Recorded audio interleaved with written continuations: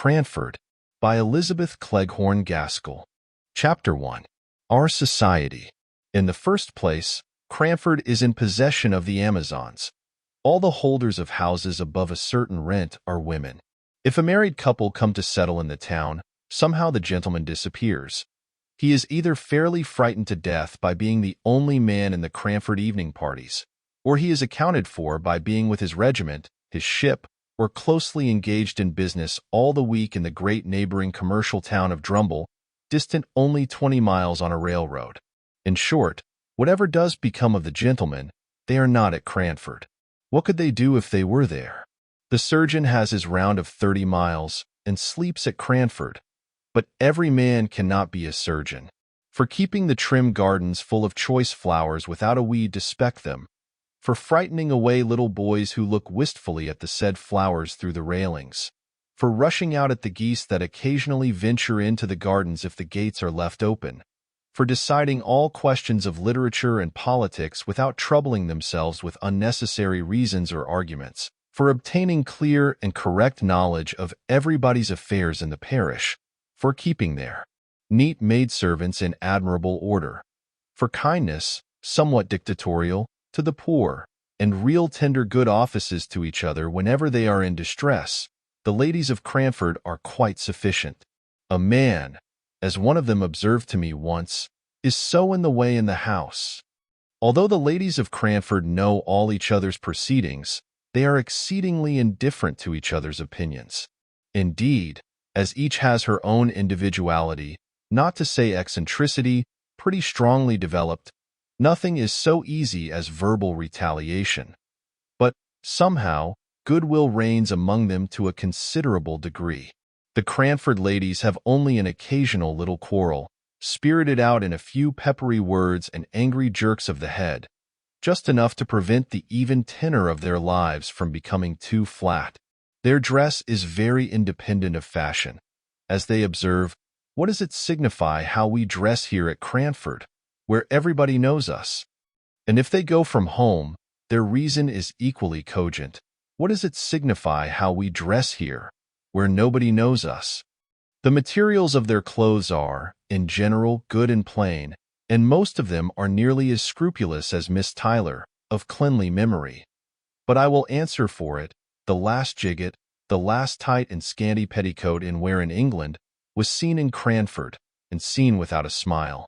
I can testify to a magnificent family red silk umbrella, under which a gentle little spinster, left alone of many brothers and sisters, used to patter to church on rainy days. Have you any red silk umbrellas in London? We had a tradition of the first that had ever been seen in Cranford, and the little boys mobbed it and called it a stick in petticoats. It might have been the very red silk one I have described, held by a strong father over a troop of little ones. The poor little lady, the survivor of all, could scarcely carry it. Then there were rules and regulations for visiting and calls, and they were announced to any young people who might be staying in the town, with all the solemnity with which the old Manx laws were read once a year on the tin-walled mount. Our friends have sent to inquire how you are after your journey tonight, my dear, 15 miles in a gentleman's carriage. They will give you some rest tomorrow, but the next day, I have no doubt, they will call. So be at liberty after 12. From 12 to 3 are our calling hours. Then, after they had called, it is the third day. I dare say your mamma has told you, my dear, never to let more than 3 days elapse between receiving a call and returning it, and also that you are never to stay longer than a quarter of an hour. But am I to look at my watch? How am I to find out when a quarter of an hour has passed? You must keep thinking about the time, my dear, and not allow yourself to forget it in conversation. As everybody had this rule in their minds, whether they received or paid a call, of course no absorbing subject was ever spoken about. We kept ourselves to short sentences of small talk, and were punctual to our time. I imagine that a few of the gentlefolks of Cranford were poor, and had some difficulty in making both ends meet, but they were like the Spartans, and concealed their smart under a smiling face.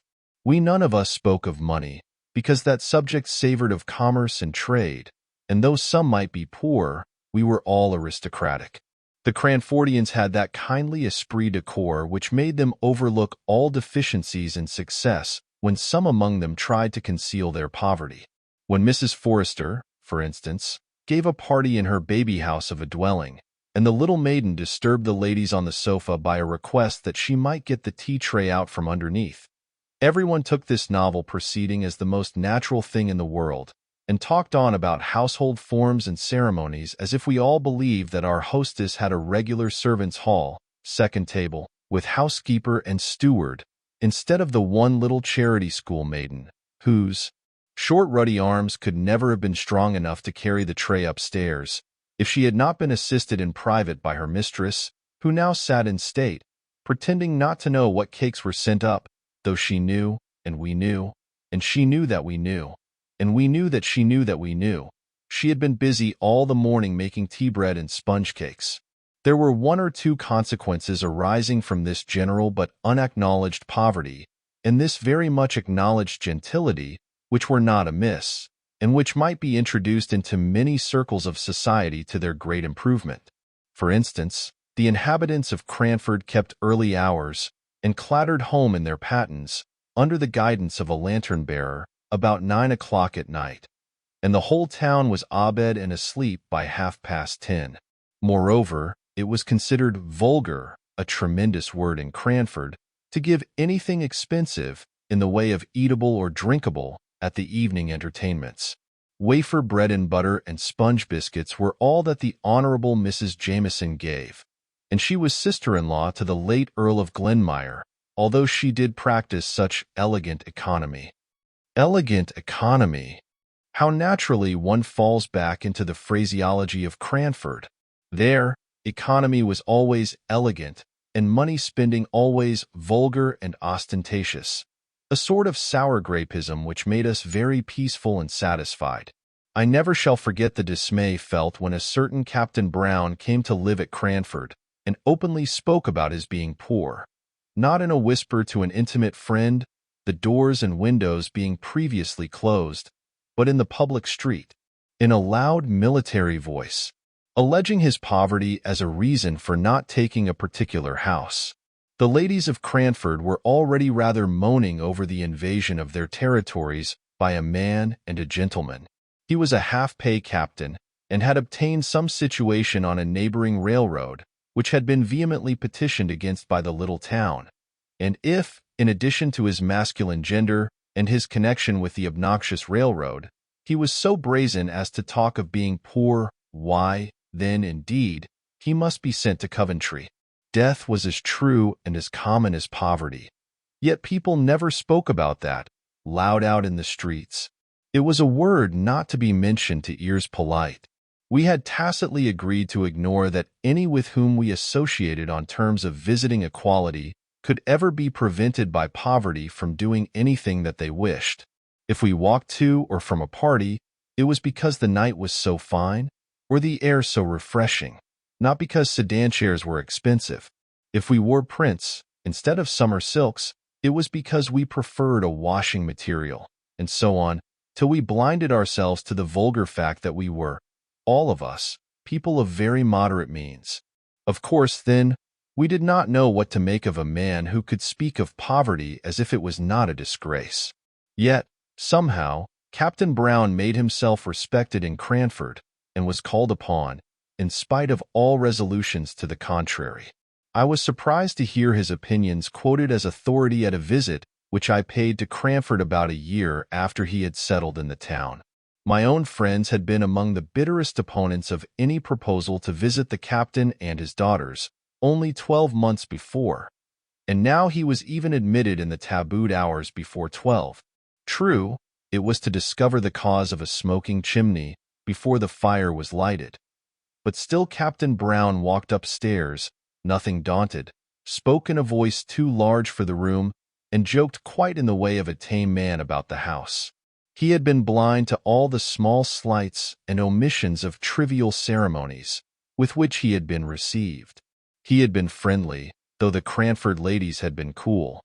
He had answered small sarcastic compliments in good faith, and with his manly frankness had overpowered all the shrinking which met him as a man who was not ashamed to be poor. And, at last, his excellent masculine common sense, and his facility in devising expedients to overcome domestic dilemmas, had gained him an extraordinary place as authority among the Cranford ladies. He himself went on in his course, as unaware of his popularity as he had been of the reverse, and I am sure he was startled one day when he found his advice so highly esteemed as to make some counsel which he had given in jest to be taken in sober, serious earnest. It was on this subject. An old lady had an Alderney cow, which she looked upon as a daughter. You could not pay the short quarter of an hour call without being told of the wonderful milk or wonderful intelligence of this animal. The whole town knew and kindly regarded Miss Betsy Barker's Alderney. Therefore great was the sympathy and regret when, in an unguarded moment, the poor cow tumbled into a lime pit. She moaned so loudly that she was soon heard and rescued. But meanwhile the poor beast had lost most of her hair, and came out looking naked, cold, and miserable, in a bare skin. Everybody pitied the animal, though a few could not restrain their smiles at her droll appearance. Miss Betsy Barker absolutely cried with sorrow and dismay, and it was said she thought of trying a bath of oil. This remedy, perhaps, was recommended by someone of the number whose advice she asked, but the proposal, if ever it was made, was knocked on the head by Captain Brown's decided, "Get her a flannel waistcoat and flannel drawers, ma'am, if you wish to keep her alive. But my advice is, kill the poor creature at once." Miss Betsy Barker dried her eyes and thanked the captain heartily. She set to work, and by all the town turned out to see the Alderney meekly going to her pasture, clad in dark gray flannel. I have watched her myself many a time. Do you ever see cows dressed in gray flannel in London? Captain Brown had taken a small house on the outskirts of the town, where he lived with his 2 daughters.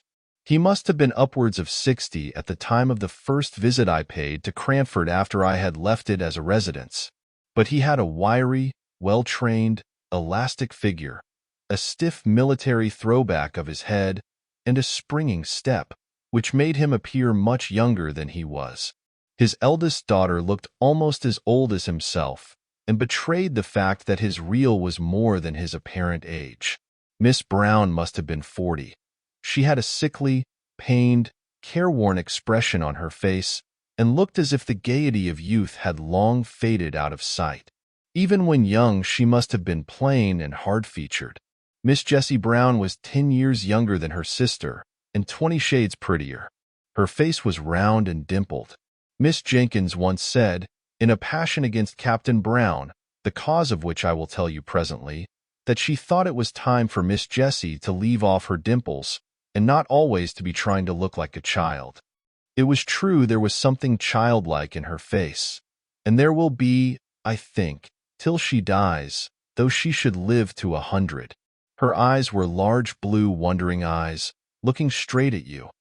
Her nose was unformed and snub, and her lips were red and dewy. She wore her hair, too, in little rows of curls, which heightened this appearance. I do not know whether she was pretty or not, but I liked her face, and so did everybody, and I do not think she could help her dimples. She had something of her father's jauntiness of gait and manner, and any female observer might detect a slight difference in the attire of the 2 sisters, that of Miss Jessie being about £2 per annum more expensive than Miss Brown's. £2 was a large sum in Captain Brown's annual disbursements. Such was the impression made upon me by the Brown family when I first saw them all together in Cranford Church. The captain and I had met before, on the occasion of the smoky chimney, which he had cured by some simple alteration in the flue. In church, he held his double eyeglass to his eyes during the morning hymn, and then lifted up his head erect and sang out loud and joyfully. He made the responses louder than the clerk, an old man with a piping, feeble voice, who, I think, felt aggrieved at the captain's sonorous bass, and quivered higher and higher in consequence. On coming out of church, the brisk captain paid the most gallant attention to his 2 daughters. He nodded and smiled to his acquaintances, But he shook hands with none until he had helped Miss Brown to unfurl her umbrella, had relieved her of her prayer book, and had waited patiently till she, with trembling, nervous hands, had taken up her gown to walk through the wet roads. I wonder what the Cranford ladies did with Captain Brown at their parties. We had often rejoiced in former days that there was no gentleman to be attended to and to find conversation for at the card parties. We had congratulated ourselves upon the snugness of the evenings, and in our love for gentility and distaste of mankind, we had almost persuaded ourselves that to be a man was to be vulgar, so that when I found my friend and hostess, Miss Jenkyns, was going to have a party in my honor, and that Captain and the Miss Browns were invited, I wondered much what would be the course of the evening. Card tables, with green baize tops, were set out by daylight, just as usual. It was the third week in November, so the evenings closed in about 4. Candles and clean packs of cards were arranged on each table. The fire was made up. The neat maidservant had received her last directions. And there we stood, dressed in our best, each with a candle lighter in our hands, ready to dart at the candles as soon as the first knock came.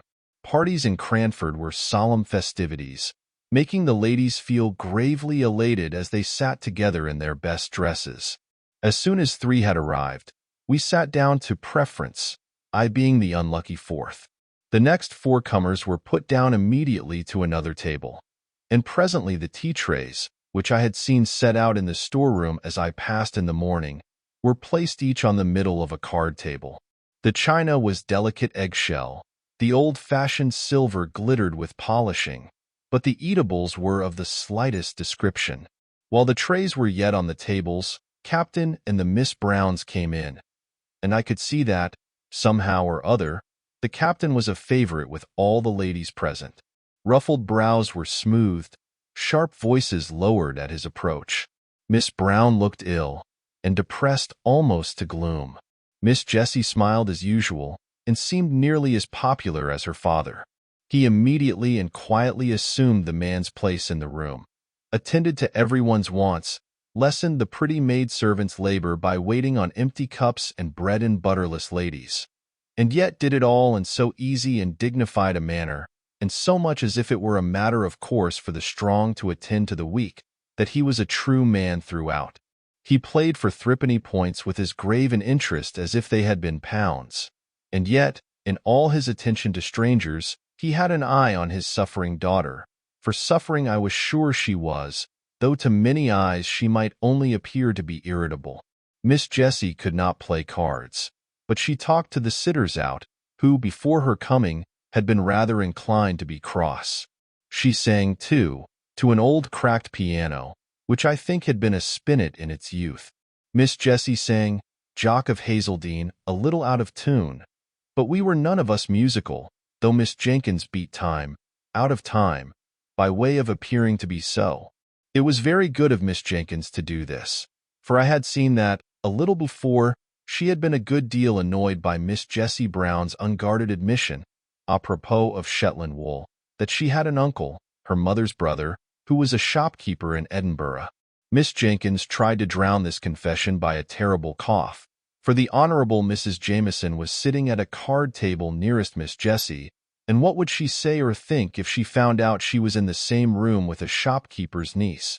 But Miss Jessie Brown, who had no tact, as we all agreed the next morning, would repeat the information, and assure Miss Pole she could easily get her the identical Shetland wool required, through my uncle, who has the best assortment of Shetland goods of anyone in Edinburgh. It was to take the taste of this out of our mouths, and the sound of this out of our ears, that Miss Jenkyns proposed music. So I say again, it was very good of her to beat time to the song. When the trays reappeared with biscuits and wine, punctually at 8:45, there was conversation, comparing of cards, and talking over tricks, but by and by Captain Brown sported a bit of literature. "Have you seen any numbers of the Pickwick papers?" said he. They were then publishing in parts. Capital thing.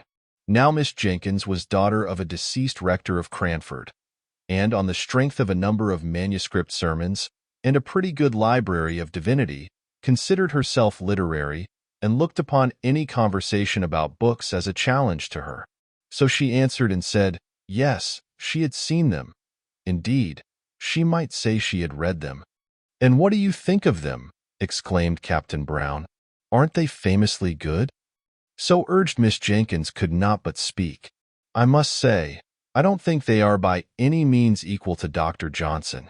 Still, perhaps, the author is young. Let him persevere, and who knows what he may become if he will take the great doctor for his model."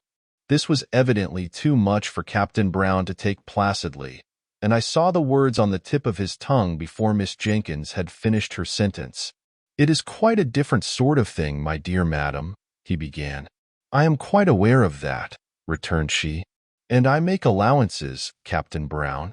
"Just allow me to read you a scene out of this month's number," pleaded he. "I had it only this morning, and I don't think the company can have read it yet." "As you please," said she, settling herself with an air of resignation. He read the account of the soiree which Sam Weller gave at Bath. Some of us laughed heartily. I did not dare, because I was staying in the house. Miss Jenkyns sat in patient gravity. When it was ended, she turned to me and said with mild dignity, "Fetch me Rasselas, my dear, out of the book-room."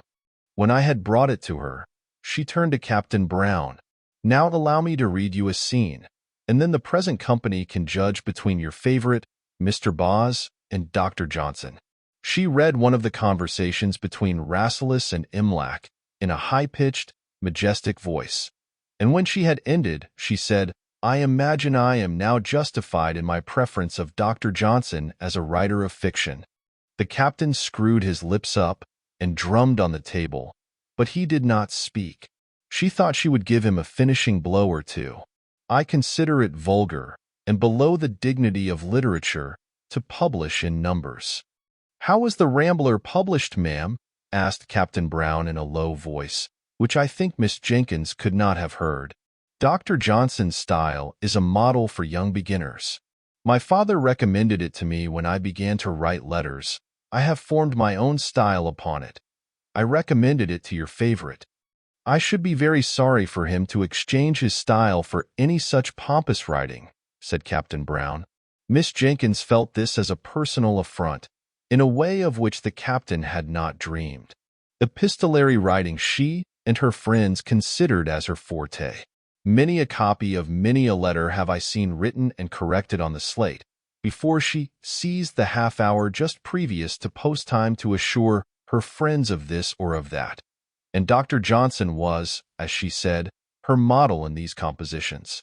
She drew herself up with dignity, and only replied to Captain Brown's last remark by saying, with marked emphasis on every syllable, "I prefer Dr. Johnson to Mr. Boz."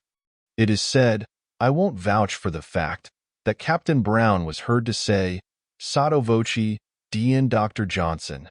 If he did, he was penitent afterwards, as he showed by going to stand near Miss Jenkyns' armchair, and endeavoring to beguile her into conversation on some more pleasing subject. But she was inexorable. The next day she made the remark I have mentioned about Miss Jessie's dimples. Chapter 2. The Captain. It was impossible to live a month at Cranford and not know the daily habits of each resident, and long before my visit was ended I knew much concerning the whole Brown trio.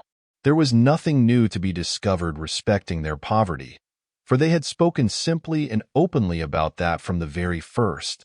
They made no mystery of the necessity for their being economical. All that remained to be discovered was the captain's infinite kindness of heart, and the various modes in which, unconsciously to himself, he manifested it. Some little anecdotes were talked about for some time after they occurred. As we did not read much, and as all the ladies were pretty well suited with servants, there was a dearth of subjects for conversation.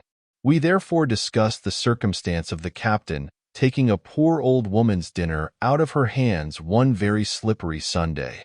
He had met her returning from the bakehouse as he came from church, and noticed her precarious footing, and, with the grave dignity with which he did everything, he relieved her of her burden, and steered along the street by her side, carrying her baked mutton and potatoes safely home. This was thought very eccentric, and it was rather expected that he would pay a round of calls on the Monday morning to explain and apologize to the Cranford sense of propriety. But he did no such thing, and then it was decided that he was ashamed and was keeping out of sight.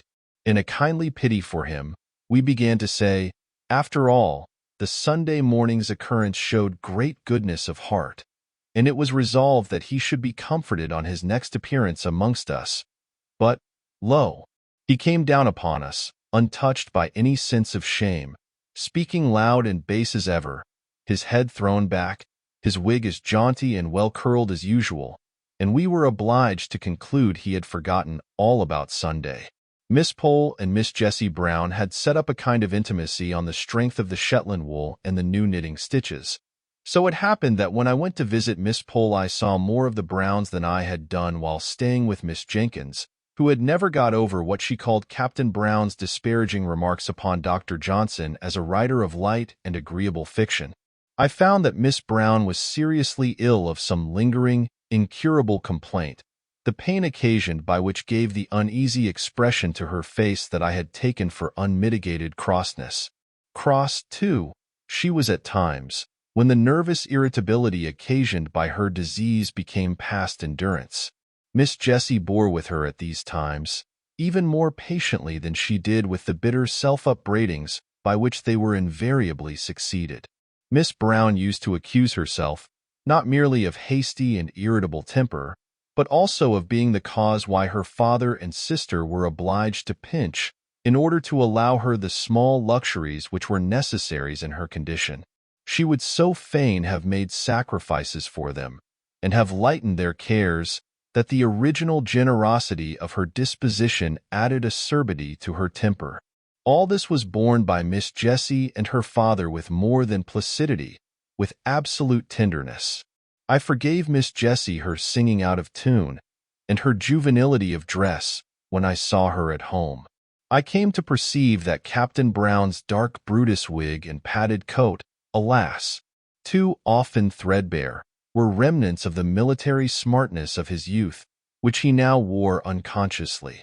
He was a man of infinite resources, gained in his barrack experience. As he confessed, no one could black his boots to please him except himself. But, indeed, he was not above saving the little maidservant's labors in every way, knowing, most likely, that his daughter's illness made the place a hard one. He endeavored to make peace with Miss Jenkyns soon after the memorable dispute I have named, by a present of a wooden fire shovel, his own making, having heard her say how much the grating of an iron one annoyed her. She received the present with cool gratitude, and thanked him formally. When he was gone, she bade me put it away in the lumber room, feeling, probably, that no present from a man who preferred Mr. Boz to Dr. Johnson could be less jarring than an iron fire shovel. Such was the state of things when I left Cranford and went to Drumble. I had, however, several correspondents, who kept me au fait as to the proceedings of the dear little town. There was Miss Pole, who was becoming as much absorbed in crochet as she had been once in knitting, and the burden of whose letter was something like, "But don't you forget the white worsted at Flint's" of the old song. For at the end of every sentence of news came a fresh direction as to some crochet commission which I was to execute for her. Miss Matilda Jenkyns, who did not mind being called Miss Matty, when Miss Jenkyns was not by, wrote nice, kind, rambling letters, now and then venturing into an opinion of her own, but suddenly pulling herself up, and either begging me not to name what she had said, as Deborah thought differently, and she knew, or else putting in a postscript to the effect that, since writing the above, she had been talking over the subject with Deborah, and was quite convinced that, etc., here probably followed a recantation of every opinion she had given in the letter. Then came Miss Jenkyns, Deborah, as she liked Miss Matty to call her, her father having once said that the Hebrew name ought to be so pronounced. I secretly think she took the Hebrew prophetess for a model in character, and indeed, she was not unlike the stern prophetess in some ways, making allowance, of course, for modern customs and difference in dress. Miss Jenkyns wore a cravat and a little bonnet like a jockey cap, and altogether had the appearance of a strong-minded woman. although she would have despised the modern idea of women being equal to men. Equal indeed. She knew they were superior. But to return to her letters. Everything in them was stately and grand like herself. I have been looking them over, dear Miss Jenkyns, how I honored her. And I will give an extract, more especially because it relates to our friend Captain Brown. The Honorable Mrs. Jameson has only just quitted me, and in the course of conversation, she communicated to me the intelligence that she had yesterday received a call from her revered husband's quondam friend, Lord Mauleverer. You will not easily conjecture what brought his lordship within the precincts of our little town. It was to see Captain Brown, with whom, it appears, his lordship was acquainted in the plumed wars, and who had the privilege of averting destruction from his lordship's head when some great peril was impending over it, off the misnomered Cape of Good Hope. You know our friend the Honorable Mrs. Jameson's deficiency in the spirit of innocent curiosity, and you will therefore not be so much surprised when I tell you she was quite unable to disclose to me the exact nature of the peril in question. I was anxious, I confess, to ascertain in what manner Captain Brown, with his limited establishment, could receive so distinguished a guest, and I discovered that his lordship retired to rest, and let us hope, to refreshing slumbers at the Angel Hotel, but shared the Brunonian meals during the 2 days that he honored Cranford with his august presence. Mrs. Johnson, our civil butcher's wife, informs me that Miss Jessie purchased a leg of lamb. But besides this, I can hear of no preparation whatever to give a suitable reception to so distinguished a visitor. Perhaps they entertained him with the feast of reason and the flow of soul, and to us, who are acquainted with Captain Brown's sad want of relish for the pure wells of English undefiled, it may be matter for congratulation that he has had the opportunity of improving his taste by holding converse with an elegant and refined member of the British aristocracy, but from some mundane failings who is altogether free. Miss Pole and Miss Matty wrote to me by the same post. Such a piece of news as Lord Mauleverer's visit was not to be lost on the Cranford letter writers. They made the most of it.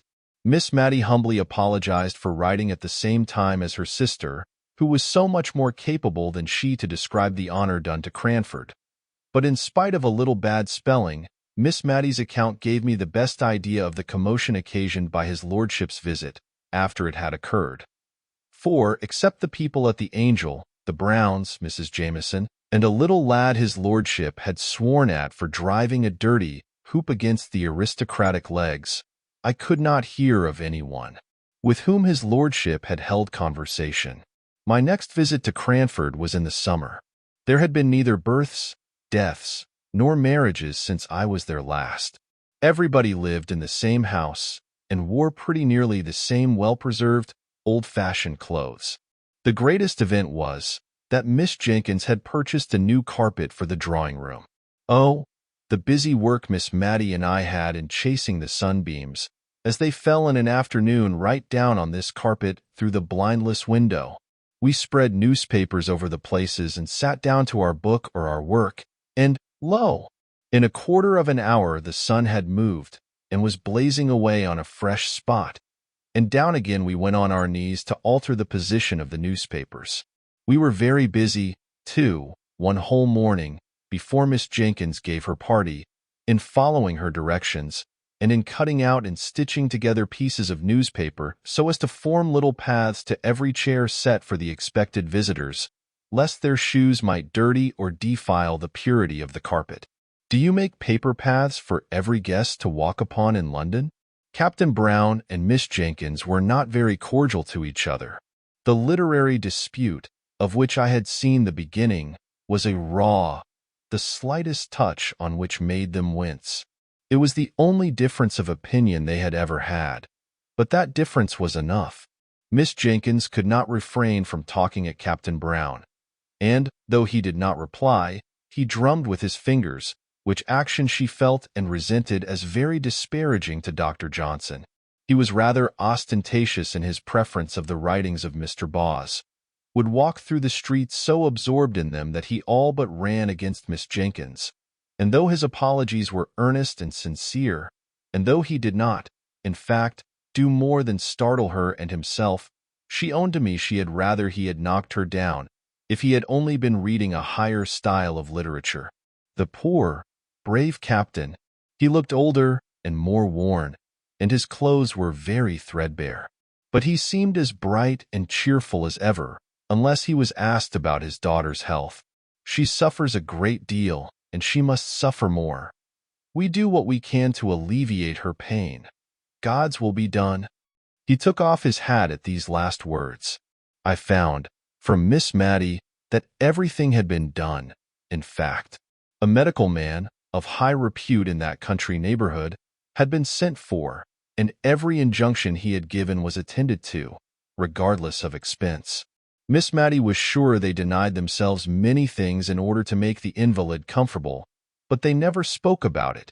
And as for Miss Jessie, I really think she's an angel, said poor Miss Matty, quite overcome. To see her way of bearing with Miss Brown's crossness, and the bright face she puts on after she's been sitting up a whole night and scolded above half of it, is quite beautiful. Yet she looks as neat and as ready to welcome the captain at breakfast time as if she had been asleep in the Queen's bed all night. My dear, you could never laugh at her prim little curls or her pink bows again if you saw her as I have done. I could only feel very penitent and greet Miss Jessie with double respect when I met her next.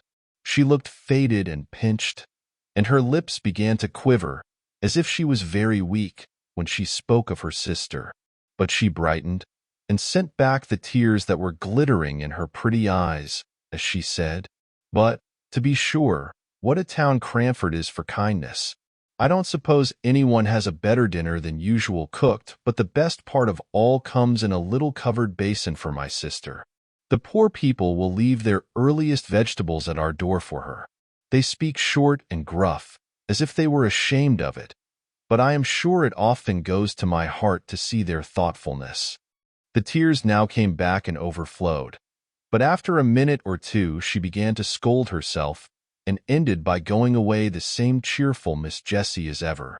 "But why does not this Lord Mauleverer do something for the man who saved his life?" said I. "Why, you see, unless Captain Brown has some reason for it, he never speaks about being poor." And he walked along by his lordship looking as happy and cheerful as a prince, and as they never called attention to their dinner by apologies, and as Miss Brown was better that day, and all seemed bright, I dare say his lordship never knew how much care there was in the background. He did send game in the winter pretty often, but now he is gone abroad. I had often occasion to notice the use that was made of fragments and small opportunities in Cranford. The rose leaves that were gathered ere they fell to make into a potpourri for someone who had no garden. The little bundles of lavender flowers sent to strew the drawers of some town dweller, or to burn in the chamber of some invalid. Things that many would despise, and actions which it seemed scarcely worth while to perform, were all attended to in Cranford. Miss Jenkyns stuck an apple full of cloves, to be heated and smell pleasantly in Miss Brown's room, and as she put in each clove she uttered a Johnsonian sentence. Indeed, she never could think of the Browns without talking Johnson, and, as they were seldom absent from her thoughts just then, I heard many a rolling, three-piled sentence. Captain Brown called one day to thank Miss Jenkyns for many little kindnesses, which I did not know until then that she had rendered. He had suddenly become like an old man.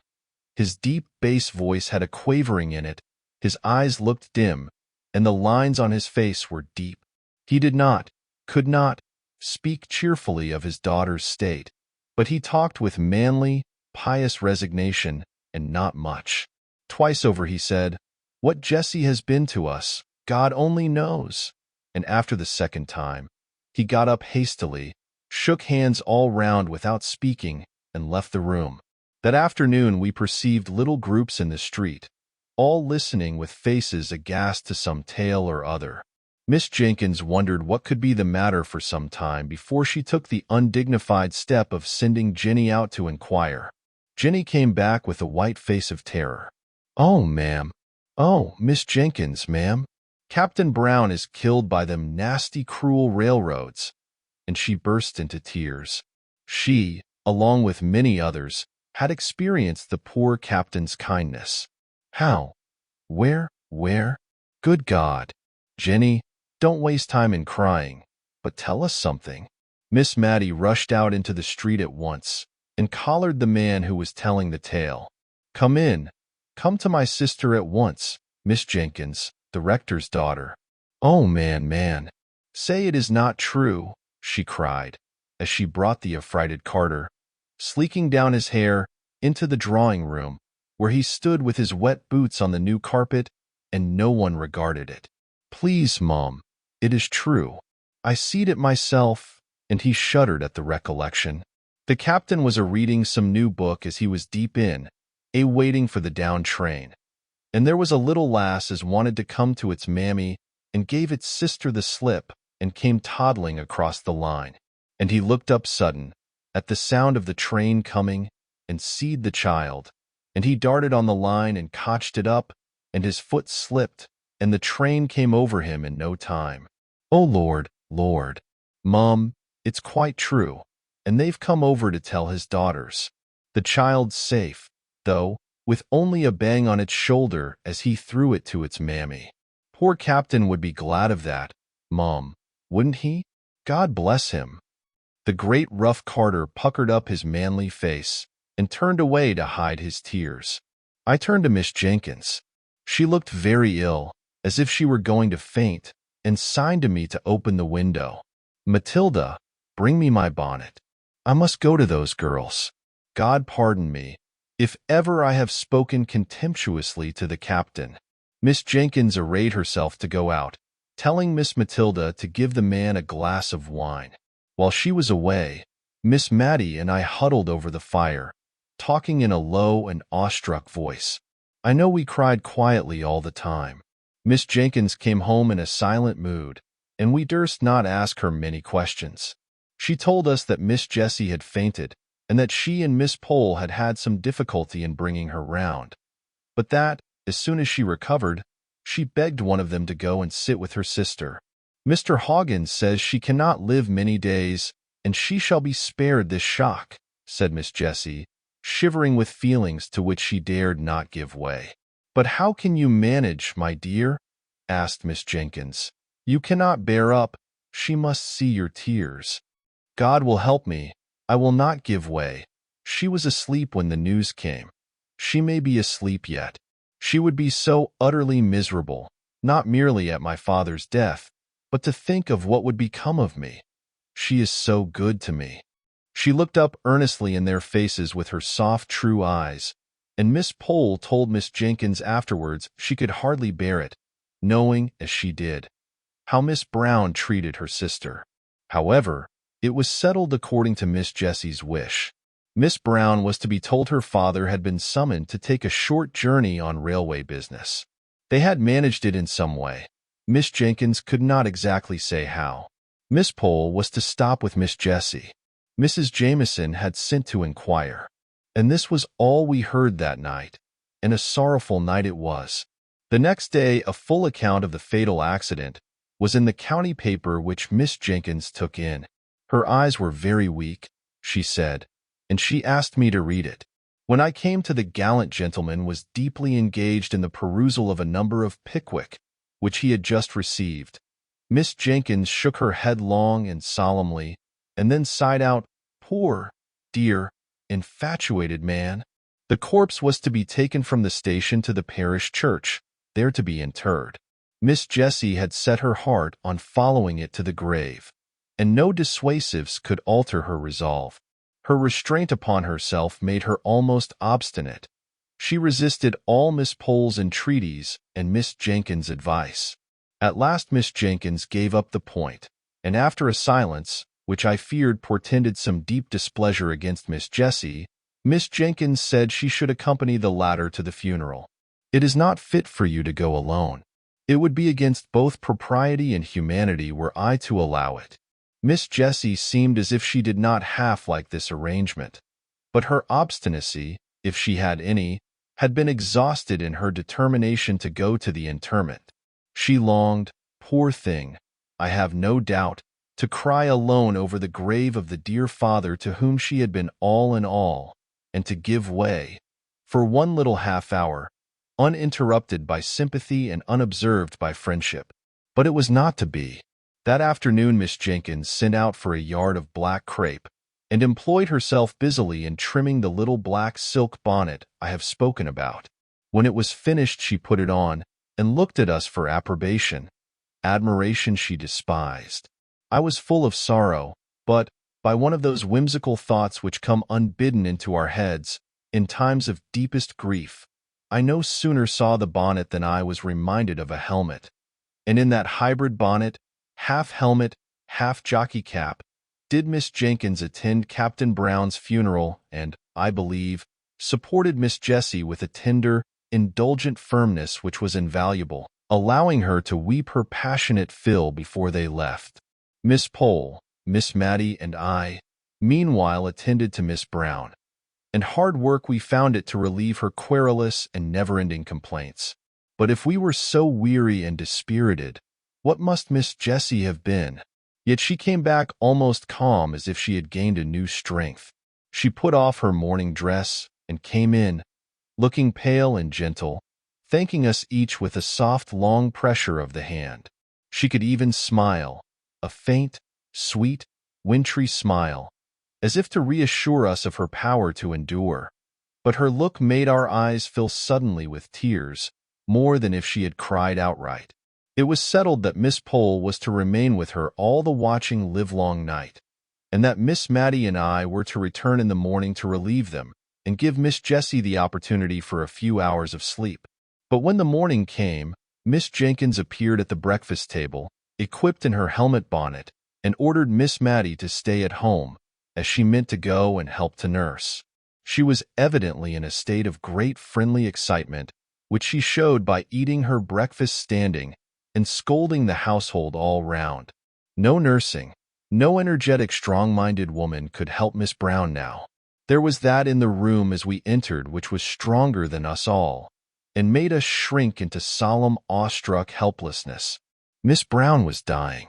We hardly knew her voice. It was so devoid of the complaining tone we had always associated with it.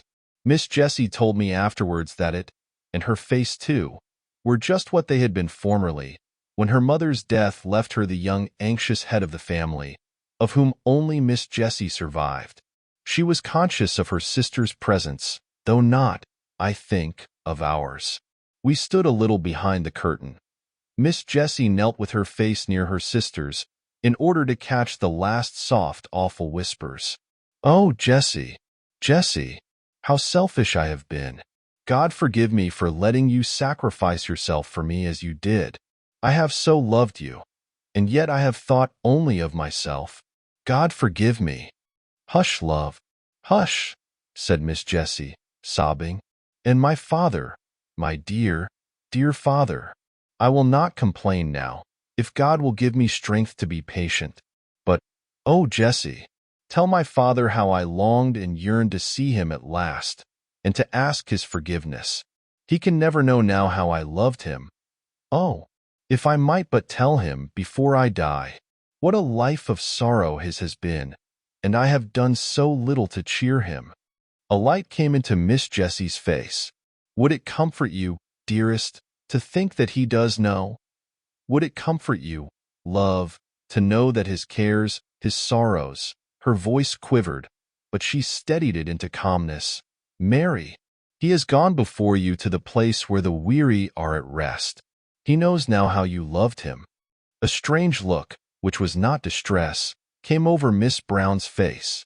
She did not speak for some time, but then we saw her lips form the words, rather than heard the sound, "Father, Mother, Harry, Archie." Then, as if it were a new idea throwing a filmy shadow over her darkened mind, "But you will be alone, Jessie?"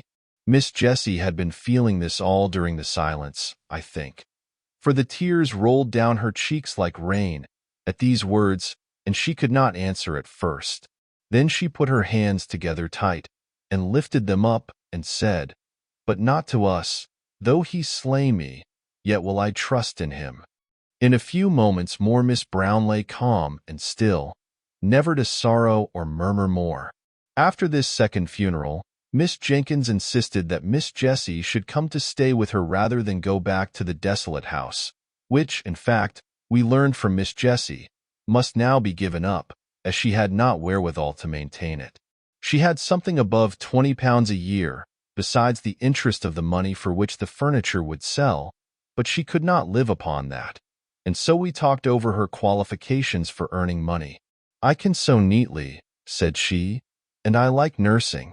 I think, too, I could manage a house, if anyone would try me as housekeeper. Or I would go into a shop as saleswoman, if they would have patience with me at first." Miss Jenkyns declared, in an angry voice, that she should do no such thing, and talked to herself about some people having no idea of their rank as a captain's daughter.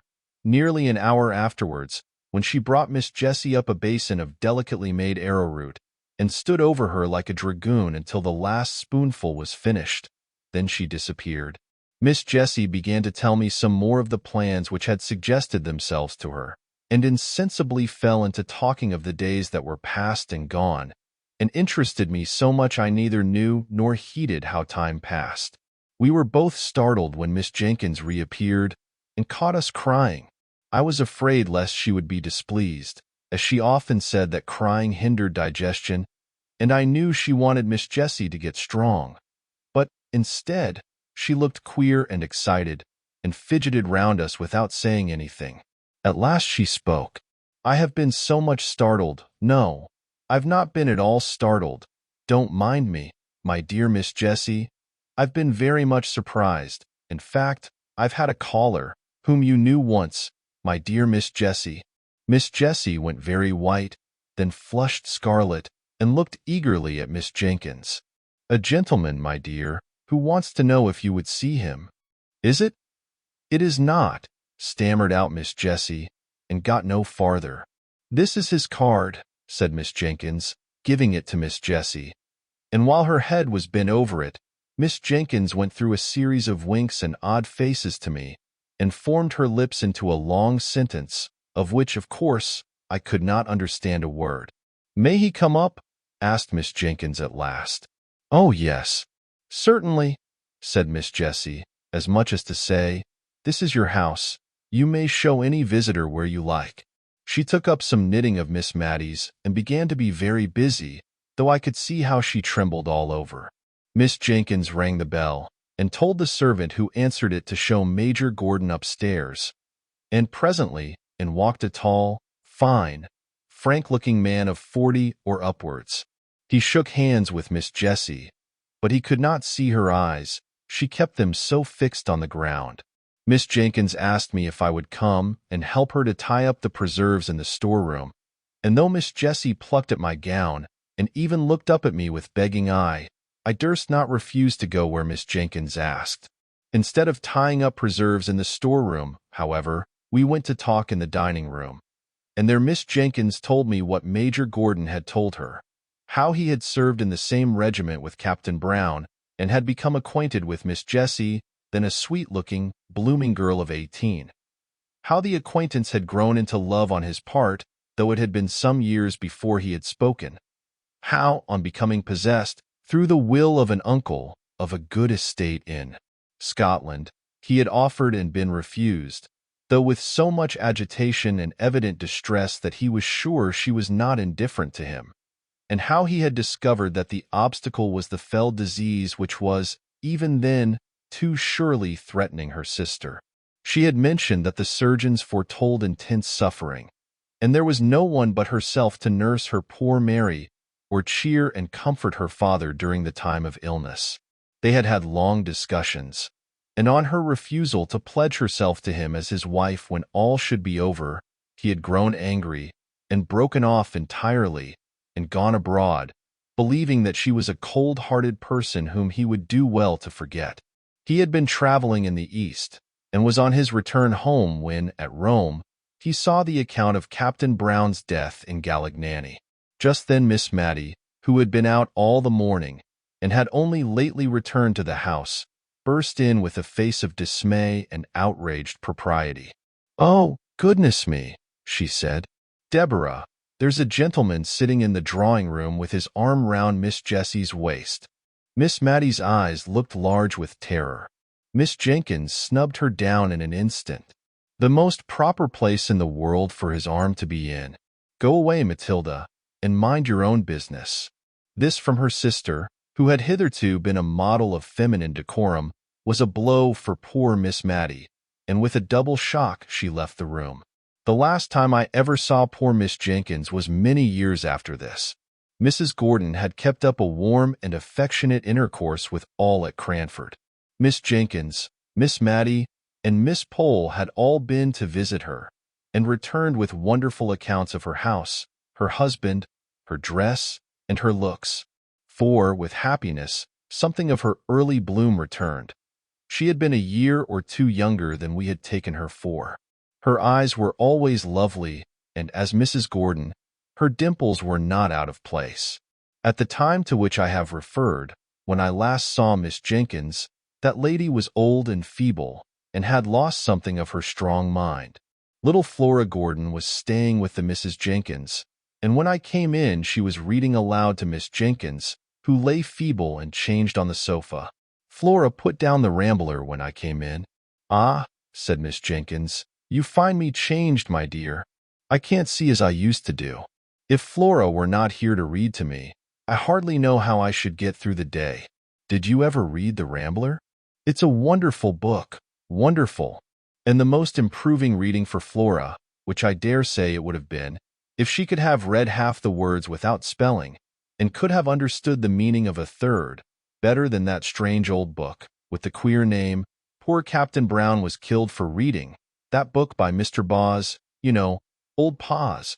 When I was a girl, but that's a long time ago, I acted Lucy in Old Paws." She babbled on long enough for Flora to get a good long spell at the Christmas Carol, which Miss Matty had left on the table. Chapter 3. A Love Affair of Long Ago.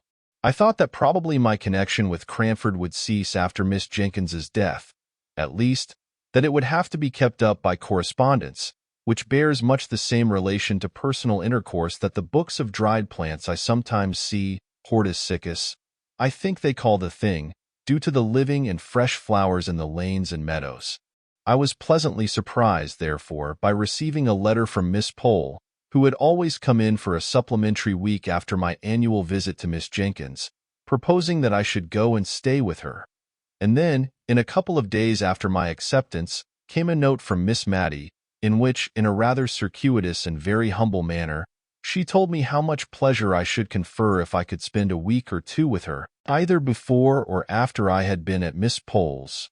"For," she said, "since my dear sister's death, I am well aware I have no attractions to offer. It is only to the kindness of my friends that I can owe their company." Of course I promised to come to dear Miss Matty as soon as I had ended my visit to Miss Pole, and the day after my arrival at Cranford I went to see her, much wondering what the house would be like without Miss Jenkyns, and rather dreading the changed aspect of things. Miss Matty began to cry as soon as she saw me. She was evidently nervous from having anticipated my call. I comforted her as well as I could, and I found the best consolation I could give was the honest praise that came from my heart as I spoke of the deceased. Miss Matty slowly shook her head over each virtue as it was named and attributed to her sister, and at last she could not restrain the tears which had long been silently flowing, but hid her face behind her handkerchief and sobbed aloud. "Dear Miss Matty," said I, taking her hand, for indeed I did not know in what way to tell her how sorry I was for her, left deserted in the world. She put down her handkerchief and said, "My dear, I'd rather you did not call me Matty." She did not like it, but I did many a thing she did not like, I'm afraid, and now she's gone. If you please, my love, will you call me Matilda? I promised faithfully, and began to practice the new name with Miss Pole that very day. And, by degrees, Miss Matilda's feeling on the subject was known through Cranford, and we all tried to drop the more familiar name, but with so little success that by and by we gave up the attempt. My visit to Miss Pole was very quiet. Miss Jenkyns had so long taken the lead in Cranford that now she was gone, they hardly knew how to give a party. The Honorable Mrs. Jameson, to whom Miss Jenkyns herself had always yielded the post of honor, was fat and inert, and very much at the mercy of her old servants.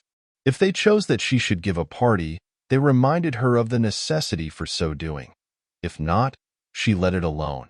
There was all the more time for me to hear old-world stories from Miss Pole, while she sat knitting, and I making my father's shirts.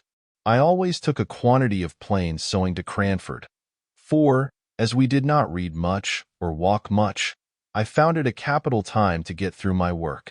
One of Miss Pole's stories related to a shadow of a love affair that was dimly perceived or suspected long years before. Presently, the time arrived when I was to remove to Miss Matilda's house. I found her timid and anxious about the arrangements for my comfort. Many a time, while I was unpacking, did she come backwards and forwards to stir the fire which burned all the worse for being so frequently poked. "Have you drawers enough, dear?" asked she. I don't know exactly how my sister used to arrange them. She had capital methods. I am sure she would have trained a servant in a week to make a better fire than this, and Fanny has been with me 4 months. This subject of servants was a standing grievance, and I could not wonder much at it. For if gentlemen were scarce and almost unheard of in the genteel society of Cranford, they or their counterparts, handsome young men, abounded in the lower classes. The pretty neat servant maids had their choice of desirable followers, and their mistresses, without having the sort of mysterious dread of men and matrimony that Miss Matilda had, might well feel a little anxious lest the heads of their comely maids should be turned by the joiner, or the butcher, or the gardener, who were obliged, by their callings, to come to the house, and who, as ill luck would have it, were generally handsome and unmarried.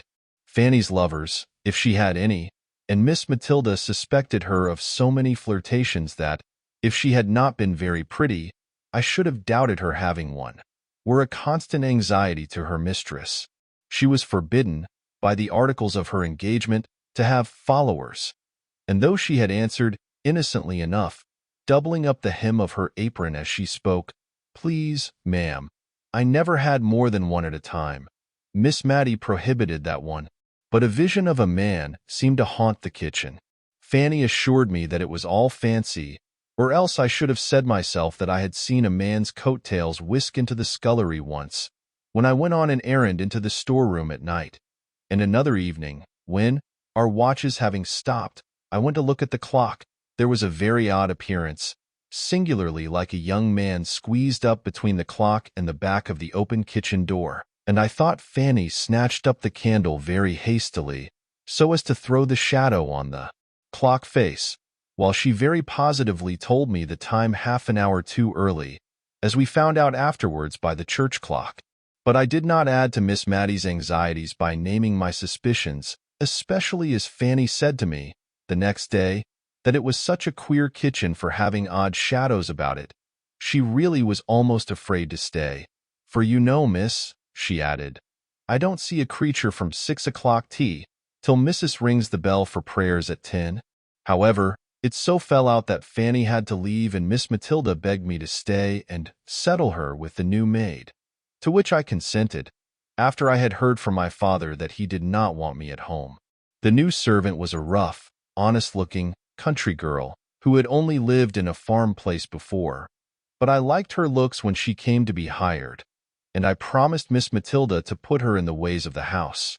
The said ways were religiously such as Miss Matilda thought her sister would approve. Many a domestic rule and regulation had been a subject of plaintive whispered murmur to me during Miss Jenkyns's life, but now that she was gone, I do not think that even I, who was a favorite, durst have suggested an alteration. To give an instance, we constantly adhered to the forms which were observed, at meal times, in my father, the rector's house.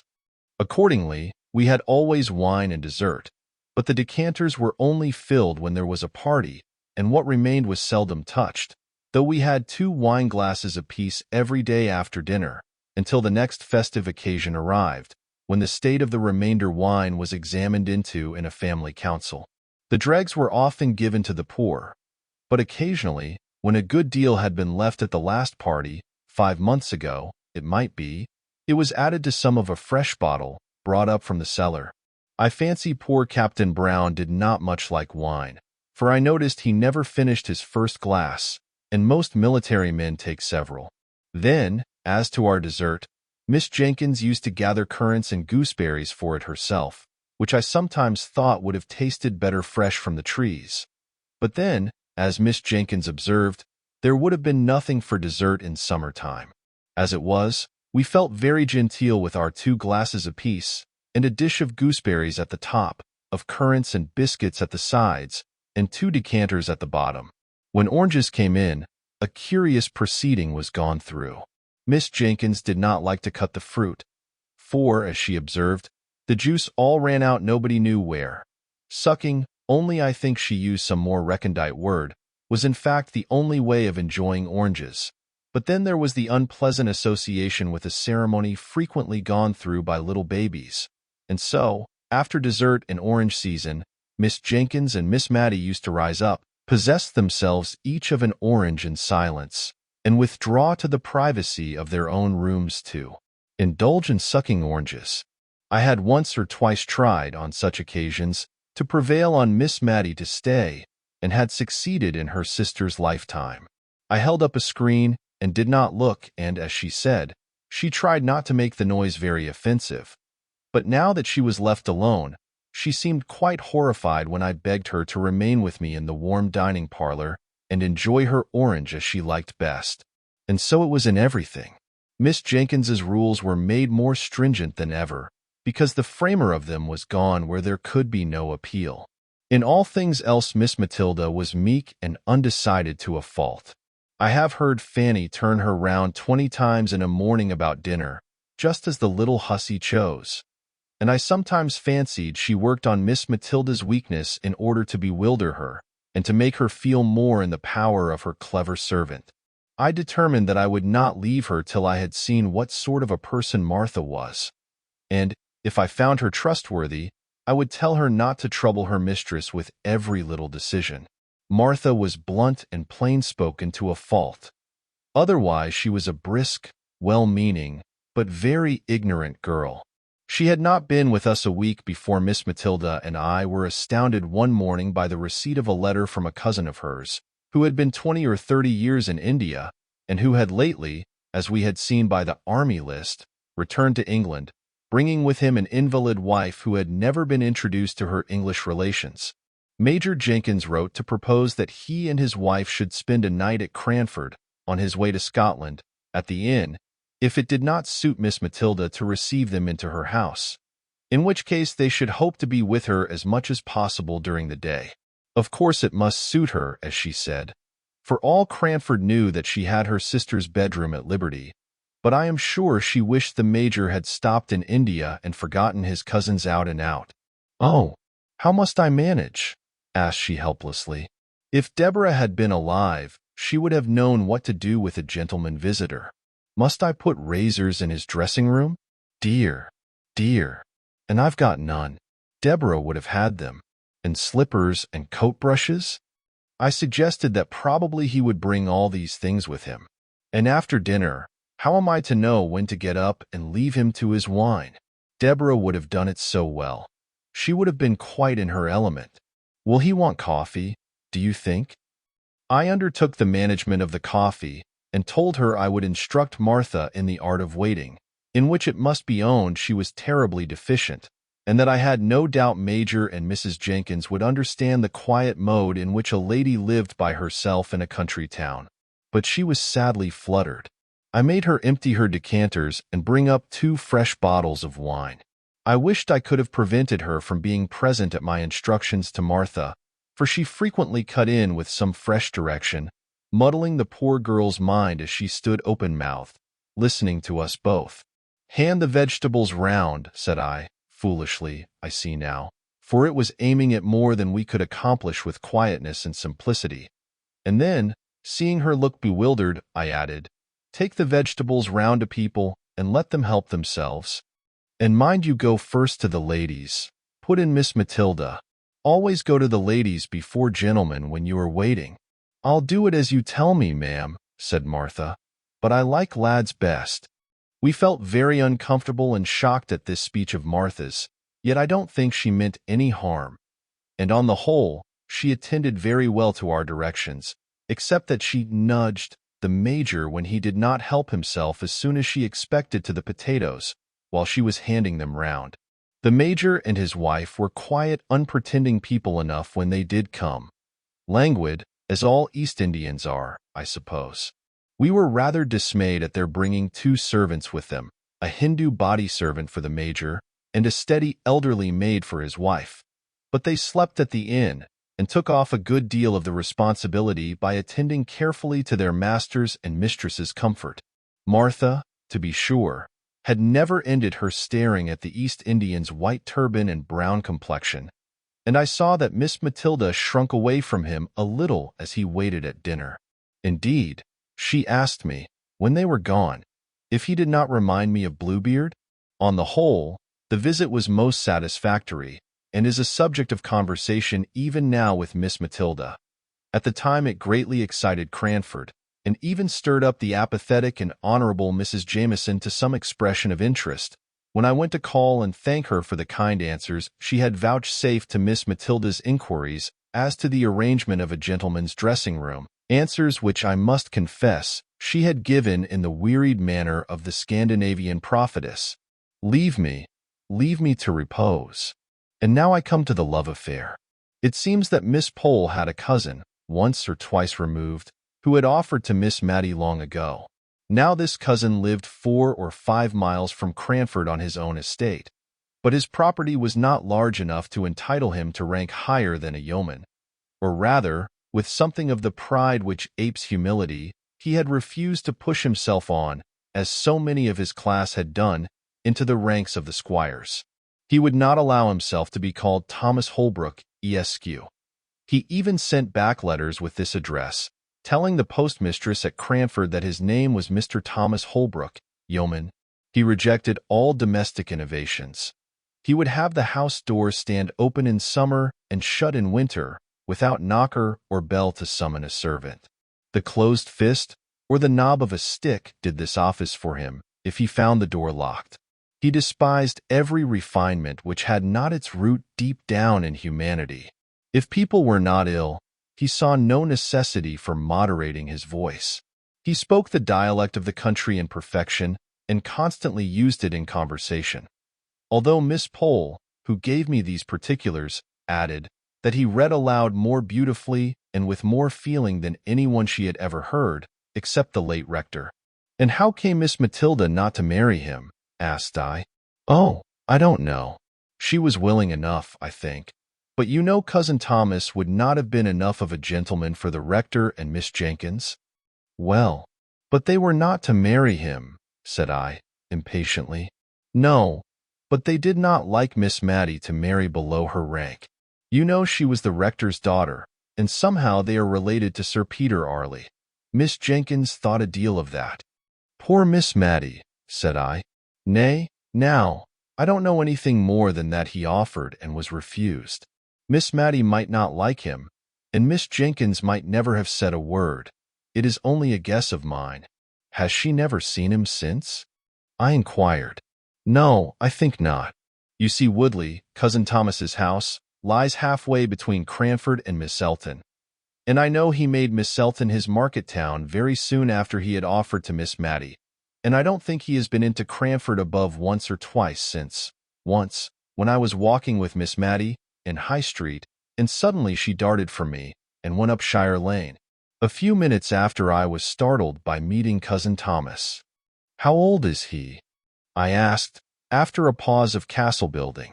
He must be about 70, I think, my dear, said Miss Pole, blowing up my castle, as if by gunpowder, into small fragments. Very soon after, at least during my long visit to Miss Matilda, I had the opportunity of seeing Mr. Holbrook, seeing, too, his first encounter with his former love after 30 or 40 years' separation.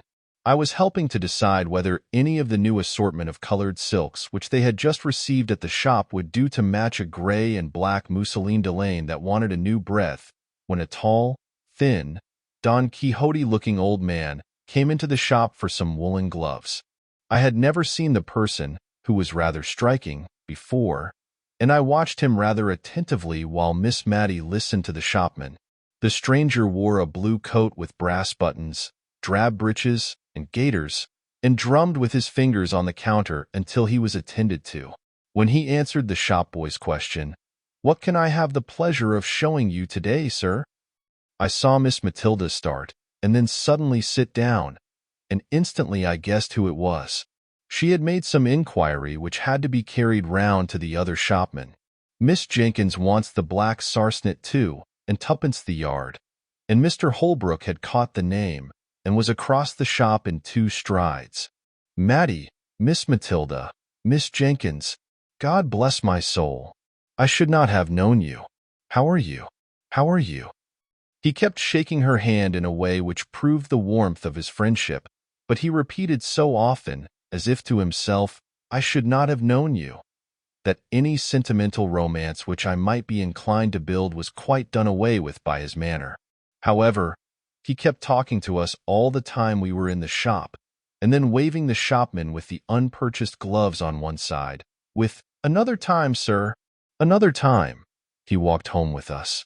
I am happy to say my client, Miss Matilda, also left the shop in an equally bewildered state, not having purchased either green or red silk. Mr. Holbrook was evidently full with honest, loud-spoken joy at meeting his old love again. He touched on the changes that had taken place. He even spoke of Miss Jenkyns as "your poor sister." Well, well, we have all our faults, and bade us goodbye with many a hope that he should soon see Miss Matty again. She went straight to her room, and never came back till our early tea time, when I thought she looked as if she had been crying. Chapter 4. A visit to an old bachelor.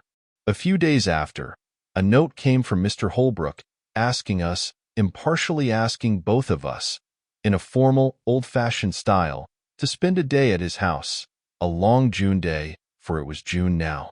He named that he had also invited his cousin, Miss Pole, so that we might join in a fly, which could be put up at his house. I expected Miss Matty to jump at this invitation, but no. Miss Pole and I had the greatest difficulty in persuading her to go. She thought it was improper, and was even half annoyed when we utterly ignored the idea of any impropriety in her going with 2 other ladies to see her old lover. Then came a more serious difficulty. She did not think Deborah would have liked her to go. This took us half a day's good hard talking to get over. But, at the first sentence of relenting, I seized the opportunity and wrote and dispatched an acceptance in her name, fixing day and hour, that all might be decided and done with.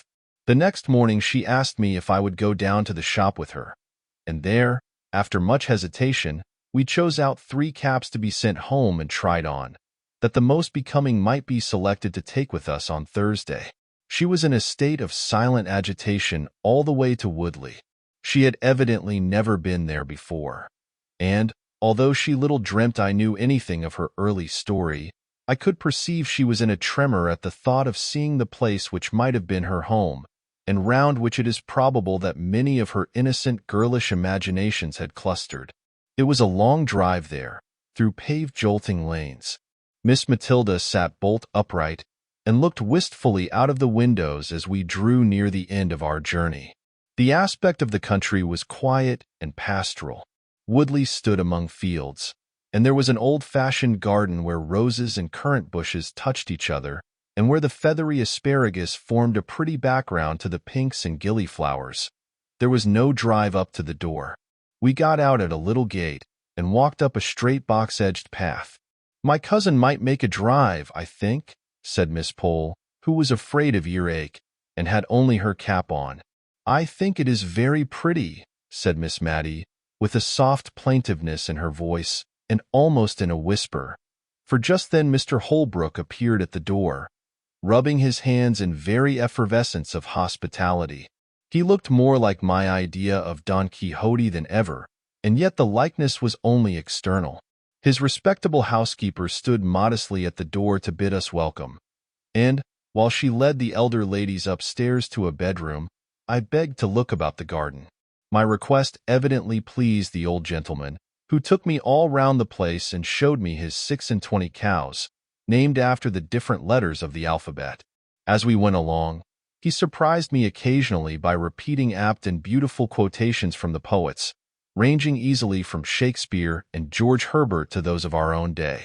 He did this as naturally as if he were thinking aloud, and their true and beautiful words were the best expression he could find for what he was thinking or feeling. To be sure, he called Byron my Lord Baron, and pronounced the name of Goethe strictly in accordance with the English sound of the letters. As Goethe says, "Ye ever-verdant palaces, altogether, I never met with a man, before or since, who had spent so long a life in a secluded and not impressive country, with ever-increasing delight in the daily and yearly change of season and beauty." When he and I went in, we found that dinner was nearly ready in the kitchen. For so I suppose the room ought to be called, as there were oak dressers and cupboards all round, all over by the side of the fireplace, and only a small Turkey carpet in the middle of the flag floor. The room might have been easily made into a handsome dark oak dining parlor by removing the oven and a few other appurtenances of a kitchen, which were evidently never used, the real cooking place being at some distance. The room in which we were expected to sit was a stiffly furnished, ugly apartment. But that in which we did sit was what Mr. Holbrook called the counting-house, where he paid his laborers their weekly wages at a great desk near the door. The rest of the pretty sitting-room, looking into the orchard, and all covered over with dancing tree shadows, was filled with books. They lay on the ground, they covered the walls, they strewed the table. He was evidently half ashamed and half proud of his extravagance in this respect. They were of all kinds, poetry and wild weird tales prevailing. He evidently chose his books in accordance with his own tastes, not because such and such were classical or established favorites. "Ah," he said, "we farmers ought not to have much time for reading, yet somehow one can't help it." "What a pretty room," said Miss Matty, sotto voce. "What a pleasant place," said I, aloud, almost simultaneously. "Nay, if you like it," replied he, "but can you sit on these great, black leather, three-cornered chairs? I like it better than the best parlor, but I thought ladies would take that for the smarter place." It was the smarter place, but, like most smart things, not at all pretty, or pleasant, or homelike. So, while we were at dinner, the servant girl dusted and scrubbed the counting-house chairs, and we sat there all the rest of the day. We had pudding before meat, and I thought Mr. Holbrook was going to make some apology for his old-fashioned ways, for he began, "I don't know whether you like newfangled ways." "Oh, not at all," said Miss Matty. "No more do I," said he. "My housekeeper will have these in her new fashion. Or else I tell her that, when I was a young man, we used to keep strictly to my father's rule, no broth, no ball, no beef, and always began dinner with broth.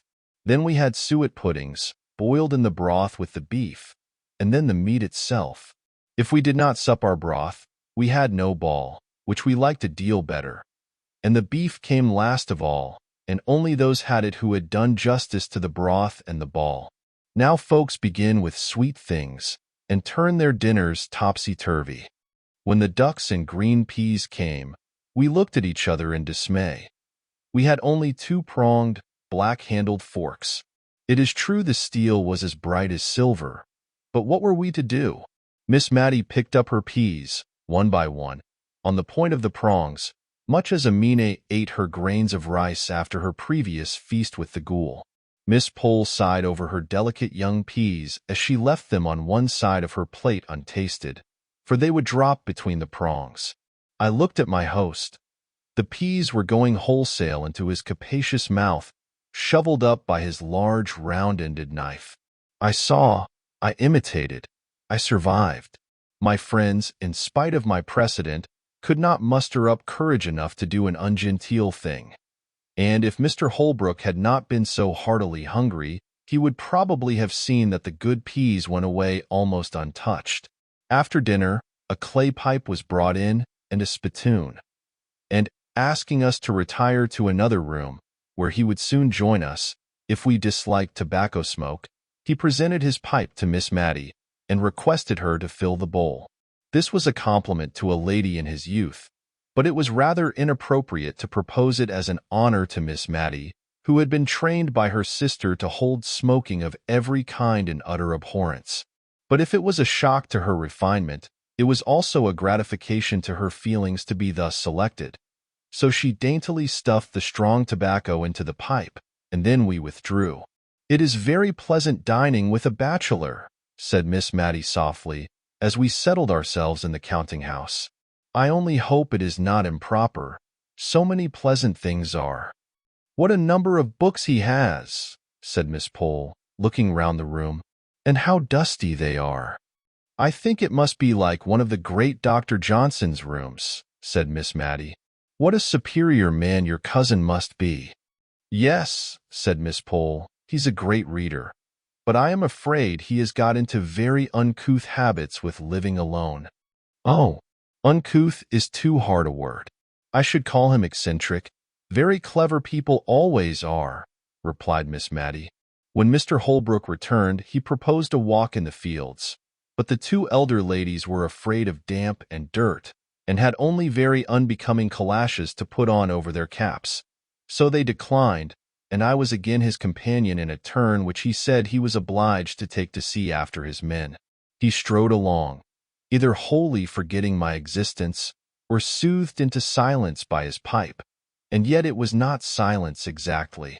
He walked before me with a stooping gait, his hands clasped behind him, and, as some tree or cloud, or glimpse of distant upland pastures, struck him, he quoted poetry to himself, saying it out loud in a grand sonorous voice, with just the emphasis that true feeling and appreciation give. We came upon an old cedar tree, which stood at one end of the house. The cedar spreads his dark green layers of shade. Capital term, layers. Wonderful man. I did not know whether he was speaking to me or not, but I put in an assenting wonderful, although I knew nothing about it, just because I was tired of being forgotten and of being consequently silent. He turned sharp round. "Aye, you may say wonderful. Why, when I saw the review of his poems in Blackwood, I set off within an hour and walked 7 miles to Miss Elton, for the horses were not in the way, and ordered them. Now, what color are ash-buds in March? Is the man going mad? Thought I. He is very like Don Quixote. What color are they, I say? Repeated he vehemently. I am sure I don't know, sir, said I, with the meekness of ignorance. I knew you didn't. No more did I, an old fool that I am, till this young man comes and tells me. Black as ash-buds in March. And I've lived all my life in the country. More shame for me not to know. Black. They are jet black, madam. And he went off again, swinging along to the music of some rhyme he had got hold of. When we came back, nothing would serve him but he must read us the poems he had been speaking of, and Miss Pole encouraged him in his proposal, I thought, because she wished me to hear his beautiful reading, of which she had boasted. But she afterwards said it was because she had got to a difficult part of her crochet and wanted to count her stitches without having to talk. Whatever he had proposed would have been right to Miss Matty, although she did fall sound asleep within 5 minutes after he had begun a long poem called Locksley Hall, and had a comfortable nap, unobserved, till he ended. When the cessation of his voice wakened her up, and she said, feeling that something was expected, and that Miss Pole was counting, "What a pretty book!" "Pretty, madam? It's beautiful." "Pretty indeed." "Oh, yes, I meant beautiful," said she, fluttered at his disapproval of her word. "It is so like that beautiful poem of Dr. Johnson's my sister used to read. I forget the name of it. What was it, my dear?" turning to me. "Which do you mean, ma'am? What was it about?" "I don't remember what it was about, and I've quite forgotten what the name of it was, but it was written by Dr. Johnson, and was very beautiful, and very like what Mr. Holbrook has just been reading." "I don't remember it," said he reflectively, "but I don't know Dr. Johnson's poems well. I must read them." As we were getting into the fly to return, I heard Mr. Holbrook say he should call on the ladies soon, and inquire how they got home, and this evidently pleased and fluttered Miss Matty at the time he said it. But after we had lost sight of the old house among the trees, her sentiments towards the master of it were gradually absorbed into a distressing wonder as to whether Martha had broken her word, and seized on the opportunity of her mistress's absence to have a follower. Martha looked good and steady and composed enough as she came to help us out. She was always careful of Miss Matty, and tonight she made use of this unlucky speech. Dear ma'am, to think of your going out in an evening in such a thin shawl. It's no better than muslin. At your age, ma'am, you should be careful. My age, said Miss Matty, almost speaking crossly for her, for she was usually gentle. My age. Why, how old do you think I am, that you talk about my age? Well, ma'am, I should say you were not far short of 60, but folks' looks is often against them, and I'm sure I meant no harm. Martha, I'm not yet 52, said Miss Matty, with grave emphasis, for probably the remembrance of her youth had come very vividly before her this day, and she was annoyed at finding that golden time so far away in the past. But she never spoke of any former and more intimate acquaintance with Mr. Holbrook. She had probably met with so little sympathy in her early love that she had shut it up close in her heart, and it was only by a sort of watching, which I could hardly avoid since Miss Pole's confidence, that I saw how faithful her poor heart had been in its sorrow and its silence. She gave me some good reason for wearing her best cap every day, and sat near the window, in spite of her rheumatism, in order to see, without being seen, down into the street. He came. He put his open palms upon his knees, which were far apart, as he sat with his head bent down, whistling, after we had replied to his inquiries about our safe return. Suddenly he jumped up. Well, madam, have you any commands for Paris? I am going there in a week or two. To Paris, we both exclaimed. Yes, madam. I've never been there and always had a wish to go, and I think if I don't go soon, I mayn't go at all. So as soon as the hay is gotten I shall go, before harvest time. We were so much astonished that we had no commissions. Just as he was going out of the room, he turned back, with his favorite exclamation, God bless my soul, madam, but I nearly forgot half my errand. Here are the poems for you you admired so much the other evening at my house. He tugged away at a parcel in his coat pocket. Goodbye, miss, said he. Goodbye, Matty. Take care of yourself. And he was gone. But he had given her a book, and he had called her Matty, just as he used to do 30 years ago. I wish he would not go to Paris, said Miss Matilda anxiously. I don't believe frogs will agree with him. He used to have to be very careful what he ate, which was curious in so strong-looking a young man. Soon after this I took my leave, giving many an injunction to Martha to look after her mistress, and to let me know if she thought that Miss Matilda was not so well, in which case I would volunteer a visit to my old friend, without noticing Martha's intelligence to her. Accordingly, I received a line or two from Martha every now and then, and about November I had a note to say her mistress was very low and sadly off her food, and the account made me so uneasy that, although Martha did not decidedly summon me, I packed up my things and went. I received a warm welcome, in spite of the little flurry produced by my impromptu visit, for I had only been able to give a day's notice. Miss Matilda looked miserably ill, and I prepared to comfort and cosset her. I went down to have a private talk with Martha. How long has your mistress been so poorly? I asked, as I stood by the kitchen fire. Well, I think it's better than a fortnight. It is, I know.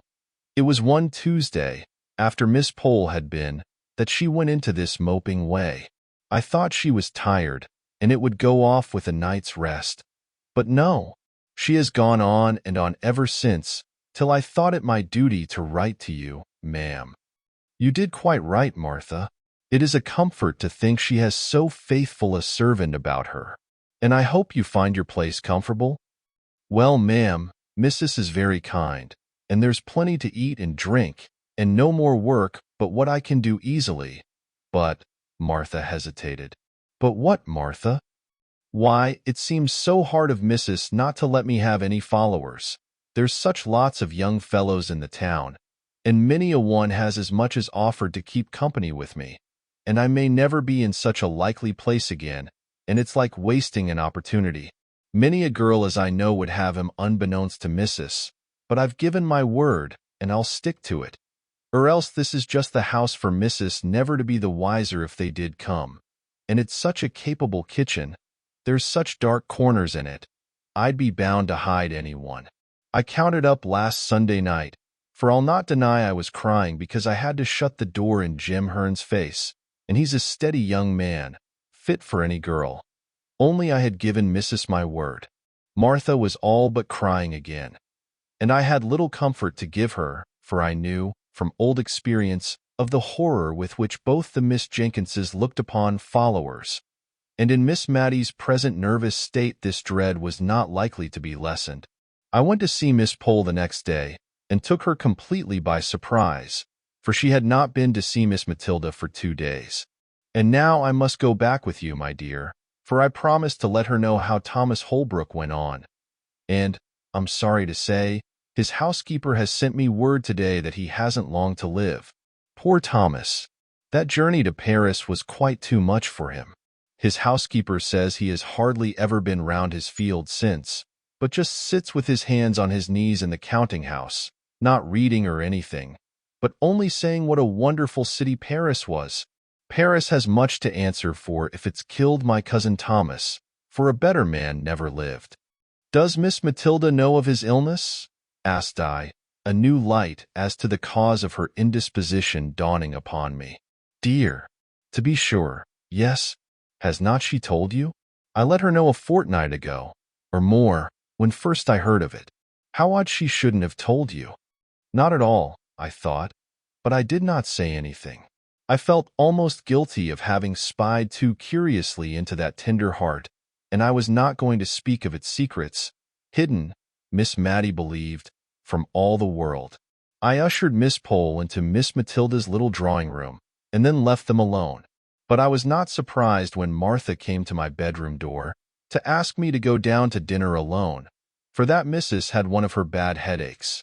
She came into the drawing-room at tea-time, but it was evidently an effort to her, and, as if to make up for some reproachful feeling against her late sister, Miss Jenkyns, which had been troubling her all the afternoon, and for which she now felt penitent, she kept telling me how good and how clever Deborah was in her youth, how she used to settle what gowns they were to wear at all the parties, faint, ghostly ideas of grim parties, far away in the distance, when Miss Matty and Miss Pole were young, and how Deborah and her mother had started the Benefit Society for the Poor and taught girls cooking and plain sewing, and how Deborah had once danced with a lord, and how she used to visit at Sir Peter Arley's and tried to remodel the quiet rectory establishment on the plans of Arley Hall, where they kept 30 servants, and how she had nursed Miss Matty through a long, long illness, of which I had never heard before, but which I now dated in my own mind as following the dismissal of the suit of Mr. Holbrook. So we talked softly and quietly of old times through the long November evening. The next day Miss Pole brought us word that Mr. Holbrook was dead. Miss Matty heard the news in silence. In fact, from the account of the previous day, it was only what we had to expect. Miss Pole kept calling upon us for some expression of regret, by asking if it was not sad that he was gone, and saying, to think of that pleasant day last June, when he seemed so well, and he might have lived this dozen years if he had not gone to that wicked Paris, where they are always having revolutions. She paused for some demonstration on our part. I saw Miss Matty could not speak. She was trembling so nervously. So I said what I really felt, and after a call of some duration, all the time of which I have no doubt Miss Pole thought Miss Matty received the news very calmly, our visitor took her leave. Miss Matty made a strong effort to conceal her feelings, a concealment she practiced even with me, for she has never alluded to Mr. Holbrook again, although the book he gave her lies with her Bible on the little table by her bedside. She did not think I heard her when she asked the little milliner of Cranford to make her caps something like the Honorable Mrs. Jameson's, or that I noticed the reply. But she wears widow's caps, ma'am? Oh, I only meant something in that style. Not widows, of course, but rather like Mrs. Jameson's. This effort at concealment was the beginning of the tremulous motion of head and hands which I have seen ever since in Miss Matty. The evening of the day on which we heard of Mr. Holbrook's death, Miss Matilda was very silent and thoughtful. After prayers she called Martha back, and then she stood uncertain what to say. "Martha," she said, at last, "you are young." And then she made so long a pause that Martha, to remind her of her half-finished sentence, dropped a curtsy and said, "Yes, please, ma'am, 22 last 3rd of October, please, ma'am. And perhaps, Martha, you may sometime meet with a young man you like, and who likes you. I did say you were not to have followers, but if you meet with such a young man, and tell me, and I find he is respectable, I have no objection to his coming to see you once a week." "God forbid," said she in a low voice, "that I should grieve any young hearts." She spoke as if she were providing for some distant contingency, and was rather startled when Martha made her ready, eager answer. "Please, ma'am, there's Jem Hearn, and he's a joiner making 3 and 6pence a day, and 6'1" in his stocking feet. Please, ma'am. And if you'll ask about him tomorrow morning, everyone will give him a character for steadiness, and he'll be glad enough to come tomorrow night, I'll be bound." Though Miss Matty was startled, she submitted to fate and love. Chapter 5. Old Letters. I have often noticed that almost everyone has his own individual small economies, careful habits of saving fractions of pennies in some one peculiar direction, any disturbance of which annoys him more than spending shillings or pounds on some real extravagance. An old gentleman of my acquaintance, who took the intelligence of the failure of a joint stock bank, in which some of his money was invested, with stoical mildness, worried his family all through a long summer's day because one of them had torn, instead of cutting, out the written leaves of his now useless bank book. Of course, the corresponding pages at the other end came out as well, and this little unnecessary waste of paper, his private economy, chafed him more than all the loss of his money. Envelopes fretted his soul terribly when they first came in. The only way in which he could reconcile himself to such waste of his cherished article was by patiently turning inside out all that were sent to him, and so making them serve again. Even now, though tamed by age, I see him casting wistful glances at his daughters when they send a whole inside of a half-sheet of note paper, with the 3 lines of acceptance to an invitation, written on only one of the sides. I am not above owning that I have this human weakness myself. String is my foible. My pockets get full of little hanks of it, picked up and twisted together, ready for uses that never come. I am seriously annoyed if anyone cuts the string of a parcel instead of patiently and faithfully undoing it fold by fold. How people can bring themselves to use India rubber rings, which are a sort of deification of string, as lightly as they do, I cannot imagine. To me, an India rubber ring is a precious treasure. I have one which is not new, one that I picked up off the floor nearly 6 years ago. I have really tried to use it, but my heart failed me, and I could not commit the extravagance. Small pieces of butter grieve others. They cannot attend to conversation because of the annoyance occasioned by the habit which some people have of invariably taking more butter than they want. Have you not seen the anxious look, almost mesmeric, which such persons fix on the article?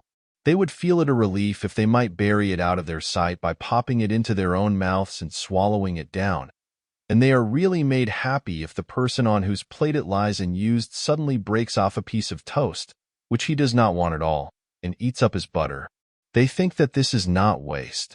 Now Miss Matty Jenkyns was chary of candles. We had many devices to use as few as possible. In the winter afternoons she would sit knitting for 2 or 3 hours. She could do this in the dark or by firelight. And when I asked if I might not ring for candles to finish stitching my wristbands, she told me to keep blind man's holiday. They were usually brought in with tea, but we only burnt one at a time. As we lived in constant preparation for a friend who might come in any evening, but who never did, it required some contrivance to keep our 2 candles of the same length, ready to be lighted, and to look as if we burnt 2 always. The candles took it in turns, and, Whatever we might be talking about or doing, Miss Matty's eyes were habitually fixed upon the candle, ready to jump up and extinguish it and to light the other before they had become too uneven in length to be restored to equality in the course of the evening. One night, I remember this candle economy particularly annoyed me. I had been very much tired of my compulsory blind man's holiday, especially as Miss Matty had fallen asleep, and I did not like to stir the fire and run the risk of awakening her. So I could not even sit on the rug and scorch myself with sewing by firelight, according to my usual custom. I fancied Miss Matty must be dreaming of her early life, for she spoke one or two words in her uneasy sleep bearing reference to persons who were dead long before.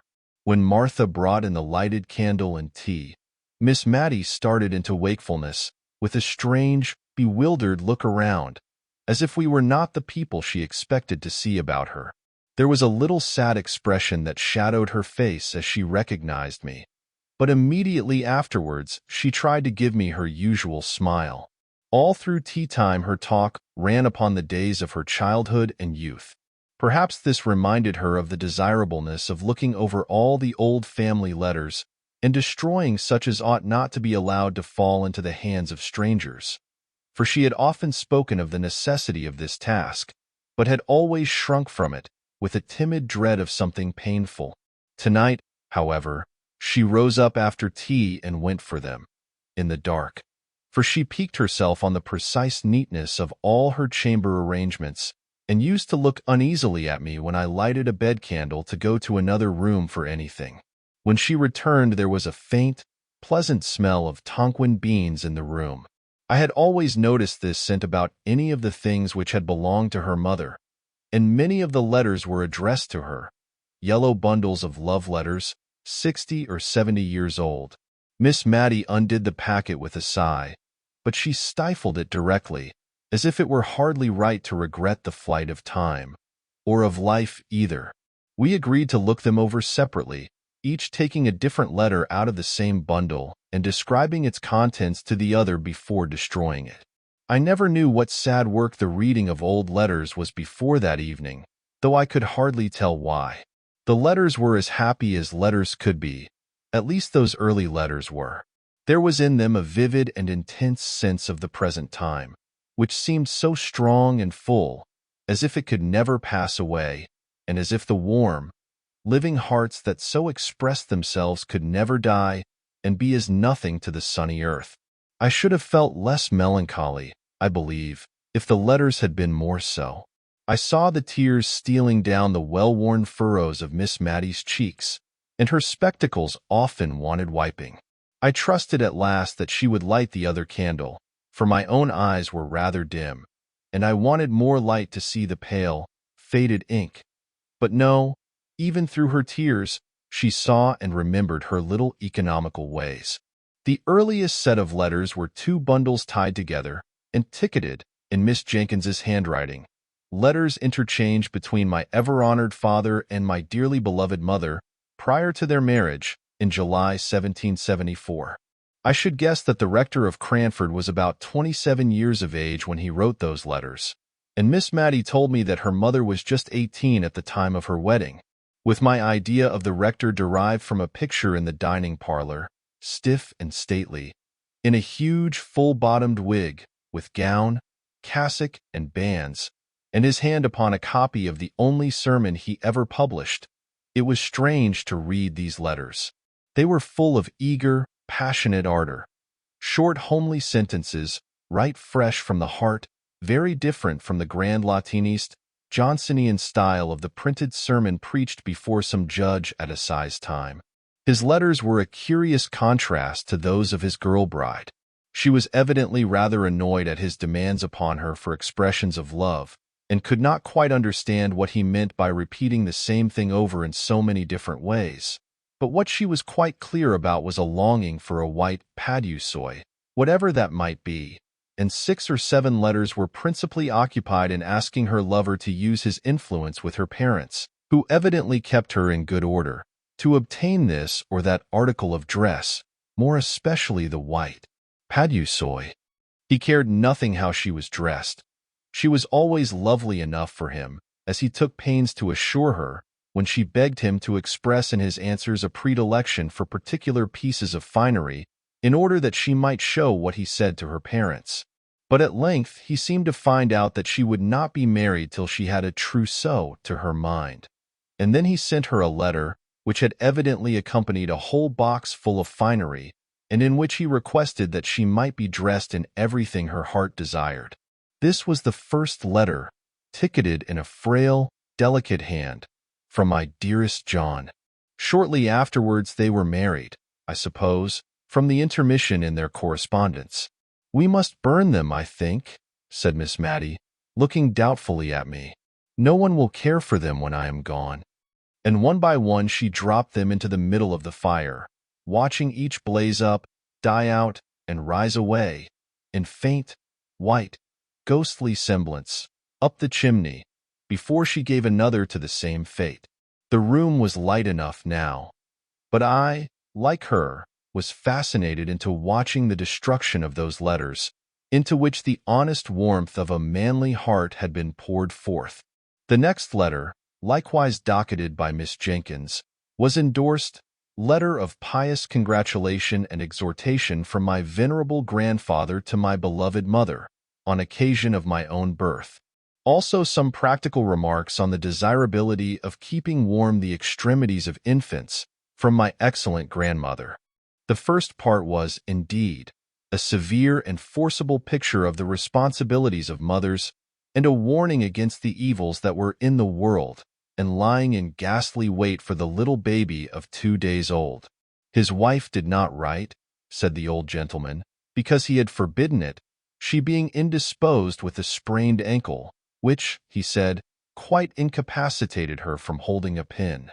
However, at the foot of the page was a small T.O., and on turning it over, sure enough, there was a letter to my dearest Molly, begging her, when she left her room, whatever she did, to go upstairs before going down, and telling her to wrap her baby's feet up in flannel and keep it warm by the fire, although it was summer, for babies were so tender. It was pretty to see from the letters, which were evidently exchanged with some frequency between the young mother and the grandmother, how the girlish vanity was being weeded out of her heart by love for her baby. The white paduasoy figured again in the letters, with almost as much vigor as before. In one, it was being made into a christening cloak for the baby. It decked it when it went with its parents to spend a day or two at Arley Hall. It added to its charms, when it was the prettiest little baby that ever was seen. Dear mother, I wish you could see her. Without any partiality, I do think she will grow up a regular beauty. I thought of Miss Jenkyns, gray, withered, and wrinkled, and I wondered if her mother had known her in the courts of heaven. And then I knew that she had, and that they stood there in angelic guise. There was a great gap before any of the rector's letters appeared, and then his wife had changed her mode of her endorsement. It was no longer from my dearest John. It was from my honored husband. The letters were written on occasion of the publication of the same sermon which was represented in the picture, the preaching before my Lord Judge, and the publishing by request, was evidently the culminating point, the event of his life. It had been necessary for him to go up to London to superintend it through the press. Many friends had to be called upon and consulted before he could decide on any printer fit for so onerous a task, and at length it was arranged that J. and J. Rivingtons were to have the honorable responsibility. The worthy rector seemed to be strung up by the occasion to a high literary pitch, for he could hardly write a letter to his wife without cropping out into Latin. I remember the end of one of his letters ran thus: "I shall ever hold the virtuous qualities of my Molly in remembrance, dum memor ipsi me, dum spiritus rigid artis," which, considering that the English of his correspondent was sometimes at fault in grammar and often in spelling, might be taken as a proof of how much he idealized his Molly. And, as Miss Jenkyns used to say, people talk a great deal about idealizing nowadays, whatever that may mean, but this was nothing to a fit of writing classical poetry which soon seized him, in which his Molly figured away as Maria. The letter containing the Carmen was endorsed by her. Hebrew verses sent me by my honored husband. I thought to have had a letter about killing the pig, but must wait. Mem. To send the poetry to Sir Peter Arley, as my husband desires. And in a postscriptum note in his handwriting, it was stated that the ode had appeared in the Gentleman's Magazine, December 1782. Her letters back to her husband, treasured as fondly by him as if they had been M.T. Cicerone's epistolae, were more satisfactory to an absent husband and father than his could ever have been to her. She told him how Deborah sewed her seam very neatly every day, and read to her in the books he had set her. How she was a very forward, good child, but would ask questions her mother could not answer, but how she did not let herself down by saying she did not know, but took to stirring the fire, or sending the forward child on an errand. Matty was now the mother's darling, and promised, like her sister at her age, to be a great beauty. I was reading this aloud to Miss Matty, who smiled and sighed a little at the hope, so fondly expressed, that little Matty might not be vain, even if she were a beauty. "I had very pretty hair, my dear," said Miss Matilda, "and not a bad mouth." And I saw her soon afterwards adjust her cap and draw herself up. But to return to Mrs. Jenkyns's letters. She told her husband about the poor in the parish, what homely domestic medicines she had administered, what kitchen physic she had sent. She had evidently held his displeasure as a rod in pickle over the heads of all the inner dwells. She asked for his directions about the cows and pigs, and did not always obtain them, as I have shown before. The kind old grandmother was dead when a little boy was born, soon after the publication of the sermon, but there was another letter of exhortation from the grandfather, more stringent and admonitory than ever, now that there was a boy to be guarded from the snares of the world. He described all the various sins into which men might fall, until I wondered how any man ever came to a natural death. The gallows seemed as if it must have been the termination of the lives of most of the grandfather's friends and acquaintance, and I was not surprised at the way in which he spoke of this life being a vale of tears. It seemed curious that I should never have heard of this brother before, but I concluded that he had died young, or else surely his name would have been alluded to by his sisters. By and by we came to packets of Miss Jenkyns's letters. These Miss Matty did regret to burn. She said all the others had been only interesting to those who loved the writers, and that it seemed as if it would have hurt her to allow them to fall into the hands of strangers who had not known her dear mother and how good she was, although she did not always spell quite in the modern fashion. But Deborah's letters were so very superior. Anyone might profit by reading them. It was a long time since she had read Mrs. Chap one, but she knew she used to think that Deborah could have said the same things quite as well. And as for Mrs. Carter, people thought a deal of her letters, just because she had written Epictetus, but she was quite sure Deborah would never have made use of such a common expression as, "I canna be fashed." Miss Matty did grudge burning these letters, it was evident. She would not let them be carelessly passed over with any quiet reading and skipping to myself. She took them from me, and even lighted the second candle in order to read them aloud with a proper emphasis, and without stumbling over the big words. Oh dear, how I wanted facts instead of reflections. Before those letters were concluded, they lasted us 2 nights, and I won't deny that I made use of the time to think of many other things, and yet I was always at my post at the end of each sentence. The rector's letters, and those of his wife and mother-in-law, had all been tolerably short and pithy, written in a straight hand, with the lines very close together. Sometimes the whole letter was contained on a mere scrap of paper. The paper was very yellow, and the ink very brown. Some of the sheets were, as Miss Matty made me observe, the old original post, with the stamp in the corner representing a postboy riding for life and twanging his horn. The letters of Mrs. Jenkyns and her mother were fastened with a great round red wafer, for it was before Miss Edgeworth's patronage had banished wafers from polite society. It was evident, from the tenor of what was said, that francs were in great request, and were even used as a means of paying debts by needy members of Parliament. The rector sealed his epistles with an immense coat of arms, and showed by the care with which he had performed this ceremony that he expected they should be cut open, not broken by any thoughtless or impatient hand.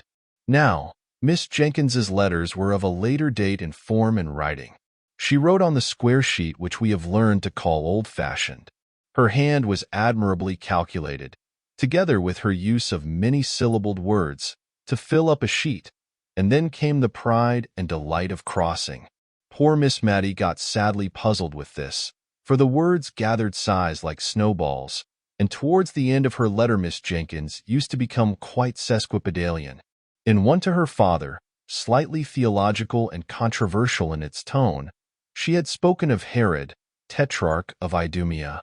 Miss Matty read it, Herod Petrarch of Etruria, and was just as well pleased as if she had been right. I can't quite remember the date, but I think it was in 1805 that Miss Jenkyns wrote the longest series of letters, on occasion of her absence on a visit to some friends near Newcastle upon Tyne. These friends were intimate with the commandant of the garrison there, and heard from him of all the preparations that were being made to repel the invasion of Buonaparte, which some people imagined might take place at the mouth of the Tyne.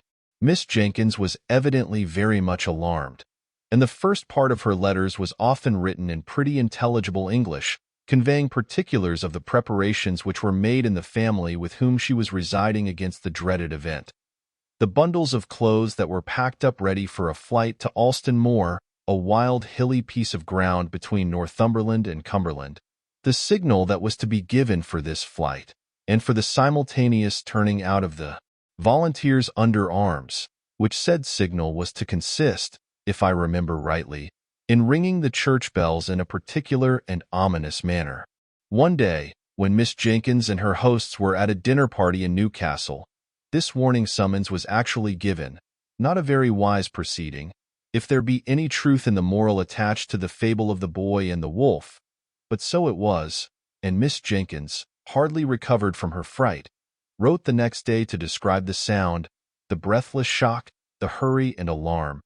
And then, taking breath, she added, "How trivial, my dear father, do all our apprehensions of the last evening appear, at the present moment, to calm and inquiring minds."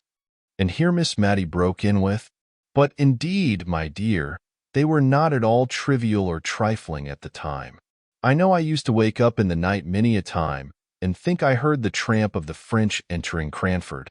Many people talked of hiding themselves in the salt mines, and meat would have kept capitally down there, only perhaps we should have been thirsty. And my father preached a whole set of sermons on the occasion. One set in the mornings, all about David and Goliath, to spirit up the people to fighting with spades or bricks, if need were, and the other set in the afternoons, proving that Napoleon, that was another name for Boney, as we used to call him, was all the same as an Apollyon and a Baden. I remember my father rather thought he should be asked to print this last set, but the parish had, perhaps, had enough of them with hearing. Peter Marmaduke Arley Jenkyns, poor Peter, as Miss Matty began to call him, was at school at Shrewsbury by this time. The rector took up his pen and rubbed up his Latin once more to correspond with his boy. It was very clear that the lads were what are called show letters. They were of a highly mental description, giving an account of his studies and his intellectual hopes of various kinds, with an occasional quotation from the classics.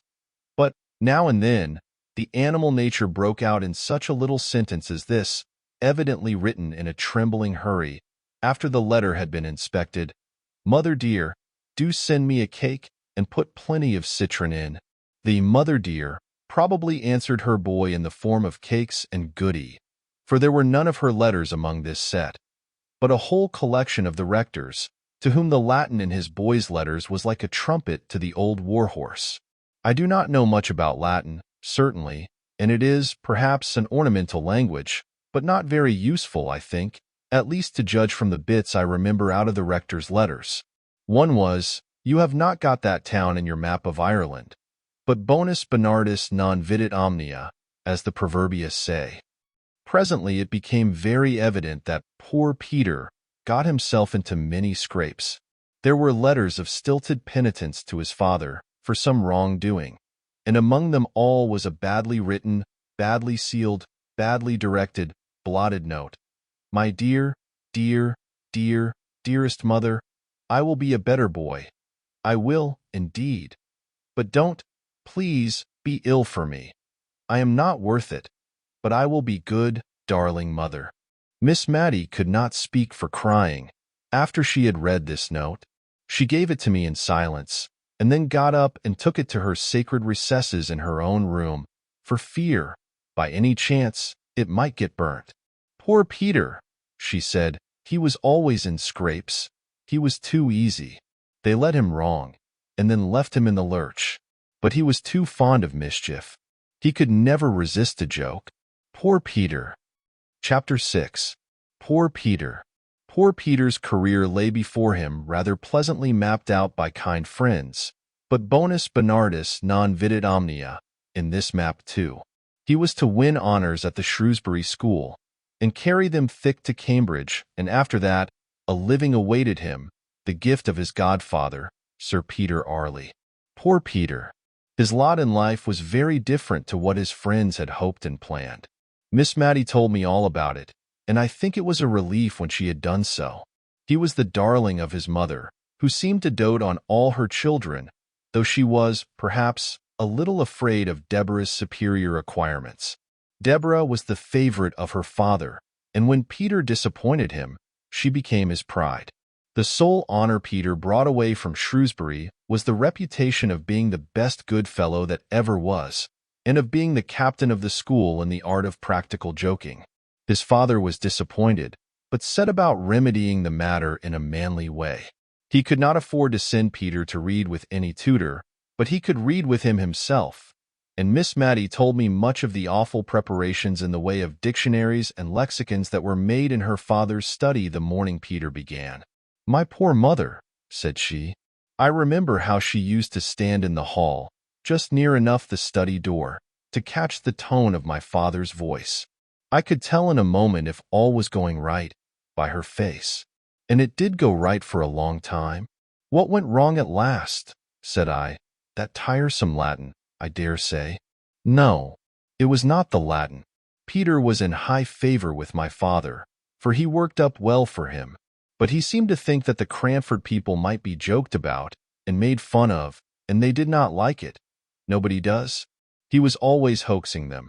Hoaxing is not a pretty word, my dear, and I hope you won't tell your father I used it, for I should not like him to think that I was not choice in my language after living with such a woman as Deborah. And be sure you never use it yourself.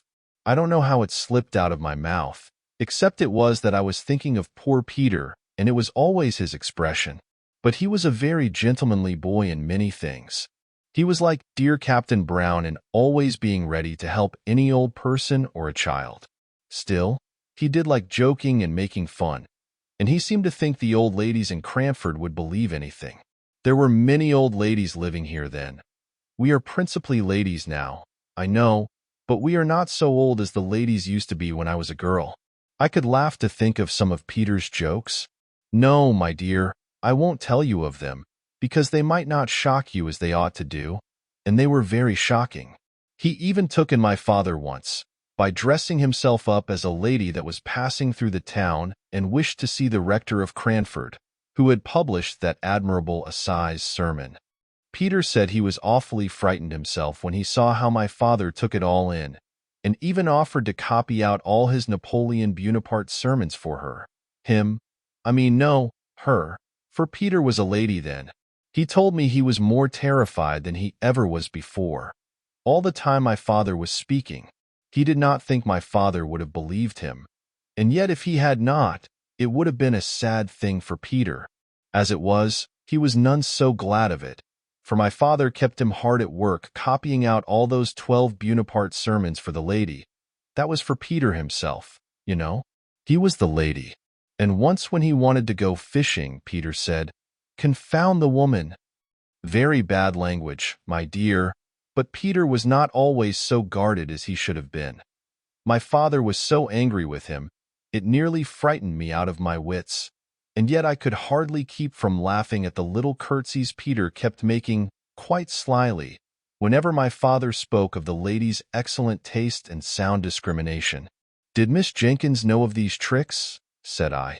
"Oh, no." Deborah would have been too much shocked. "No, no one knew but me. I wish I had always known of Peter's plans, but sometimes he did not tell me. He used to say the old ladies in the town wanted something to talk about, but I don't think they did. They had the St. James's Chronicle 3 times a week, just as we have now, and we have plenty to say. And I remember the clacking noise there always was when some of the ladies got together. But, probably, schoolboys talk more than ladies. At last there was a terrible, sad thing happened. Miss Matty got up, went to the door, and opened it. No one was there. She rang the bell for Martha, and when Martha came, her mistress told her to go for eggs to a farm at the other end of the town. "I will lock the door after you, Martha. You are not afraid to go, are you?" "No, ma'am, not at all. Jem Hearn will be only too proud to go with me." Miss Matty drew herself up, and as soon as we were alone, she wished that Martha had more maidenly reserve. "We'll put out the candle, my dear. We can talk just as well by firelight, you know." There. Well, you see, Deborah had gone from home for a fortnight or so. It was a very still, quiet day, I remember, overhead, and the lilacs were all in flower, so I suppose it was spring. My father had gone out to see some sick people in the parish. I recollect seeing him leave the house with his wig and shovel hat and cane. What possessed our poor Peter I don't know. He had the sweetest temper, and yet he always seemed to like to plague Deborah. She never laughed at his jokes, and thought him ungenteel, and not careful enough about improving his mind, and that vexed him. Well, he went to her room, it seems, and dressed himself in her old gown and shawl and bonnet, just the things she used to wear in Cranford and was known by everywhere, and he made the pillow into a little. "You are sure you locked the door, my dear, for I should not like anyone to hear, into a little baby, with white long clothes. It was only, as he told me afterwards, to make something to talk about in the town. He never thought of it as affecting Deborah, and he went and walked up and down in the Filbert Walk, just half hidden by the rails and half seen, and he cuddled his pillow, just like a baby, and talked to it all the nonsense people do. Oh dear! And my father came stepping stately up the street, as he always did. And what should he see but a little black crowd of people, I dare say as many as 20, all peeping through his garden rails. So he thought, at first, they were only looking at a new rhododendron that was in full bloom, and that he was very proud of, and he walked slower, that they might have more time to admire. And he wondered if he could make out a sermon from the occasion, and thought, perhaps, there was some relation between the rhododendrons and the lilies of the field. My poor father, when he came nearer, he began to wonder that they did not see him, but their heads were all so close together, peeping and peeping. My father was amongst them, meaning, he said, to ask them to walk into the garden with him and admire the beautiful vegetable production, when, oh, my dear, I trembled to think of it. He looked through the rails himself and saw. I don't know what he thought he saw, but old Claire told me his face went quite gray-white with anger, and his eyes blazed out under his frowning black brows, and he spoke out, oh, so terribly, and bade them all stop where they were, not one of them to go, not one of them to stir a step, and, swift as light, he was in at the garden door, and down the Filbert Walk, and seized hold of poor Peter, and tore his clothes off his back, bonnet, shawl, gown, and all, and threw the pillow among the people over the railings. And then he was very, very angry indeed, and before all the people he lifted up his cane and flogged Peter. My dear, that boy's trick, on that sunny day, when all seemed going straight and well, broke my mother's heart and changed my father for life. It did, indeed. Old Claire said, Peter looked as white as my father, and stood as still as a statue to be flogged, and my father struck hard. When my father stopped to take breath, Peter said, Have you done enough, sir? Quite hoarsely, and still standing quite quiet. I don't know what my father said, or if he said anything. But old Claire said, Peter turned to where the people outside the railing were, and made them a low bow, as grand and as grave as any gentleman, and then walked slowly into the house. I was in the storeroom helping my mother to make cowslip wine. I cannot abide the wine now, nor the scent of the flowers. They turn me sick and faint, as they did that day, when Peter came in, looking as haughty as any man. Indeed, looking like a man, not like a boy. "Mother," he said, "I am come to say, God bless you forever."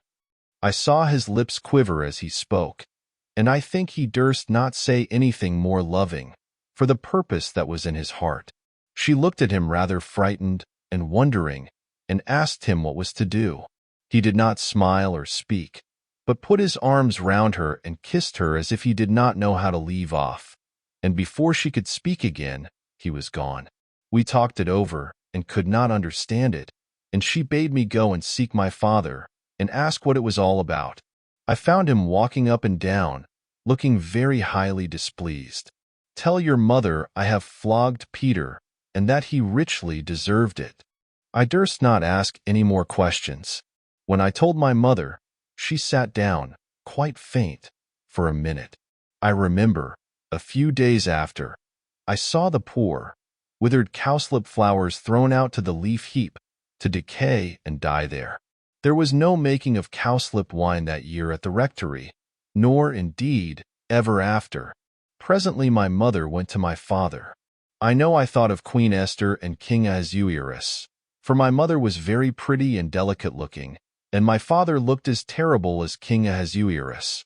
Some time after they came out together, and then my mother told me what had happened, and that she was going up to Peter's room at my father's desire, though she was not to tell Peter this, to talk the matter over with him. But no Peter was there. We looked over the house. No Peter was there. Even my father, who had not liked to join in the search at first, helped us before long.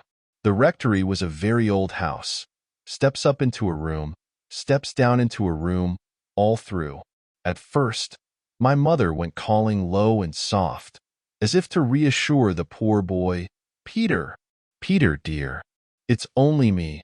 But, by and by, as the servants came back from the errands my father had sent them, in different directions, to find where Peter was, as we found he was not in the garden, nor the hayloft, nor anywhere about, my mother's cry grew louder and wilder, "Peter, Peter, my darling, where are you?"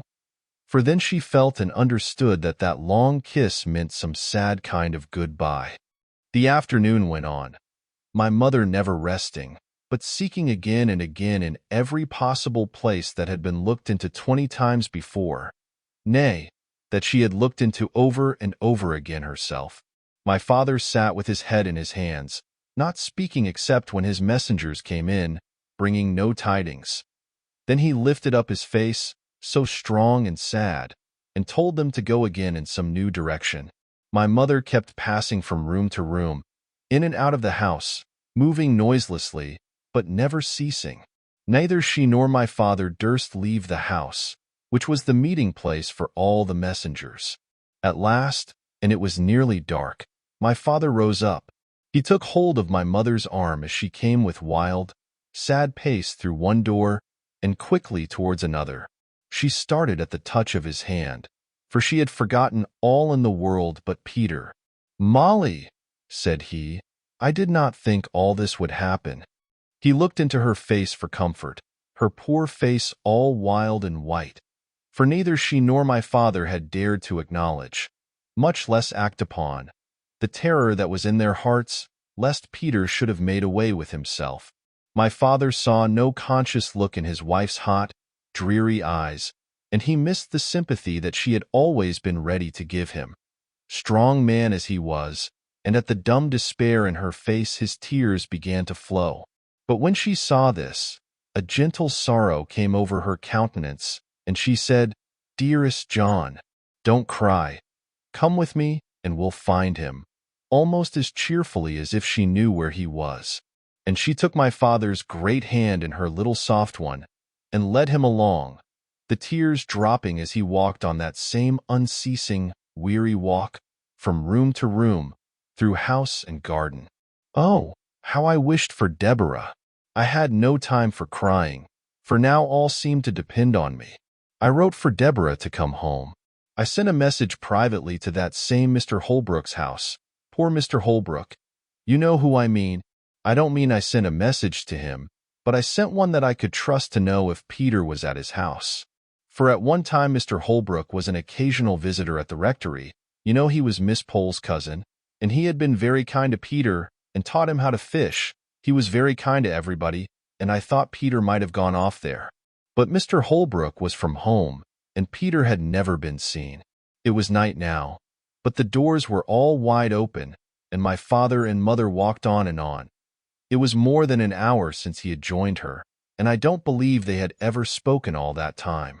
I was getting the parlor fire lighted, and one of the servants was preparing tea, for I wanted them to have something to eat and drink and warm them, when old Claire asked to speak to me. I have borrowed the nets from the weir, Miss Matty. Shall we drag the ponds tonight, or wait for the morning? I remember staring in his face to gather his meaning, and when I did, I laughed out loud. The horror of that new thought, our bright, darling Peter, cold and stark and dead. I remember the ring of my own laugh now. The next day Deborah was at home before I was myself again. She would not have been so weak as to give way as I had done. But my screams, my horrible laughter had ended in crying, had roused my sweet dear mother, whose poor wandering wits were called back and collected as soon as a child needed her care. She and Deborah sat by my bedside. I knew by the looks of each that there had been no news of Peter, no awful, ghastly news, which was what I most had dreaded in my dull state between sleeping and waking. The same result of all the searching had brought something of the same relief to my mother, to whom, I am sure, the thought that Peter might even then be hanging dead in some of the familiar home places had caused that never-ending walk of yesterday. Her soft eyes never were the same again after that. They had always a restless, craving look, as if seeking for what they could not find. Oh, it was an awful time, coming down like a thunderbolt on the still sunny day when the lilacs were all in bloom. Where was Mr. Peter? Said I. He had made his way to Liverpool, and there was war then, and some of the king's ships lay off the mouth of the Mersey, and they were only too glad to have a fine likely boy such as him, 5'9" he was, come to offer himself. The captain wrote to my father, and Peter wrote to my mother. Stay, those letters will be somewhere here. We lighted the candle, and found the captain's letter and Peter's too. And we also found a little simple begging letter from Mrs. Jenkyns to Peter, addressed to him at the house of an old schoolfellow, whither she fancied he might have gone. They had returned it unopened, and unopened it had remained ever since, having been inadvertently put by among the other letters of that time. This is it.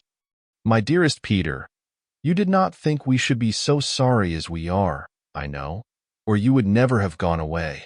You are too good. Your father sits and sighs till my heart aches to hear him. He cannot hold up his head for grief, and yet he only did what he thought was right. Perhaps he has been too severe, and perhaps I have not been kind enough. But God knows how we love you, my dear only boy. Don't look so sorry you are gone.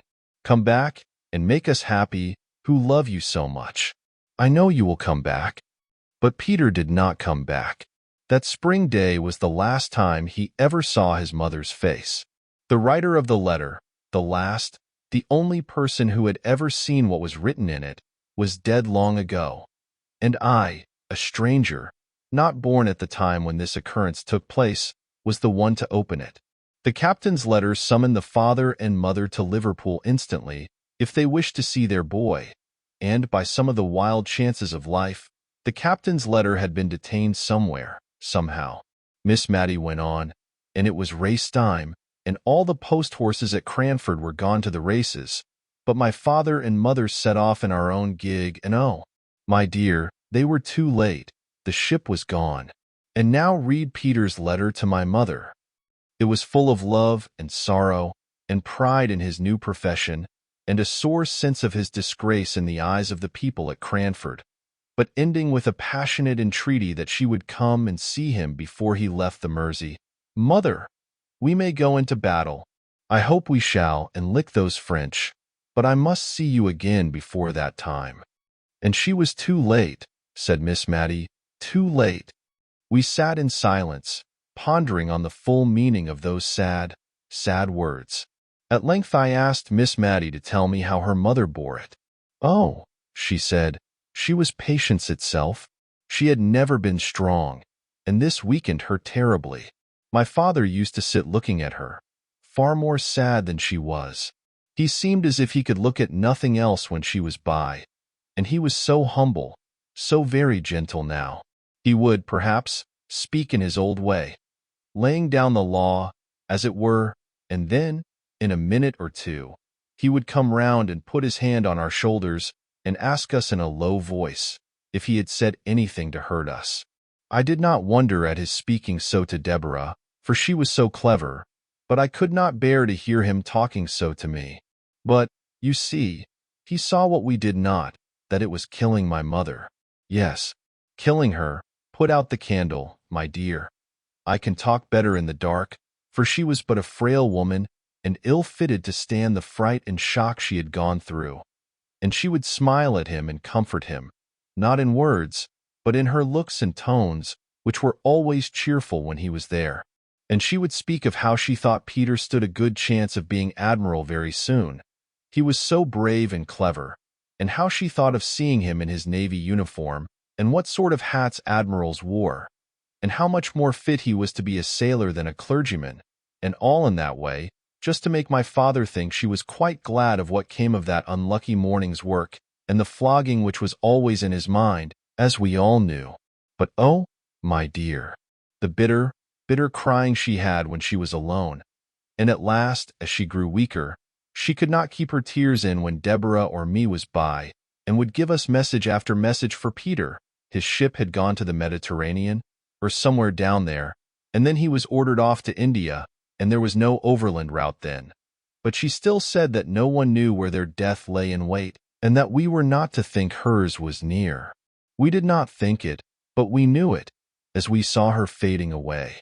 Well, my dear, it's very foolish of me, I know, when in all likelihood I am so near seeing her again. And only think, love, the very day after her death, for she did not live quite a 12-month after Peter went away, the very day after, came a parcel for her from India, from her poor boy. It was a large, soft, white Indian shawl, with just a little narrow border all round, just what my mother would have liked. We thought it might rouse my father, for he had sat with her hand in his all night long. So Deborah took it in to him, and Peter's letter to her and all. At first, he took no notice, and we tried to make a kind of light, careless talk about the shawl, opening it out and admiring it. Then, suddenly, he got up and spoke. "She shall be buried in it," he said. "Peter shall have that comfort, and she would have liked it." Well, perhaps it was not reasonable, but what could we do or say? One gives people in grief their own way. He took it up and felt it. It is just such a shawl as she wished for when she was married, and her mother did not give it her. I did not know of it till after, or she should have had it. She should, but she shall have it now. My mother looked so lovely in her death. She was always pretty, and now she looked fair and waxen and young, younger than Deborah, as she stood trembling and shivering by her. We decked her in the long, soft folds. She lay smiling, as if pleased, and people came, all Cranford came, to beg to see her, for they had loved her dearly, as well they might, and the countrywomen brought posies. Old Clare's wife brought some white violets and begged they might lie on her breast. Deborah said to me, the day of my mother's funeral, that if she had 100 offers, she never would marry and leave my father. It was not very likely she would have so many. I don't know that she had one, but it was not less to her credit to say so. She was such a daughter to my father, as I think there never was before or since. His eyes failed him, and she read book after book, and wrote and copied, and was always at his service in any parish business. She could do many more things than my poor mother could. She even once wrote a letter to the bishop for my father. But he missed my mother sorely. The whole parish noticed it. Not that he was less active. I think he was more so, and more patient in helping everyone. I did all I could to set Deborah at liberty to be with him. For I knew I was good for little, and that my best work in the world was to do odd jobs quietly and set others at liberty. But my father was a changed man. Did Mr. Peter ever come home? Yes, once. He came home a lieutenant. He did not get to be admiral. And he and my father were such friends. My father took him into every house in the parish. He was so proud of him. He never walked out without Peter's arm to lean upon. Deborah used to smile. I don't think we ever laughed again after my mother's death, and say she was quite put in a corner. Not but what my father always wanted her when there was letter writing, or reading to be done, or anything to be settled. And then, said I, after a pause, then Peter went to sea again, and by, my father died, blessing us both and thanking Deborah for all she had been to him. And of course, our circumstances were changed, and instead of living at the rectory and keeping 3 maids and a man, we had to come to this small house and be content with a servant of all work. But, as Deborah used to say, we have always lived genteelly, even if circumstances have compelled us to simplicity. Poor Deborah. And Mr. Peter, asked I. Oh, there was some great war in India. I forget what they call it, and we have never heard of Peter since then. I believe he is dead myself, and it sometimes fidgets me that we have never put on mourning for him. And then again, when I sit by myself, and all the house is still, I think I hear his step coming up the street, and my heart begins to flutter and beat. But the sound always goes past, and Peter never comes. That's Martha back? No. I'll go, my dear. I can always find my way in the dark, you know. And a blow of fresh air at the door will do my head good, and it's rather got a trick of aching. So she pattered off. I had lighted the candle, to give the room a cheerful appearance against her return. Was it Martha? Asked I. Yes, and I am rather uncomfortable, for I heard such a strange noise, just as I was opening the door. Where? I asked, for her eyes were round with affright. In the street, just outside. It sounded like talking. I put in, as she hesitated a little. No, kissing. Chapter 7. Visiting. One morning, as Miss Matty and I sat at our work, it was before 12 o'clock, and Miss Matty had not changed the cap with yellow ribbons that had been Miss Jenkyns's best, and which Miss Matty was now wearing out in private, putting on the one made in imitation of Mrs. Jameson's at all times when she expected to be seen. Martha came up and asked if Miss Betty Barker might speak to her mistress. Miss Matty assented, and quickly disappeared to change the yellow ribbons, while Miss Barker came upstairs. But, as she had forgotten her spectacles, and was rather flurried by the unusual time of the visit, I was not surprised to see her return with one cap on the top of the other. She was quite unconscious of it herself, and looked at us with bland satisfaction. Nor do I think Miss Barker perceived it. For, putting aside the little circumstance that she was not so young as she had been, she was very much absorbed in her errand, which she delivered herself of with an oppressive modesty that found vent in endless apologies.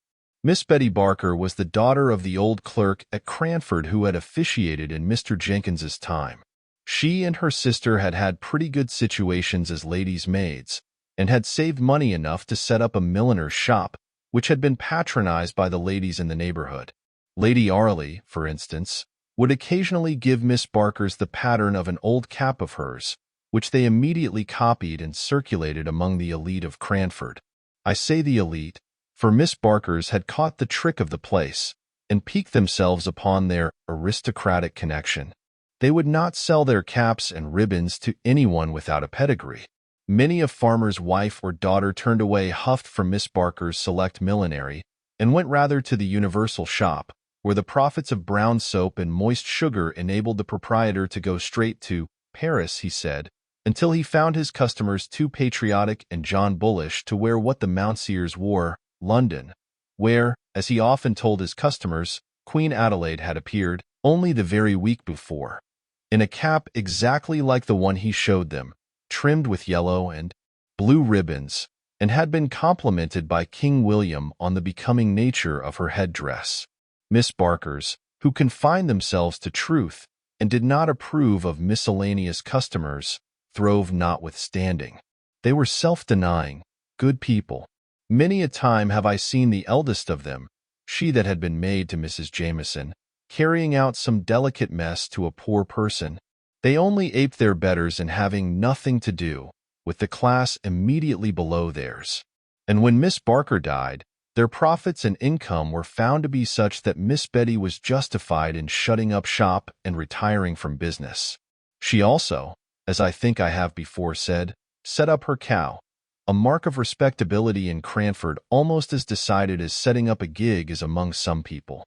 She dressed finer than any lady in Cranford, and we did not wonder at it, for it was understood that she was wearing out all the bonnets and caps and outrageous ribbons which had once formed her stock in trade. It was 5 or 6 years since she had given up shop, so in any other place than Cranford her dress might have been considered passé. And now Miss Betty Barker had called to invite Miss Matty to tea at her house on the following Tuesday. She gave me also an impromptu invitation, as I happened to be a visitor, though I could see she had a little fear lest, since my father had gone to live in Drumble, he might have engaged in that horrid cotton trade, and so dragged his family down out of aristocratic society. She prefaced this invitation with so many apologies that she quite excited my curiosity. Her presumption was to be excused. What had she been doing? She seemed so overpowered by it I could only think that she had been writing to Queen Adelaide to ask for a receipt for washing lace. But the act which she so characterized was only an invitation she had carried to her sister's former mistress, Mrs. Jameson. Her former occupation considered, could Miss Matty excuse the liberty? Thought I, she has found out that double cap and is going to rectify Miss Matty's headdress. No, it was simply to extend her invitation to Miss Matty and to me. Miss Matty bowed acceptance, and I wondered that, in the graceful action, she did not feel the unusual weight and extraordinary height of her headdress. But I do not think she did, for she recovered her balance, and went on talking to Miss Betty in a kind, condescending manner, very different from the fidgety way she would have had if she had suspected how singular her appearance was. "Mrs. Jameson is coming, I think you said?" asked Miss Matty. "Yes." Mrs. Jameson most kindly and condescendingly said she would be happy to come. One little stipulation she made, that she should bring Carlo. I told her that if I had a weakness, it was for dogs. "And Miss Pole?" questioned Miss Matty, who was thinking of her pool at preference, in which Carlo would not be available as a partner. "I am going to ask Miss Pole. Of course, I could not think of asking her until I had asked you, madam. The rector's daughter, madam. Believe me, I do not forget the situation my father held under yours. And Mrs. Forrester, of course?" "And Mrs. Forrester." I thought, in fact, of going to her before I went to Miss Pole. "Although her circumstances are changed, madam, she was born at Tyrrell, and we can never forget her alliance to the Biggies of Bigelow Hall." Miss Matty cared much more for the little circumstance of her being a very good card player. "Mrs. Fitzadam, I suppose?" "No, madam. I must draw a line somewhere. Mrs. Jameson would not, I think, like to meet Mrs. Fitzadam. I have the greatest respect for Mrs. Fitzadam, but I cannot think her fit society for such ladies as Mrs. Jameson and Miss Matilda Jenkyns." Miss Betty Barker bowed low to Miss Matty and pursed up her mouth.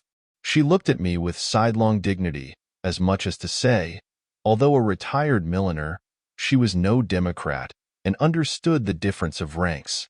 "May I beg you to come as near 6:30 to my little dwelling as possible, Miss Matilda? Mrs. Jameson dines at 5, but has kindly promised not to delay her visit beyond that time, 6:30. And with a swimming curtsy Miss Betty Barker took her leave. My prophetic soul foretold a visit that afternoon from Miss Pole, who usually came to call on Miss Matilda after any event, or indeed in sight of any event, to talk it over with her. Miss Betty told me it was to be a choice and select few, said Miss Pole, as she and Miss Matty compared notes. Yes, so she said. Not even Mrs. Fitzadam. Now Mrs. Fitzadam was the widowed sister of the Cranford surgeon, whom I have named before. Their parents were respectable farmers, content with their station. The name of these good people was Hoggins. Mr. Hoggins was the Cranford doctor now. We disliked the name and considered it coarse, but, as Miss Jenkyns said, if he changed it to Piggins it would not be much better. We had hoped to discover a relationship between him and that Marchioness of Exeter whose name was Molly Hoggins. But the man, careless of his own interests, utterly ignored and denied any such relationship, although, as dear Miss Jenkyns had said, he had a sister called Mary, and the same Christian names were very apt to run in families. Soon after Miss Mary Hoggins married Mr. Fitzadam, she disappeared from the neighborhood for many years. She did not move in a sphere in Cranford society sufficiently high to make any of us care to know what Mr. Fitzadam was. He died and was gathered to his fathers without our ever having thought about him at all. And then Mrs. Fitzadam reappeared in Cranford, as bold as a lion, Miss Pole said, a well-to-do widow, dressed in rustling black silk, so soon after her husband's death that poor Miss Jenkyns was justified in the remark she made, that Bombazine would have shown a deeper sense of her loss. I remember the convocation of ladies who assembled to decide whether or not Mrs. Fitzadam should be called upon by the old blue-blooded inhabitants of Cranford. She had taken a large rambling house, which had been usually considered to confer a patent of gentility upon its tenant, because, once upon a time, 70 or 80 years before, the spinster daughter of an earl had resided in it. I am not sure if the inhabiting this house was not also believed to convey some unusual power of intellect. For the earl's daughter, Lady Jane, had a sister, Lady Anne, who had married a general officer in the time of the American War, and this general officer had written one or two comedies, which were still acted on the London boards, and which, when we saw them advertised, made us all draw up and feel that Drury Lane was paying a very pretty compliment to Cranford. Still, it was not at all a settled thing that Mrs. Fitzadam was to be visited when dear Miss Jenkyns died, and with her, something of the clear knowledge of the strict code of gentility went out too. As Miss Pole observed, as most of the ladies of good family in Cranford were elderly spinsters or widows without children, if we did not relax a little and become less exclusive, by and by we should have no society at all. Mrs. Forrester continued on the same side. She had always understood that Fitz meant something aristocratic. There was Fitzroy. She thought that some of the king's children had been called Fitzroy, and there was Fitzclarence now. They were the children of dear good King William IV. Fitzadam. It was a pretty name, and she thought it very probably meant child of Adam. No one, who had not some good blood in their veins, would dare to be called Fitz. There was a deal in a name. She had had a cousin who spelt his name with two little ffs, Fawkes, and he always looked down upon capital letters and said they belonged to lately invented families. She had been afraid he would die a bachelor. He was so very choice. When he met with a Mrs. Farringdon at a watering place, he took to her immediately, and a very pretty genteel woman she was, a widow, with a very good fortune, and my cousin, Mr. Fawkes, married her. And it was all owing to her two little ffs.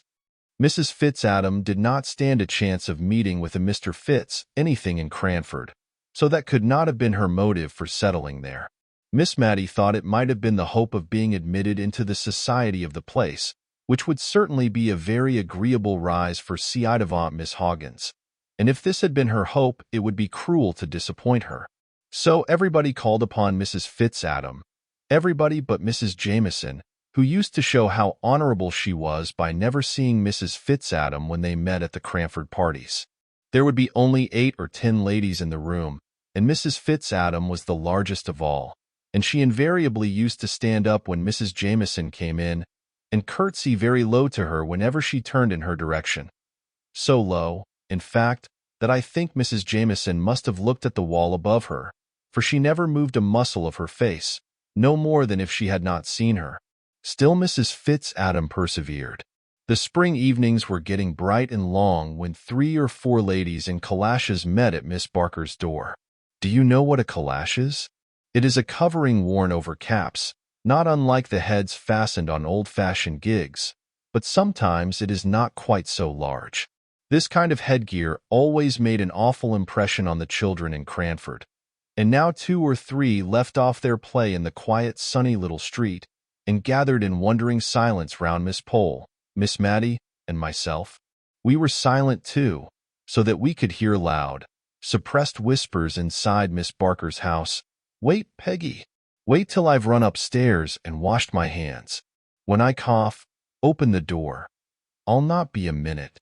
And, true enough, it was not a minute before we heard a noise, between a sneeze and a crow, on which the door flew open. Behind it stood a round-eyed maiden, all aghast at the honorable company of calashes, who marched in without a word. She recovered presence of mind enough to usher us into a small room, which had been the shop, but was now converted into a temporary dressing room. There we unpinned and shook ourselves, and arranged our features before the glass into a sweet and gracious company face. And then, bowing backwards with "After you, ma'am," we allowed Mrs. Forrester to take precedence up the narrow staircase that led to Miss Barker's drawing-room.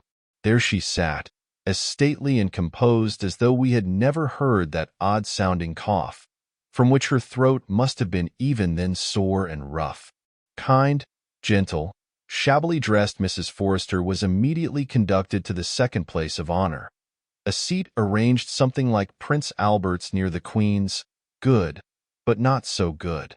The place of preeminence was, of course, reserved for the Honorable Mrs. Jameson, who presently came panting up the stairs, Carlo rushing round her on her progress, as if he meant to trip her up.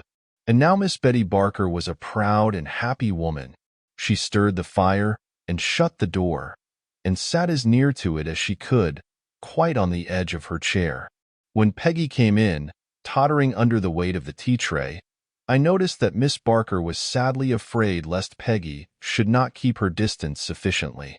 She and her mistress were on very familiar terms in their everyday intercourse, and Peggy wanted now to make several little confidences to her, which Miss Barker was on thorns to hear, but which she thought it her duty, as a lady, to repress. So she turned away from all Peggy's asides and signs, but she made 1 or 2 very malapropos answers to what was said, and at last, seized with a bright idea, she exclaimed, "Poor, sweet Carlo! I'm forgetting him. Come downstairs with me, poor itty doggy, and it shall have its tea, it shall." In a few minutes she returned, bland and benignant as before, but I thought she had forgotten to give the poor itty doggy anything to eat, judging by the avidity with which he swallowed down chance pieces of cake. The tea-tray was abundantly loaded. I was pleased to see it, I was so hungry, but I was afraid the ladies present might think it vulgarly heaped up. I know they would have done at their own houses, but somehow the heaps disappeared here. I saw Mrs. Jameson eating seed cake, slowly and considerately, as she did everything, and I was rather surprised, for I knew she had told us, on the occasion of her last party, that she never had it in her house. It reminded her so much of scented soap. She always gave us Savoy biscuits. However, Mrs. Jameson was kindly indulgent to Miss Barker's want of knowledge of the customs of high life, and, to spare her feelings, ate 3 large pieces of seed cake, with a placid, ruminating expression of countenance, not unlike a cow's. After tea there was some little demur and difficulty. We were 6 in number, 4 could play at preference, and for the other 2 there was cribbage. But all, except myself, I was rather afraid of the Cranford ladies at cards, for it was the most earnest and serious business they ever engaged in, were anxious to be of the pool. Even Miss Barker, while declaring she did not know Spadille from Manille, was evidently hankering to take a hand. The dilemma was soon put an end to by a singular kind of noise. If a baron's daughter-in-law could ever be supposed to snore, I should have said Mrs. Jameson did so then. For, overcome by the heat of the room, and inclined to doze by nature, the temptation of that very comfortable armchair had been too much for her, and Mrs. Jameson was nodding. Once or twice she opened her eyes with an effort, and calmly but unconsciously smiled upon us. But by and by, even her benevolence was not equal to this exertion, and she was sound asleep. "It is very gratifying to me," whispered Miss Barker at the card table to her 3 opponents, whom, notwithstanding her ignorance of the game, she was basting most unmercifully, "very gratifying indeed, to see how completely Mrs. Jameson feels at home in my poor little dwelling. She could not have paid me a greater compliment." Miss Barker provided me with some literature in the shape of 3 or 4 handsomely bound fashion books 10 or 12 years old, observing, as she put a little table and a candle for my especial benefit, that she knew young people liked to look at pictures. Carlo lay and snorted, and started at his mistress's feet. He, too, was quite at home. The card table was an animated scene to watch. For ladies' heads, with niddle-noddling caps, all nearly meeting over the middle of the table in their eagerness to whisper quick enough and loud enough. And every now and then came Miss Barker's, "Hush, ladies, if you please, hush. Mrs. Jameson is asleep." It was very difficult to steer clear between Mrs. Forrester's deafness and Mrs. Jameson's sleepiness. But Miss Barker managed her arduous task well. She repeated the whisper to Mrs. Forrester, distorting her face considerably in order to show, by the motions of her lips, what was said, and then she smiled kindly all round at us, and murmured to herself, "Very gratifying indeed. I wish my poor sister had been alive to see this day." Presently the door was thrown wide open. Carlo started to his feet, with a loud snapping bark, and Mrs. Jameson awoke. Or, perhaps, she had not been asleep. As she said almost directly, the room had been so light she had been glad to keep her eyes shut, but had been listening with great interest to all our amusing and agreeable conversation. Peggy came in once more, read with importance. "Another tray. Oh, gentility," thought I.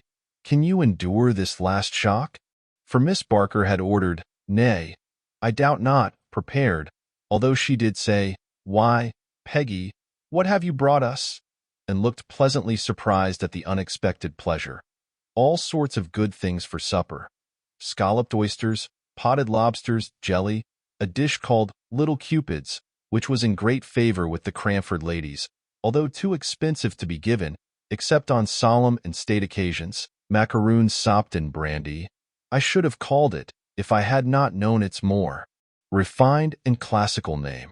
In short, we were evidently to be feasted with all that was sweetest and best, and we thought it better to submit graciously, even at the cost of our gentility, which never ate suppers in general, but which, like most non-supper eaters, was particularly hungry on all special occasions.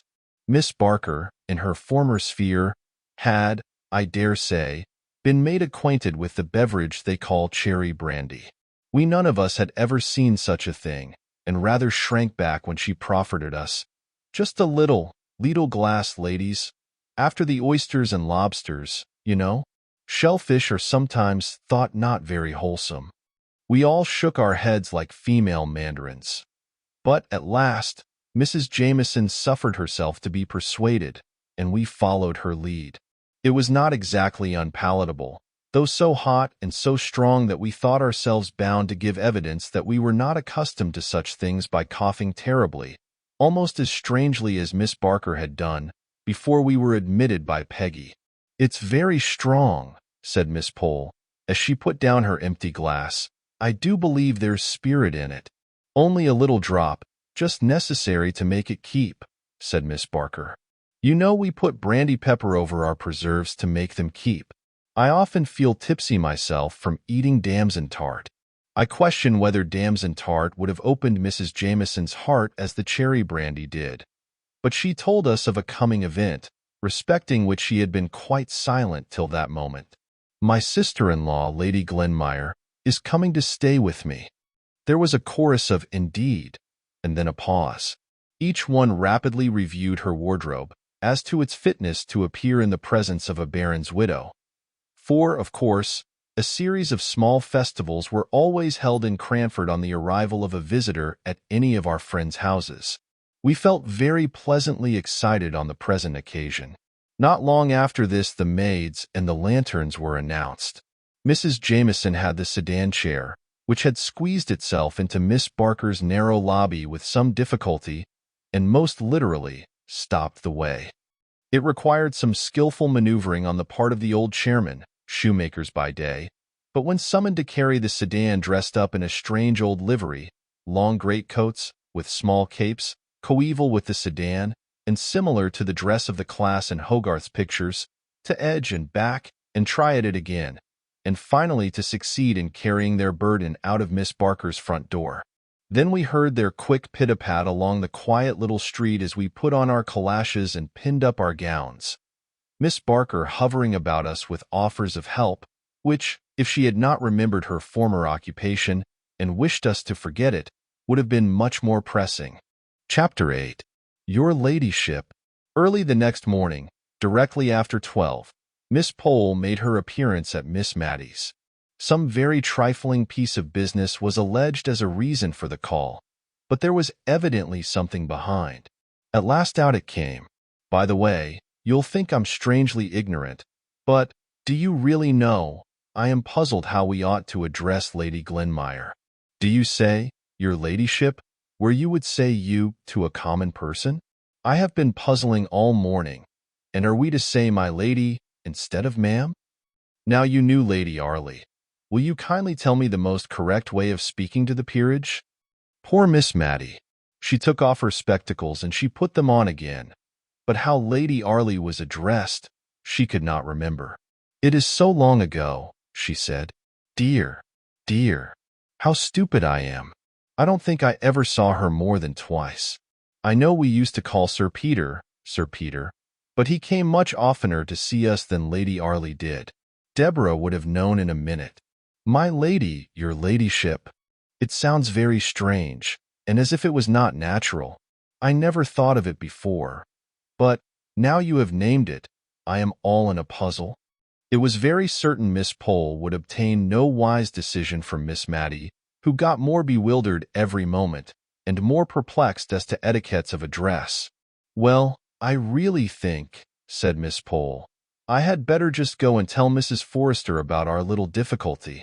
One sometimes grows nervous, and yet one would not have Lady Glenmire think we were quite ignorant of the etiquettes of high life in Cranford.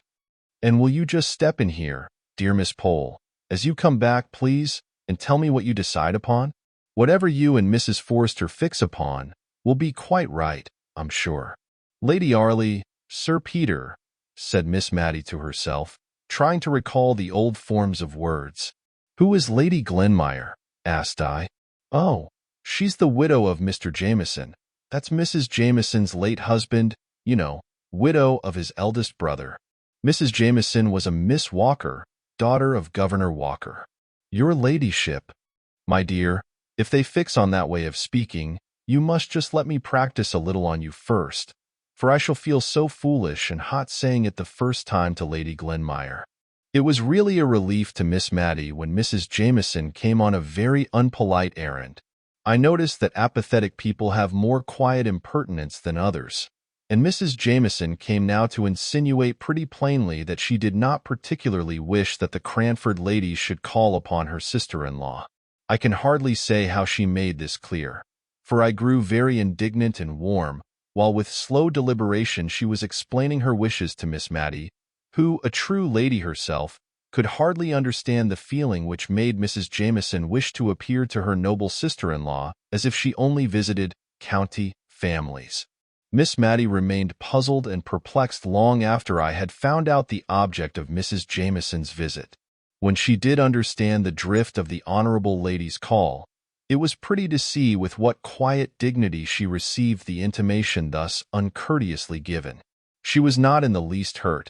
She was of too gentle a spirit for that, nor was she exactly conscious of disapproving of Mrs. Jameson's conduct, but there was something of this feeling in her mind, I am sure, which made her pass from the subject to others in a less flurried and more composed manner than usual. Mrs. Jameson was, indeed, the more flurried of the two, and I could see she was glad to take her leave. A little while afterwards Miss Pole returned, red and indignant. "Well, to be sure, you've had Mrs. Jameson here, I find from Martha, and we are not to call on Lady Glenmire." "Yes, I met Mrs. Jameson, halfway between here and Mrs. Forrester's, and she told me. She took me so by surprise, I had nothing to say. I wish I had thought of something very sharp and sarcastic. I dare say I shall tonight. And Lady Glenmire is but the widow of a Scotch baron after all." I went on to look at Mrs. Forrester's peerage, to see who this lady was, that is to be kept under a glass case. Widow of a Scotch peer, never sat in the House of Lords, and as poor as Job, I dare say. And she, fifth daughter of some Mr. Campbell or other. You are the daughter of a rector, at any rate, and related to the Arleys. And Sir Peter might have been Viscount Arley, everyone says. Miss Matty tried to soothe Miss Pole, but in vain. That lady, usually so kind and good-humored, was now in a full flow of anger. "And I went and ordered a cap this morning, to be quite ready," said she at last, letting out the secret which gave sting to Mrs. Jameson's intimation. "Mrs. Jameson shall see if it is so easy to get me to make forth at a pool when she has none of her fine Scotch relations with her." In coming out of church, the first Sunday on which Lady Glenmire appeared in Cranford, we sedulously talked together, and turned our backs on Mrs. Jameson and her guest. If we might not call on her, we would not even look at her, though we were dying with curiosity to know what she was like. We had the comfort of questioning Martha in the afternoon. Martha did not belong to a sphere of society whose observation could be an implied compliment to Lady Glenmire, and Martha had made good use of her eyes. "Well, ma'am, is it the little lady with Mrs. Jameson, you mean? I thought you would like more to know how young Mrs. Smith was dressed, her being a bride." Mrs. Smith was the butcher's wife. Miss Pole said, "Good gracious me," as if we cared about a Mrs. Smith, but was silent as Martha resumed her speech. "The little lady in Mrs. Jameson's pew had on, ma'am, rather an old black silk, and a shepherd's plaid cloak, ma'am, and very bright black eyes she had, ma'am, and a pleasant, sharp face.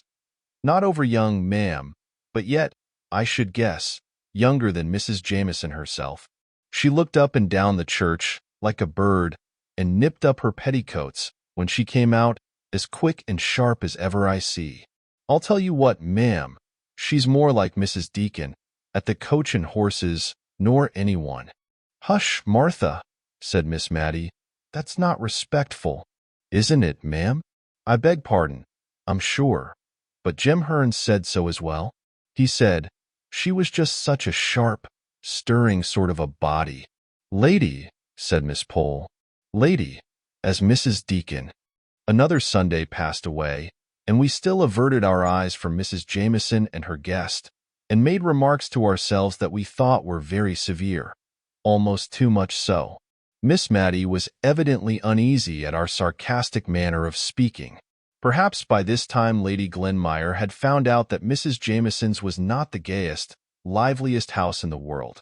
Perhaps Mrs. Jameson had found out that most of the county families were in London, and that those who remained in the country were not so alive as they might have been to the circumstance of Lady Glenmire being in their neighborhood. Great events spring out of small causes, so I will not pretend to say what induced Mrs. Jameson to alter her determination of excluding the Cranford ladies, and send notes of invitation all round for a small party on the following Tuesday. Mr. Mulliner himself brought them round.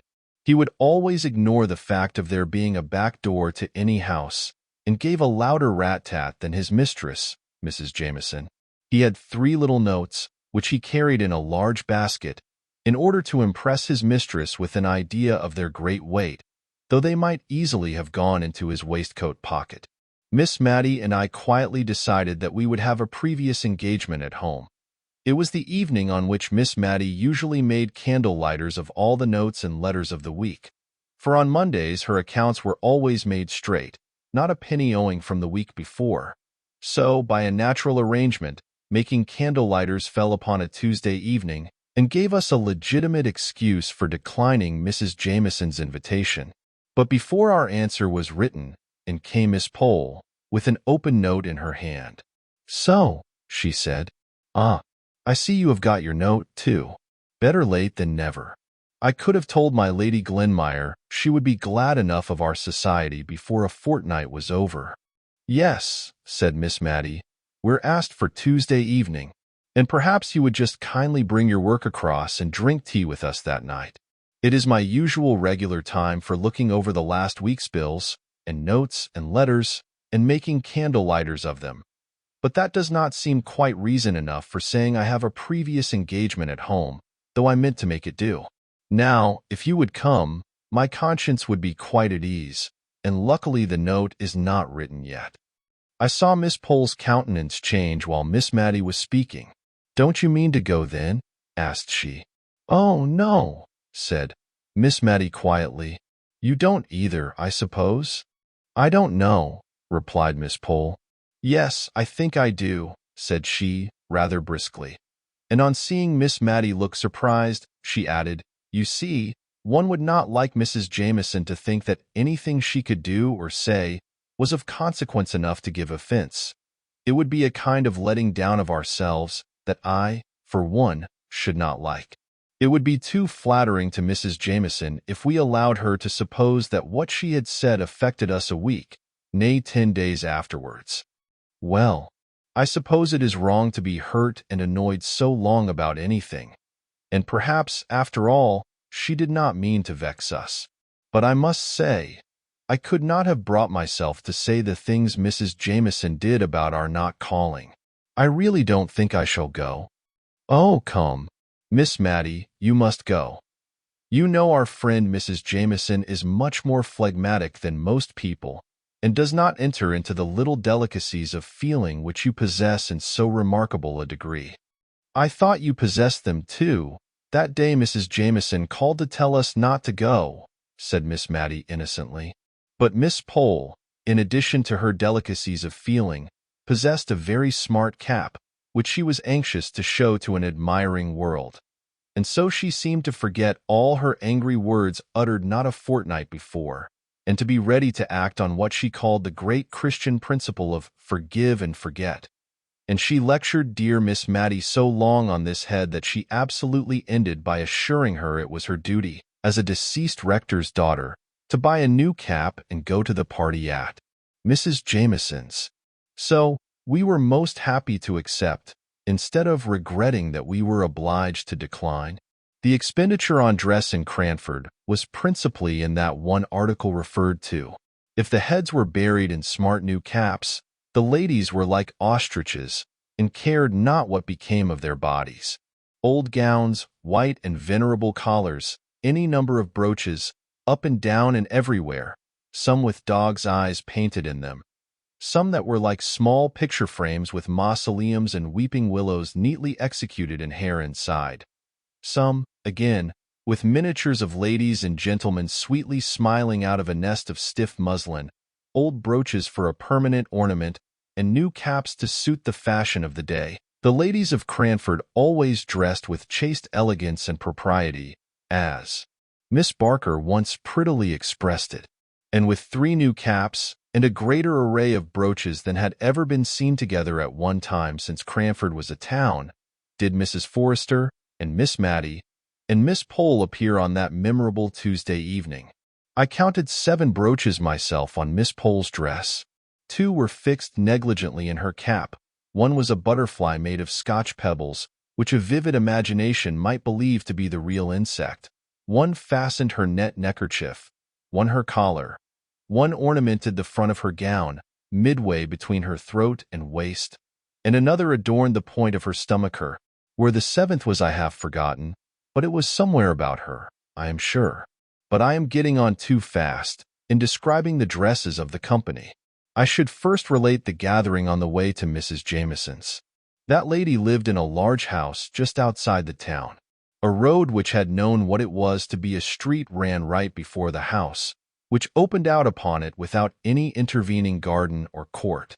Whatever the sun was about, he never shone on the front of that house. To be sure, The living rooms were at the back, looking on to a pleasant garden. The front windows only belonged to kitchens and housekeepers' rooms and pantries, and in one of them Mr. Mulliner was reported to sit. Indeed, looking askance, we often saw the back of a head covered with hair powder, which also extended itself over his coat collar down to his very waist. And this imposing back was always engaged in reading the St. James's Chronicle, opened wide, which, in some degree, accounted for the length of time the said newspaper was in reaching us. Equal subscribers with Mrs. Jameson, though, in right of her honorableness, she always had the reading of it first. This very Tuesday, the delay in forwarding the last number had been particularly aggravating. Just when both Miss Pole and Miss Matty, the former more especially, had been wanting to see it, in order to coach up the court news ready for the evening's interview with aristocracy. Miss Pole told us she had absolutely taken time by the forelock and been dressed by 5 o'clock, in order to be ready if the St. James's Chronicle should come in at the last moment. The very St. James's Chronicle which the powdered head was tranquilly and composedly reading as we passed the accustomed window this evening. "The impudence of the man," said Miss Pole, in a low, indignant whisper. "I should like to ask him whether his mistress pays her quarter share for his exclusive use." We looked at her in admiration of the courage of her thought, for Mr. Mulliner was an object of great awe to all of us. He seemed never to have forgotten his condescension in coming to live at Cranford. Miss Jenkyns, at times, had stood forth as the undaunted champion of her sex and spoken to him on terms of equality, but even Miss Jenkyns could get no higher. In his pleasantest and most gracious moods he looked like a sulky cockatoo. He did not speak except in gruff monosyllables. He would wait in the hall when we begged him not to wait, and then look deeply offended because we had kept him there, while with trembling, hasty hands we prepared ourselves for appearing in company. Miss Pole ventured on a small joke as we went upstairs, intended, though addressed to us, to afford Mr. Mulliner some slight amusement. We all smiled, in order to seem as if we felt at our ease, and timidly looked for Mr. Mulliner's sympathy. Not a muscle of that wooden face had relaxed, and we were grave in an instant. Mrs. Jameson's drawing-room was cheerful. The evening sun came streaming into it, and the large square window was clustered round with flowers. The furniture was white and gold. Not the later style, Louis Quatorze, I think they call it, all shells and twirls. No, Mrs. Jameson's chairs and tables had not a curve or bend about them. The chair and table legs diminished as they neared the ground, and were straight and square in all their corners. The chairs were all a row against the walls, with the exception of 4 or 5 which stood in a circle round the fire. They were railed with white bars across the back and knobbed with gold. Neither the railings nor the knobs invited to ease. There was a Japan table devoted to literature, on which lay a Bible, a peerage, and a prayer book. There was another square Pembroke table dedicated to the fine arts, on which were a kaleidoscope, conversation cards, puzzle cards, tied together to an interminable length with faded pink satin ribbon, and a box painted in fond imitation of the drawings which decorate tea-chests. Carlo lay on the worsted worked rug and ungraciously barked at us as we entered. Mrs. Jameson stood up, giving us each a torpid smile of welcome, and looking helplessly beyond us at Mr. Mulliner, as if she hoped he would place us in chairs, for, if he did not, she never could. I suppose he thought we could find our way to the circle round the fire, which reminded me of Stonehenge, I don't know why. Lady Glenmire came to the rescue of our hostess, and somehow or other, we found ourselves for the first time placed agreeably, and not formally, in Mrs. Jameson's house. Lady Glenmire, now we had time to look at her, proved to be a bright little woman of middle age, who had been very pretty in the days of her youth, and who was even yet very pleasant-looking. I saw Miss Pole appraising her dress in the first 5 minutes, and I take her word when she said the next day, "My dear, £10 would have purchased every stitch she had on, lace and all." It was pleasant to suspect that a peeress could be poor, and partly reconciled us to the fact that her husband had never sat in the House of Lords, which, when we first heard of it, seemed a kind of swindling us out of our prospects on false pretenses, a sort of a lord and no lord business. We were all very silent at first. We were thinking what we could talk about that should be high enough to interest my lady. There had been a rise in the price of sugar, which, as preserving time was near, was a piece of intelligence to all our housekeeping hearts, and would have been the natural topic if Lady Glenmire had not been by. But we were not sure if the peerage ate preserves, much less knew how they were made. At last, Miss Pole, who had always a great deal of courage and savoir-faire, spoke to Lady Glenmire, who on her part had seemed just as much puzzled to know how to break the silence as we were. "Has your ladyship been to court lately?" asked she, and then gave a little glance round at us, half timid and half triumphant, as much as to say, "See how judiciously I have chosen a subject befitting the rank of the stranger." "I never was there in my life," said Lady Glenmire, with a broad Scotch accent, but in a very sweet voice. And then, as if she had been too abrupt, she added, "We very seldom went to London, only twice, in fact, during all my married life. And before I was married my father had far too large a family, fifth daughter of Mr. Campbell was in all our minds, I am sure, to take us often from our home, even to Edinburgh." "You'll have been in Edinburgh, maybe?" said she, suddenly brightening up with the hope of a common interest. "We had none of us been there, but Miss Pole had an uncle who once had passed a night there, which was very pleasant." Mrs. Jameson, meanwhile, was absorbed in wonder why Mr. Mulliner did not bring the tea, and at length the wonder oozed out of her mouth. "I had better ring the bell, my dear, had not I?" said Lady Glenmire briskly. "No, I think not. Mulliner does not like to be hurried." We should have liked our tea, for we dined at an earlier hour than Mrs. Jameson. I suspect Mr. Mulliner had to finish the St. James's Chronicle before he chose to trouble himself about tea. His mistress fidgeted and kept saying, "I can't think why Mulliner does not bring tea. I can't think what he can be about." And Lady Glenmire at last grew quite impatient, but it was a pretty kind of impatience after all, and she rang the bell rather sharply, on receiving a half permission from her sister-in-law to do so. Mr. Mulliner appeared in dignified surprise. "Oh," said Mrs. Jameson. Lady Glenmire rang the bell. I believe it was for tea. In a few minutes tea was brought. Very delicate was the china, very old the plate, very thin the bread and butter, and very small the lumps of sugar. Sugar was evidently Mrs. Jameson's favorite economy. I question if the little filigree sugar tongs, made something like scissors, could have opened themselves wide enough to take up an honest, vulgar, good-sized piece. And when I tried to seize two little minikin pieces at once, so as not to be detected in too many returns to the sugar basin, they absolutely dropped one, with a little sharp clatter, quite in a malicious and unnatural manner. But before this happened, we had had a slight disappointment. In the little silver jug was cream, in the larger one was milk. As soon as Mr. Mulliner came in, Carlo began to beg, which was a thing our manners forbade us to do, though I am sure we were just as hungry, and Mrs. Jameson said she was certain we would excuse her if she gave her poor dumb Carlo his tea first. She accordingly mixed a saucerful for him, and put it down for him to lap, and then she told us how intelligent and sensible the dear little fellow was. He knew cream quite well, and constantly refused tea with only milk in it.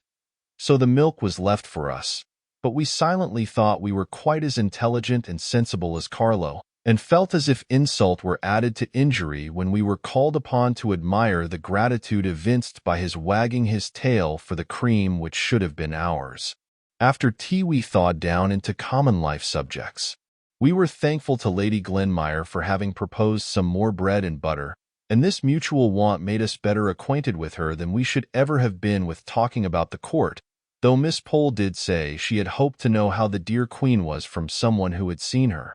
The friendship begun over bread and butter extended on to cards. Lady Glenmire played preference to admiration, and was a complete authority as to ombre and quadrille. Even Miss Pole quite forgot to say, "My lady," and "Your ladyship," and said, "Bastow." "Ma'am, you have spadille, I believe," just as quietly as if we had never held the great Cranford Parliament on the subject of the proper mode of addressing a peeress. As a proof of how thoroughly we had forgotten that we were in the presence of one who might have sat down to tea with a coronet instead of a cap on her head, Mrs. Forster related a curious little fact to Lady Glenmire, an anecdote known to the circle of her intimate friends, but of which even Mrs. Jameson was not aware. It related to some fine old lace, the sole relic of better days, which Lady Glenmire was admiring on Mrs. Forster's collar. "Yes," said that lady, "such lace cannot be got now for either love or money. Made by the nuns abroad, they tell me. They say that they can't make it now even there. But perhaps they can, now they've passed the Catholic Emancipation Bill. I should not wonder. But, in the meantime, I treasure up my lace very much. I daren't even trust the washing of it to my maid, the little charity schoolgirl I have named before, but who sounded well as my maid. I always wash it myself, and once it had a narrow escape. Of course, your ladyship knows that such lace must never be starched or ironed. Some people wash it in sugar and water, and some in coffee, to make it the right yellow color. But I myself have a very good receipt for washing it in milk, which stiffens it enough, and gives it a very good creamy color. Well, ma'am, I had tacked it together, and the beauty of this fine lace is that, when it is wet, it goes into a very little space, and put it to soak in milk, when, unfortunately, I left the room. On my return, I found Pussy on the table, looking very like a thief, but gulping very uncomfortably, as if she was half chocked with something she wanted to swallow and could not. And, would you believe it? At first I pitied her, and said, "Poor Pussy, poor Pussy," till all at once I looked and saw the cup of milk empty, cleaned out. "You naughty cat," said I, and I believe I was provoked enough to give her a slap, which did no good, but only helped the lace down, just as one slaps a choking child on the back. I could have cried, I was so vexed, but I determined I would not give the lace up without a struggle for it. I hoped the lace might disagree with her, at any rate, but it would have been too much for Job if he had seen, as I did, that cat come in, quite placid and purring, not a quarter of an hour after, and almost expecting to be stroked. "No, Pussy," said I, "if you have any conscience you ought not to expect that." And then a thought struck me, and I rang the bell for my maid, and sent her to Mr. Hoggins, with my compliments, and would he be kind enough to lend me one of his top boots for an hour? I did not think there was anything odd in the message, but Jenny said the young men in the surgery laughed as if they would be ill at my wanting a top boot. When it came, Jenny and I put Pussy in, with her 4 feet straight down, so that they were fastened, and could not scratch, and we gave her a teaspoonful of currant jelly in which, your ladyship must excuse me, I had mixed some tartar emetic. I shall never forget how anxious I was for the next half hour. I took Pussy to my own room, and spread a clean towel on the floor. I could have kissed her when she returned the lace to sight, very much as it had gone down. Jenny had boiling water ready, and we soaked it, and spread it on a lavender bush in the sun before I could touch it again, even to put it in milk. But now your ladyship would never guess that it had been in Pussy's inside. We found out, in the course of the evening, that Lady Glenmire was going to pay Mrs. Jameson a long visit, as she had given up her apartments in Edinburgh, and had no ties to take her back there in a hurry. On the whole, we were rather glad to hear this, for she had made a pleasant impression upon us. And it was also very comfortable to find, from things which dropped out in the course of conversation, that, in addition to many other genteel qualities, she was far removed from the vulgarity of wealth. "Don't you find it very unpleasant walking?" asked Mrs. Jameson, as our respective servants were announced. It was a pretty regular question from Mrs. Jameson, who had her own carriage in the coach-house, and always went out in a sedan chair to the very shortest distances. The answers were nearly as much a matter of course. "Oh dear, no. It is so pleasant and still at night. Such a refreshment after the excitement of a party. The stars are so beautiful." This last was from Miss Matty. "Are you fond of astronomy?" Lady Glenmire asked. Not very, replied Miss Matty, rather confused at the moment to remember which was astronomy and which was astrology, but the answer was true under either circumstance, for she read, and was slightly alarmed at Francis Moore's astrological predictions, and as to astronomy, in a private and confidential conversation, she had told me she never could believe that the earth was moving constantly and that she would not believe it if she could. It made her feel so tired and dizzy whenever she thought about it. In our Pattens we picked our way home with extra care that night. So refined and delicate were our perceptions after drinking tea with my lady. Chapter 9. Signor Brunoni. Soon after the events of which I gave an account in my last paper, I was summoned home by my father's illness, and for a time I forgot, in anxiety about him, to wonder how my dear friends at Cranford were getting on, or how Lady Glenmire could reconcile herself to the dullness of the long visit which she was still paying to her sister-in-law, Mrs. Jameson. When my father grew a little stronger, I accompanied him to the seaside, so that altogether I seemed banished from Cranford, and was deprived of the opportunity of hearing any chance intelligence of the dear little town for the greater part of that year. Late in November, when we had returned home again, and my father was once more in good health, I received a letter from Miss Matty, and a very mysterious letter it was. She began many sentences without ending them, running them one into another, in much the same confused sort of way in which written words run together on blotting paper. All I could make out was that, if my father was better, which she hoped he was, and would take warning and wear a great coat from Michaelmas to Lady Day, if turbans were in fashion, could I tell her? Such a piece of gaiety was going to happen as had not been seen or known of since Woolmoose lions came, when one of them ate a little child's arm, and she was, perhaps, too old to care about dress, but a new cap she must have.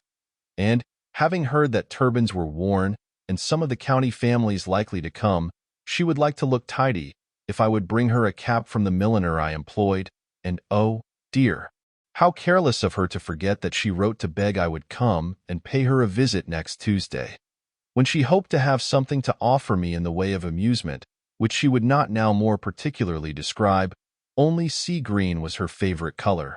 So she ended her letter. But in a P.S. she added, she thought she might as well tell me what was the peculiar attraction to Cranford just now. Signor Brunoni was going to exhibit his wonderful magic in the Cranford Assembly Rooms on Wednesday and Friday evening in the following week. I was very glad to accept the invitation from my dear Miss Matty, independently of the conjurer, and most particularly anxious to prevent her from disfiguring her small, gentle, mousive face with a great Saracen's head turban. And accordingly, I bought her a pretty, neat, middle-aged cap, which, however, was rather a disappointment to her when, on my arrival, she followed me into my bedroom, ostensibly to poke the fire, but in reality, I do believe, to see if the sea-green turban was not inside the cap-box with which I had traveled. It was in vain that I twirled the cap round on my hand to exhibit back and side fronts. Her heart had been set upon a turban, and all she could do was to say, with resignation in her look and voice, "I am sure you did your best, my dear. It is just like the caps all the ladies in Cranford are wearing, and they have had theirs for a year, I dare say. I should have liked something newer, I confess, something more like the turbans Miss Betty Barker tells me Queen Adelaide wears, but it is very pretty, my dear, and I dare say lavender will wear better than sea green. Well, after all, what is dress, that we should care anything about it? You'll tell me if you want anything, my dear. Here is the bell. I suppose turbans have not got down to Drumble yet?" So saying, the dear old lady gently bemoaned herself out of the room, leaving me to dress for the evening, when, as she informed me, she expected Miss Pole and Mrs. Forrester, and she hoped I should not feel myself too much tired to join the party. Of course I should not, and I made some haste to unpack and arrange my dress. But, with all my speed, I heard the arrivals and the buzz of conversation in the next room before I was ready. Just as I opened the door, I caught the words, "I was foolish to expect anything very genteel out of the Drumble shops. Poor girl! She did her best, I've no doubt. But, for all that, I had rather that she blamed Drumble and me than disfigured herself with a turban. Miss Pole was always the person, in the trio of Cranford ladies now assembled, to have had adventures. She was in the habit of spending the morning in rambling from shop to shop, not to purchase anything except an occasional reel of cotton or a piece of tape, but to see the new articles and report upon them, and to collect all the stray pieces of intelligence in the town. She had a way, too, of demurely popping hither and thither into all sorts of places to gratify her curiosity on any point, a way which, if she had not looked so very genteel and prim, might have been considered impertinent. And now, by the expressive way in which she cleared her throat and waited for all minor subjects, such as caps and turbans, to be cleared off the course, we knew she had something very particular to relate when the due pause came, and I defy any people possessed of common modesty to keep up a conversation long, where one among them sits up aloft in silence, looking down upon all the things they chance to say as trivial and contemptible compared to what they could disclose, if properly entreated. Miss Pole began. As I was stepping out of Gordon's shop today, I chanced to go into the George. My Betty has a second cousin who is chambermaid there, and I thought Betty would like to hear how she was, and, not seeing anyone about, I strolled up the staircase and found myself in the passage leading to the assembly room. You and I remember the assembly room, I am sure, Miss Matty, and the minuets de la cour. So I went on, not thinking of what I was about, when all at once I perceived that I was in the middle of the preparations for tomorrow night, the room being divided with great clothes-maids, over which Crosby's men were tacking red flannel. Very dark and odd it seemed. It quite bewildered me, and I was going on behind the screens in my absence of mind, when a gentleman, quite the gentleman, I can assure you, stepped forwards and asked if I had any business he could arrange for me. He spoke such pretty broken English, I could not help thinking of Thaddeus of Warsaw and the Hungarian brothers and Santo Sebastiani. And while I was busy picturing his past life to myself, he had bowed me out of the room. But wait a minute. You have not heard half my story yet. I was going downstairs, when who should I meet but Betty's second cousin. So, of course, I stopped to speak to her for Betty's sake, and she told me that I had really seen the conjurer. The gentleman who spoke broken English was Signor Brunoni himself. Just at this moment he passed us on the stairs, making such a graceful bow, in reply to which I dropped a curtsy. All foreigners have such polite manners, one catches something of it. But when he had gone downstairs, I bethought me that I had dropped my glove in the assembly room. It was safe in my muff all the time, but I never found it till afterwards. So I went back and, just as I was creeping up the passage left on one side of the great screen that goes nearly across the room, who should I see but the very same gentleman that had met me before and passed me on the stairs, coming now forwards from the inner part of the room, to which there is no entrance, you remember, Miss Matty, and just repeating in his pretty broken English the inquiry if I had any business there. I don't mean that he put it quite so bluntly, but he seemed very determined that I should not pass the screen. So, of course, I explained about my glove, which, curiously enough, I found at that very moment. Miss Pole, then, had seen the conjurer, the real, live conjurer, and numerous were the questions we all asked her. Had he a beard? Was he young or old? Fair or dark? Did he look? Unable to shape my question prudently, I put it in another form. How did he look? In short, Miss Pole was the heroine of the evening, owing to her morning's encounter. If she was not the rose, that is to say the conjurer, she had been near it. Conjuration, sleight of hand, magic, witchcraft, were the subjects of the evening. Miss Pole was slightly skeptical, and inclined to think there might be a scientific solution found for even the proceedings of the Witch of Endor. Mrs. Forrester believed everything, from ghosts to death watches. Miss Matty ranged between the two, always convinced by the last speaker.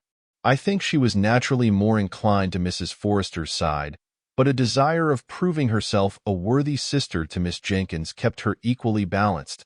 Miss Jenkyns, who would never allow a servant to call the little rolls of tallow that formed themselves round candles winding sheets, but insisted on their being spoken of as roly-polies. A sister of hers to be superstitious, it would never do. After tea, I was dispatched downstairs into the dining parlor for that volume of the old encyclopedia which contained the nouns beginning with C, in order that Miss Pole might prime herself with scientific explanations for the tricks of the following evening. It spoilt the pool at preference which Miss Matty and Mrs. Forrester had been looking forward to, for Miss Pole became so much absorbed in her subject and the plates by which it was illustrated that we felt it would be cruel to disturb her otherwise than by one or two well-timed yawns, which I threw in now and then, for I was really touched by the meek way in which the two ladies were bearing their disappointment. But Miss Pole only read the more zealously, imparting to us no more information than this. "Ah, I see. I comprehend perfectly. A represents the ball. Put a between B and D, no. Between C and F, and turn the second joint of the third finger of your left hand over the wrist of your right H. Very clear indeed. My dear Mrs. Forrester, conjuring and witchcraft is a mere affair of the alphabet. Do let me read you this one passage." Mrs. Forrester implored Miss Pole to spare her, saying, from a child upwards, she never could understand being read aloud to, and I dropped the pack of cards, which I had been shuffling very audibly, and by this discreet movement I obliged Miss Pole to perceive that preference was to have been the order of the evening, and to propose, rather unwillingly, that the pool should commence. The pleasant brightness that stole over the other two ladies' faces on this. Miss Matty had one or two twinges of self-reproach for having interrupted Miss Pole in her studies, and did not remember her cards well, or give her full attention to the game, until she had soothed her conscience by offering to lend the volume of the encyclopedia to Miss Pole, who accepted it thankfully, and said Betty should take it home when she came with the lantern. The next evening we were all in a little gentle flutter at the idea of the gaiety before us. Miss Matty went up to dress betimes, and hurried me until I was ready, when we found we had an hour and a half to wait before the doors opened at 7 precisely, and we had only 20 yards to go. However, as Miss Matty said, it would not do to get too much absorbed in anything and forget the time. So she thought we had better sit quietly, without lighting the candles, till 5 minutes to 7. So Miss Matty dozed, and I knitted. At length we set off, and at the door under the carriageway at the George, we met Mrs. Forrester and Miss Pole. The latter was discussing the subject of the evening with more vehemence than ever, and throwing X's and B's at our heads like hailstones. She had even copied one or two of the receipts, as she called them, for the different tricks, on backs of letters, ready to explain and to detect Signor Brunoni's arts. We went into the cloakroom adjoining the assembly room. Miss Matty gave a sigh or two to her departed youth, and the remembrance of the last time she had been there, as she adjusted her pretty new cap before the strange, quaint old mirror in the cloakroom. The assembly room had been added to the inn, about 100 years before, by the different county families, who met together there once a month during the winter to dance and play at cards. Many a county beauty had first swung through the minuet that she afterwards danced before Queen Charlotte in this very room. It was said that one of the Gunnings had graced the apartment with her beauty. It was certain that a rich and beautiful widow, Lady Williams, had here been smitten with the noble figure of a young artist, who was staying with some family in the neighborhood for professional purposes, and accompanied his patrons to the Cranford assembly. And a pretty bargain poor Lady Williams had of her handsome husband, if all tales were true. Now, no beauty blushed and dimpled along the sides of the Cranford assembly room. No handsome artist won hearts by his bow, chapeau bras in hand. The old room was dingy. The salmon-colored paint had faded into a drab. Great pieces of plaster had chipped off from the fine wreaths and festoons on its walls, but still a moldy odor of aristocracy lingered about the place, and a dusty recollection of the days that were gone made Miss Matty and Mrs. Forrester bridle up as they entered and walk mincingly up the room, as if there were a number of genteel observers, instead of two little boys with a stick of toffee between them with which to beguile the time. We stopped short at the second front row.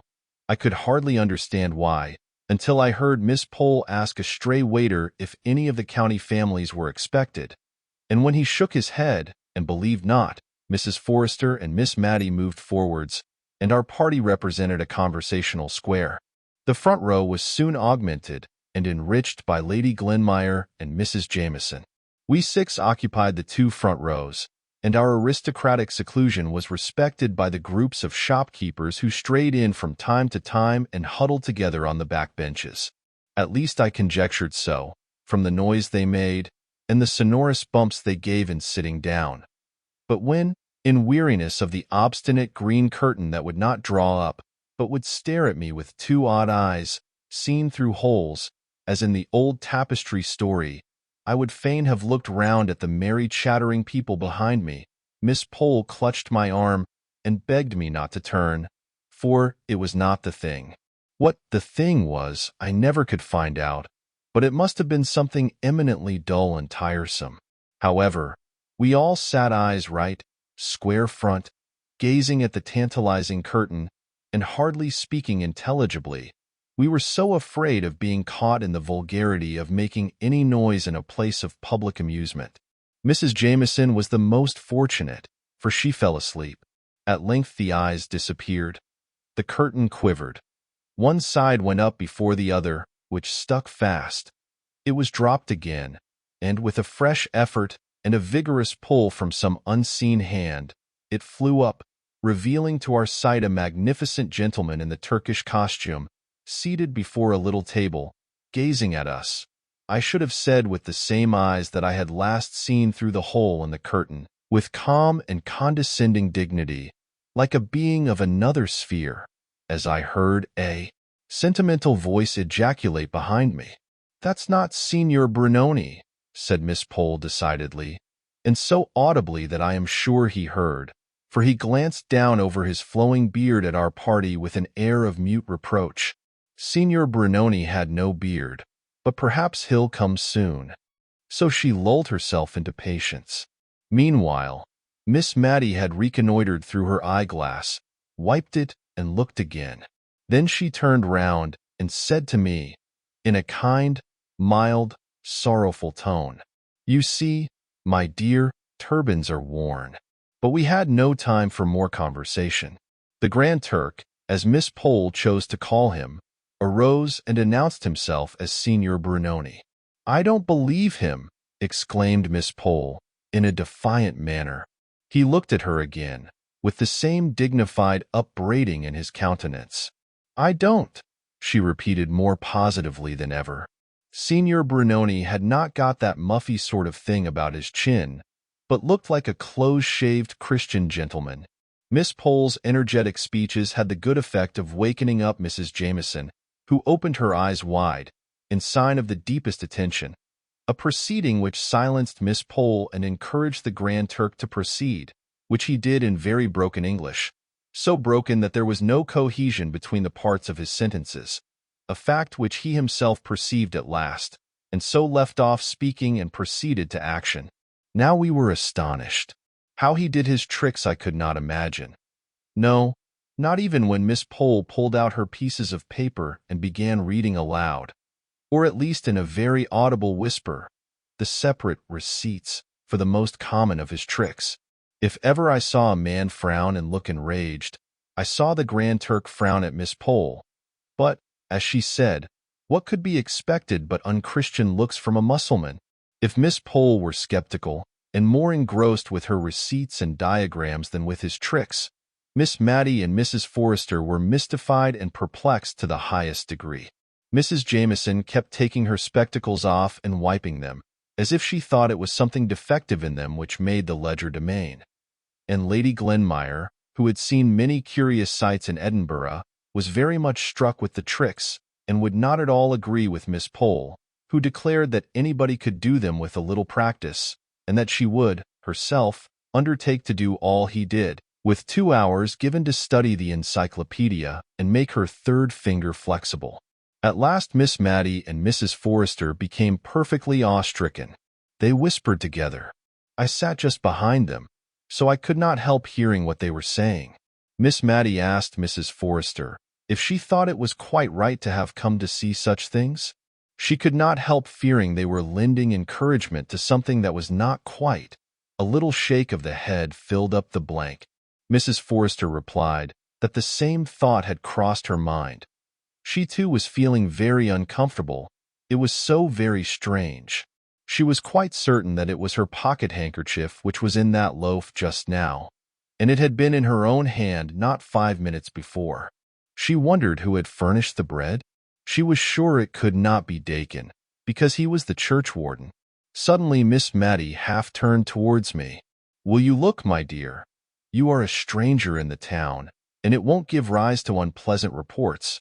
Will you just look round and see if the rector is here? If he is, I think we may conclude that this wonderful man is sanctioned by the church, and that will be a great relief to my mind."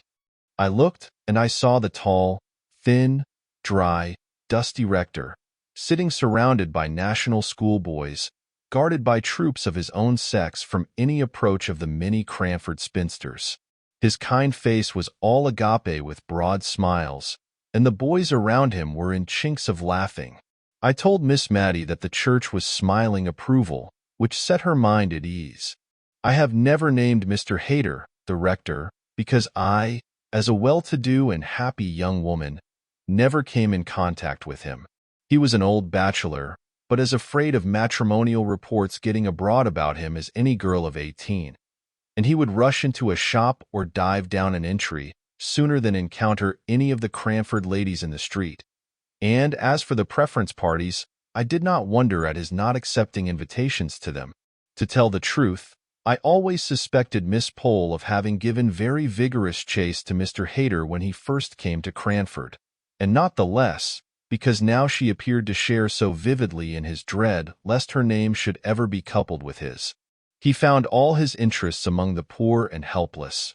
He had treated the national schoolboys this very night to the performance, and virtue was for once its own reward, for they guarded him right and left, and clung round him as if he had been the queen bee and they the swarm. He felt so safe in their environment that he could even afford to give our party a bow as we filed out. Miss Pole ignored his presence, and pretended to be absorbed in convincing us that we had been cheated, and had not seen Signor Brunoni after all. Chapter 10. The Panic. I think a series of circumstances dated from Signor Brunoni's visit to Cranford, which seemed at the time connected in our minds with him, though I don't know that he had anything really to do with them. All at once, all sorts of uncomfortable rumors got afloat in the town. There were 1 or 2 robberies, real bona fide robberies. Men had up before the magistrates and committed for trial, and that seemed to make us all afraid of being robbed.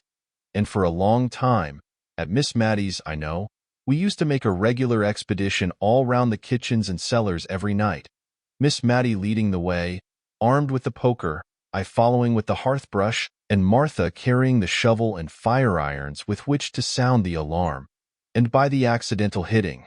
Together of them she often frightened us so much that we bolted ourselves up, all 3 together, in the back kitchen, or storeroom, or wherever we happened to be, till, when our affright was over, we recollected ourselves and set out afresh with double valiance. By day we heard strange stories from the shopkeepers and cottagers, of carts that went about in the dead of night, drawn by horses shod with felt, and guarded by men in dark clothes, going round the town, no doubt in search of some unwatched house or some unfastened door. Miss Pole, who affected great bravery herself, was the principal person to collect and arrange these reports so as to make them assume their most fearful aspect. But we discovered that she had begged one of Mr. Hoggins's worn-out hats to hang up in her lobby, and we, at least I, had doubts as to whether she really would enjoy the little adventure of having her house broken into, as she protested she should. Miss Matty made no secret of being an arrant coward, but she went regularly through her housekeeper's duty of inspection. Only the hour for this became earlier and earlier, till at last we went the rounds at 6:30, and Miss Matty adjourned to bed soon after 7, in order to get the night over the sooner. Cranford had so long piqued itself on being an honest and moral town that it had grown to fancy itself too genteel and well-bred to be otherwise, and felt the stain upon its character at this time doubly. But we comforted ourselves with the assurance which we gave to each other that the robberies could never have been committed by any Cranford person. It must have been a stranger or strangers who brought this disgrace upon the town, and occasioned as many precautions as if we were living among the Red Indians or the French. This last comparison of our nightly state of defense and fortification was made by Mrs. Forrester, whose father had served under General Burgoyne in the American War, and whose husband had fought the French in Spain.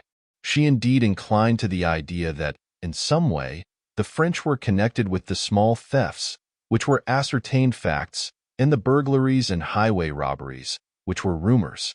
She had been deeply impressed with the idea of French spies at some time in her life, and the notion could never be fairly eradicated, but sprang up again from time to time. And now her theory was this: the Cranford people respected themselves too much, and were too grateful to the aristocracy who were so kind as to live near the town, ever to disgrace their bringing up by being dishonest or immoral. Therefore, we must believe that the robbers were strangers. If strangers, why not foreigners? If foreigners, who so likely as the French? Signor Brunoni spoke broken English like a Frenchman, and, though he wore a turban like a Turk, Mrs. Forrester had seen a print of Madame de Staël with a turban on, and another of Mr. Denon in just such a dress as that in which the conjurer had made his appearance, showing clearly that the French, as well as the Turks, wore turbans. There could be no doubt Signor Brunoni was a Frenchman, a French spy, come to discover the weak and undefended places of England, and doubtless he had his accomplices. For her part, she, Mrs. Forrester, had always had her own opinion of Miss Pole's adventure at the George Inn, seeing two men where only one was believed to be. French people had ways and means which, she was thankful to say, the English knew nothing about, and she had never felt quite easy in her mind about going to see that conjurer. It was rather too much like a forbidden thing, though the rector was there. In short, Mrs. Forrester grew more excited than we had ever known her before, and, being an officer's daughter and widow, we looked up to her opinion, of course. Really, I do not know how much was true or false in the reports which flew about like wildfire just at this time, but it seemed to me then that there was every reason to believe that at Marton, a small town about 8 miles from Cranford, houses and shops were entered by holes made in the walls, the bricks being silently carried away in the dead of the night, and all done so quietly that no sound was heard either in or out of the house. Miss Matty gave it up in despair when she heard of this. What was the use, said she, of locks and bolts and bells to the windows and going round the house every night? That last trick was fit for a conjurer. Now she did believe that Signor Brunoni was at the bottom of it. One afternoon, about 5 o'clock, we were startled by a hasty knock at the door. Miss Matty bade me run and tell Martha on no account to open the door till she, Miss Matty, had reconnoitered through the window, and she armed herself with a footstool to drop down on the head of the visitor, in case he should show a face covered with black crape, as he looked up in answer to her inquiry of who was there. But it was nobody but Miss Pole and Betty. The former came upstairs, carrying a little hand-basket, and she was evidently in a state of great agitation. "Take care of that," said she to me, as I offered to relieve her of her basket. "It's my plate. I am sure there is a plan to rob my house tonight. I am come to throw myself on your hospitality, Miss Matty. Betty is going to sleep with her cousin at the George. I can sit up here all night if you will allow me, but my house is so far from any neighbors, and I don't believe we could be heard if we screamed ever so." "But," said Miss Matty, "what has alarmed you so much? Have you seen any men lurking about the house?" "Oh, yes," answered Miss Pole. "Two very bad-looking men have gone 3 times past the house, very slowly, and an Irish beggar woman came not half an hour ago, and all but forced herself in past Betty, saying her children were starving, and she must speak to the mistress. You see," she said mistress, though there was a hat hanging up in the hall, and it would have been more natural to have said master. But Betty shut the door in her face, and came up to me, and we got the spoons together, and sat in the parlor window watching till we saw Thomas Jones going from his work, When we called to him and asked him to take care of us into the town, we might have triumphed over Miss Pole, who had professed such bravery until she was frightened. But we were too glad to perceive that she shared in the weaknesses of humanity to exult over her, and I gave up my room to her very willingly and shared Miss Matty's bed for the night. But before we retired, the two ladies rummaged up, out of the recesses of their memory, such horrid stories of robbery and murder that I quite quaked in my shoes. Miss Pole was evidently anxious to prove that such terrible events had occurred within her experience that she was justified in her sudden panic. And Miss Matty did not like to be outdone, and capped every story with one yet more horrible, till it reminded me oddly enough of an old story I had read somewhere, of a nightingale and a musician, who strove one against the other, which could produce the most admirable music, till poor Philomel dropped down dead. One of the stories that haunted me for a long time afterwards was of a girl who was left in charge of a great house in Cumberland on some particular fair day, when the other servants all went off to the gaieties. The family were away in London, and a peddler came by and asked to leave his large and heavy pack in the kitchen, saying he would call for it again at night. And the girl, a gamekeeper's daughter, roaming about in search of amusement, chanced to hit upon a gun hanging up in the hall, and took it down to look at the chasing, and it went off through the open kitchen door, hit the pack, and a slow, dark thread of blood came oozing out. How Miss Pole enjoyed this part of the story, dwelling on each word as if she loved it. She rather hurried over the further account of the girl's bravery, and I have but a confused idea that, somehow, she baffled the robbers with Italian irons, heated red-hot, and then restored to blackness by being dipped in grease.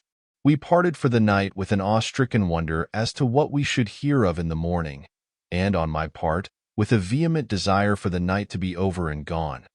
I was so afraid lest the robbers should have seen, from some dark lurking place, that Miss Pole had carried off her plate, and thus have a double motive for attacking our house. But until Lady Glenmire came to call next day, we heard of nothing unusual.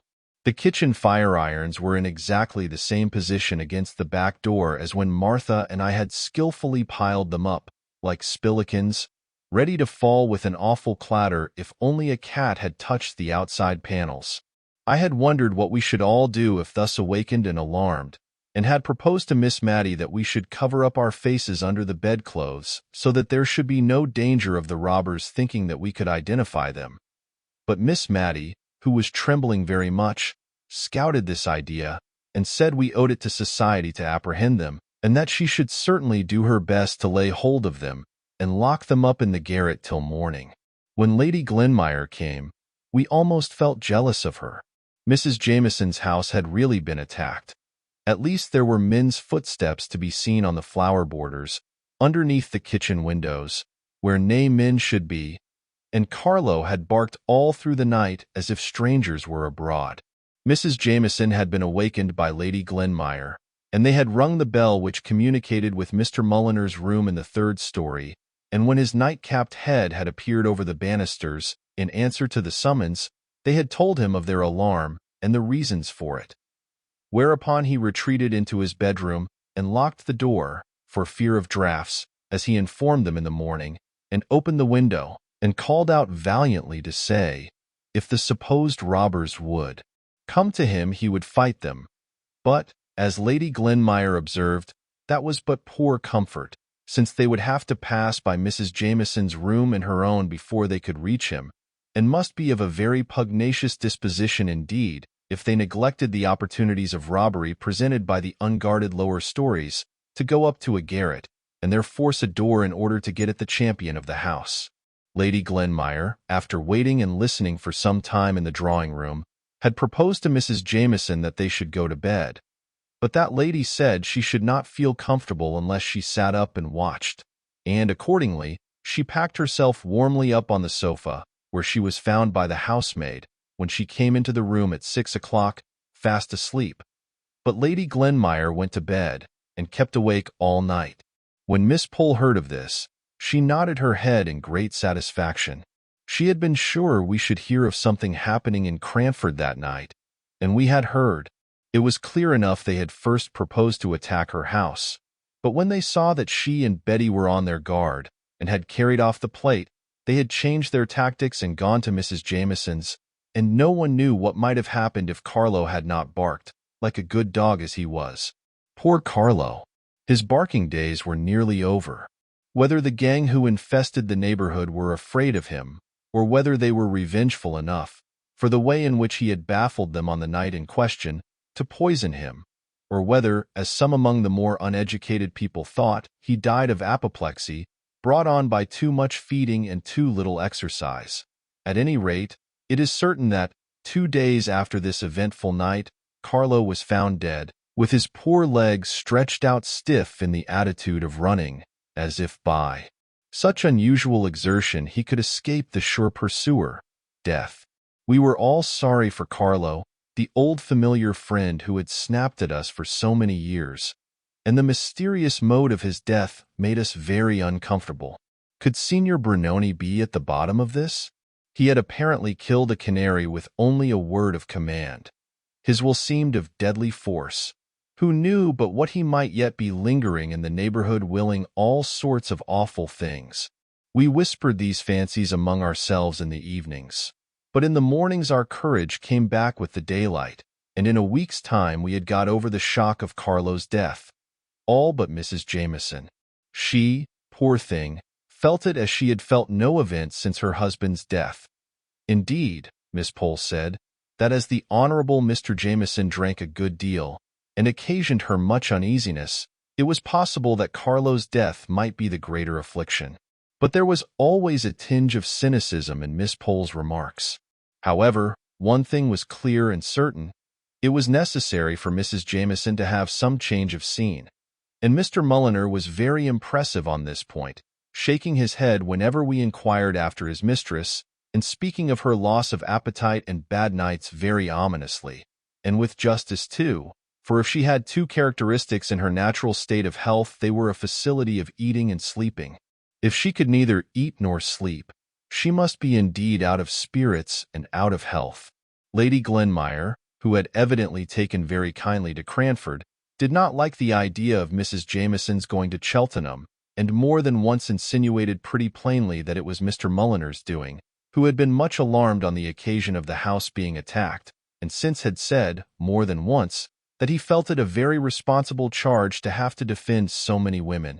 Be that as it might, Mrs. Jameson went to Cheltenham, escorted by Mr. Mulliner, and Lady Glenmire remained in possession of the house, her ostensible office being to take care that the maidservants did not pick up followers. She made a very pleasant-looking dragon, and, as soon as it was arranged for her stay in Cranford, she found out that Mrs. Jameson's visit to Cheltenham was just the best thing in the world. She had let her house in Edinburgh, and was for the time houseless, so the charge of her sister-in-law's comfortable abode was very convenient and acceptable. Miss Pole was very much inclined to install herself as a heroine, because of the decided steps she had taken in flying from the 2 men and 1 woman, whom she entitled that murderous gang. She described their appearance in glowing colors, and I noticed that every time she went over the story some fresh trait of villainy was added to their appearance. One was tall. He grew to be gigantic in height before we had done with him. He, of course, had black hair, and by it hung in elf locks over his forehead and down his back. The other was short and broad, and a hump sprouted out on his shoulder before we heard the last of him. He had red hair, which deepened into carroty, and she was almost sure he had a cast in the eye, a decided squint. As for the woman, her eyes glared, and she was masculine-looking, a perfect virago, most probably a man dressed in woman's clothes. Afterwards, we heard of a beard on her chin, and a manly voice and a stride. If Miss Pole was delighted to recount the events of that afternoon to all inquirers, others were not so proud of their adventures in the robbery line.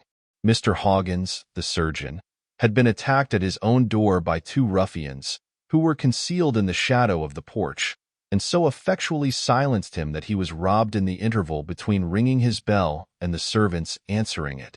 Miss Pole was sure it would turn out that this robbery had been committed by her men, and went the very day she heard the report to have her teeth examined and to question Mr. Hoggins.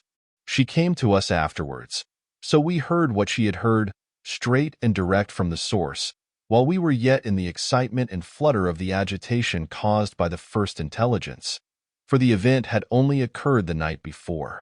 "Well," said Miss Pole, sitting down with the decision of a person who has made up her mind as to the nature of life and the world, and such people never tread lightly, or seat themselves without a bump. "Well, Miss Matty, men will be men. Every mother's son of them wishes to be considered Samson and Solomon rolled into one, too strong ever to be beaten or discomfited, too wise ever to be outwitted. If you will notice, they have always foreseen events, though they never tell one for one's warning before the events happen. My father was a man, and I know this sex pretty well."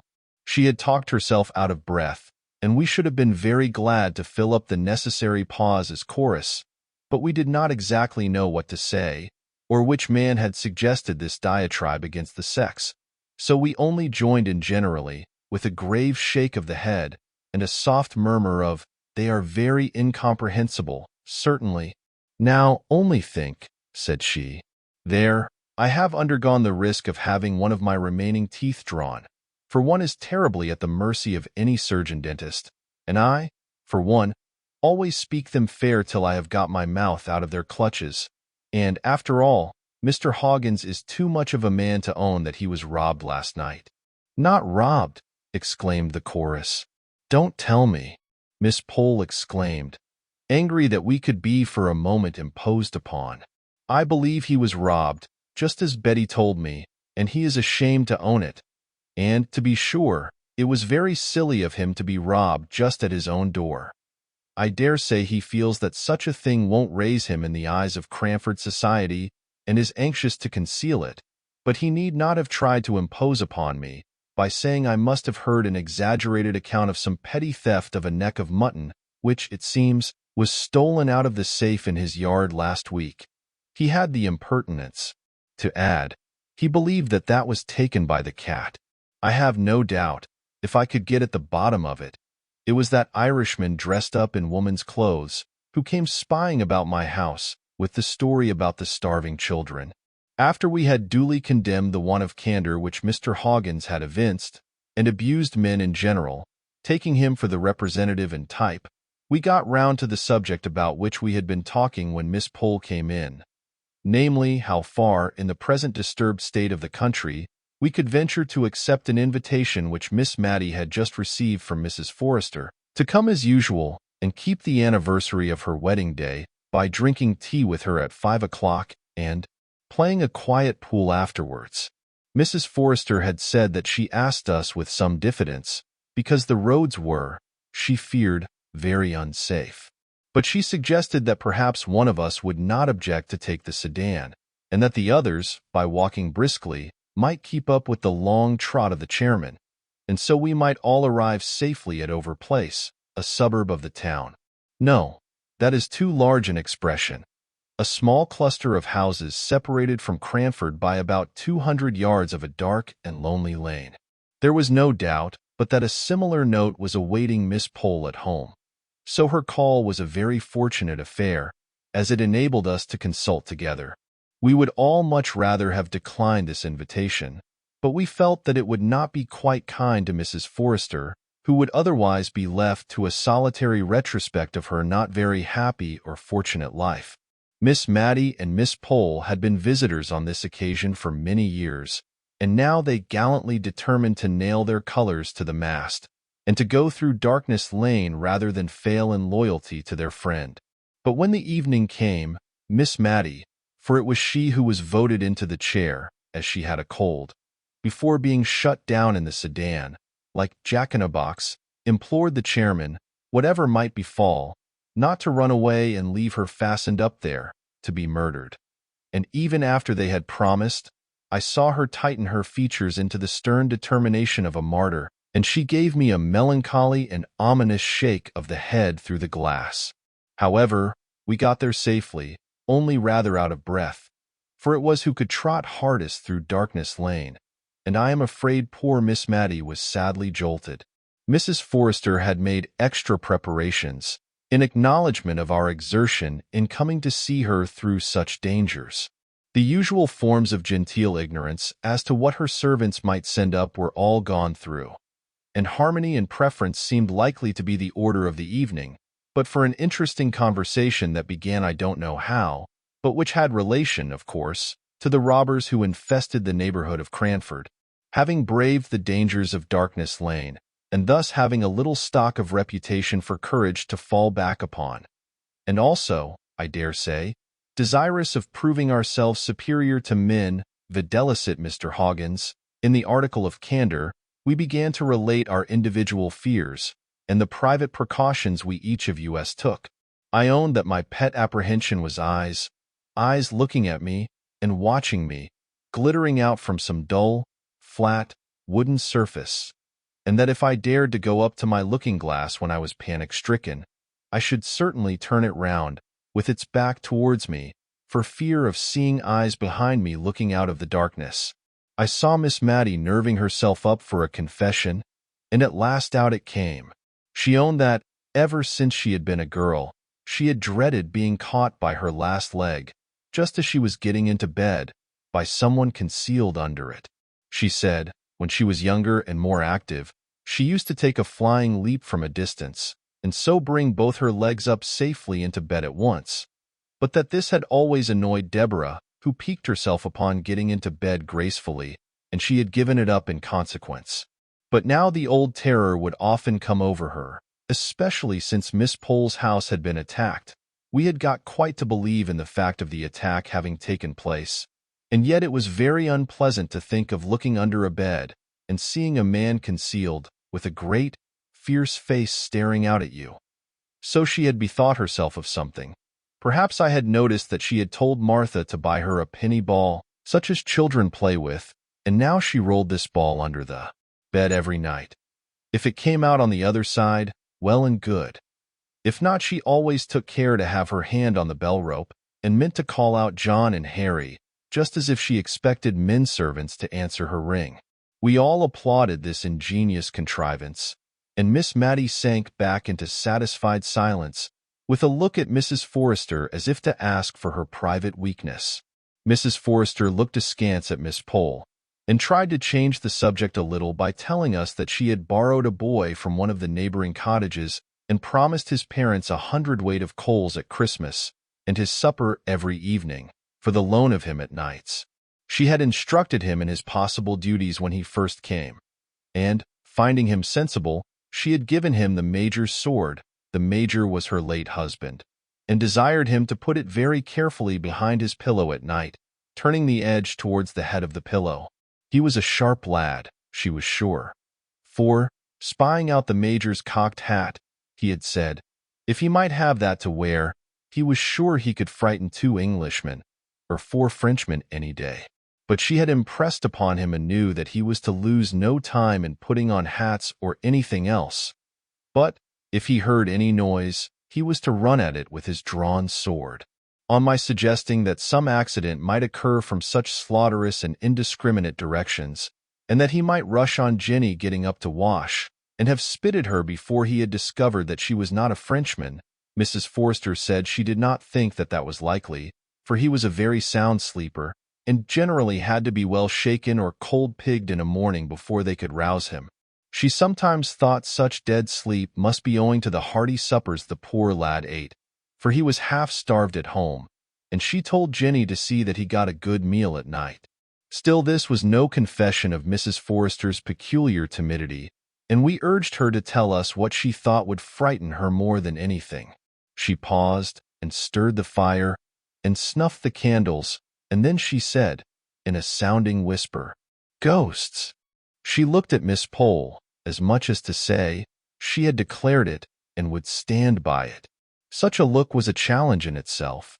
Miss Pole came down upon her with indigestion, spectral illusions, optical delusions, and a great deal out of Dr. Ferrier and Dr. Hibbert besides.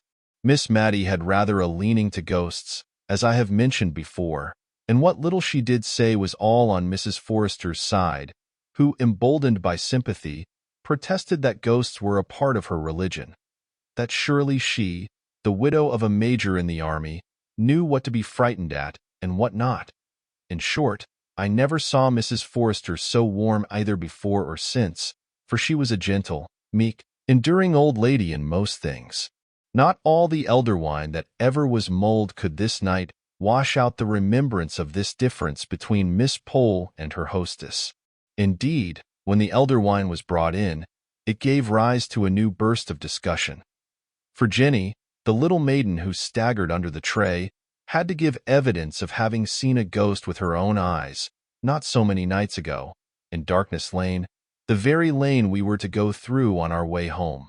In spite of the uncomfortable feeling which this last consideration gave me, I could not help being amused at Jenny's position, which was exceedingly like that of a witness being examined and cross-examined by two counsel who are not at all scrupulous about asking leading questions. The conclusion I arrived at was that Jenny had certainly seen something beyond what a fit of indigestion would have caused. A lady all in white, and without her head, was what she deposed and adhered to, supported by a consciousness of the secret sympathy of her mistress under the withering scorn with which Miss Pole regarded her. And not only she, but many others, had seen this headless lady, who sat by the roadside wringing her hands as in deep grief.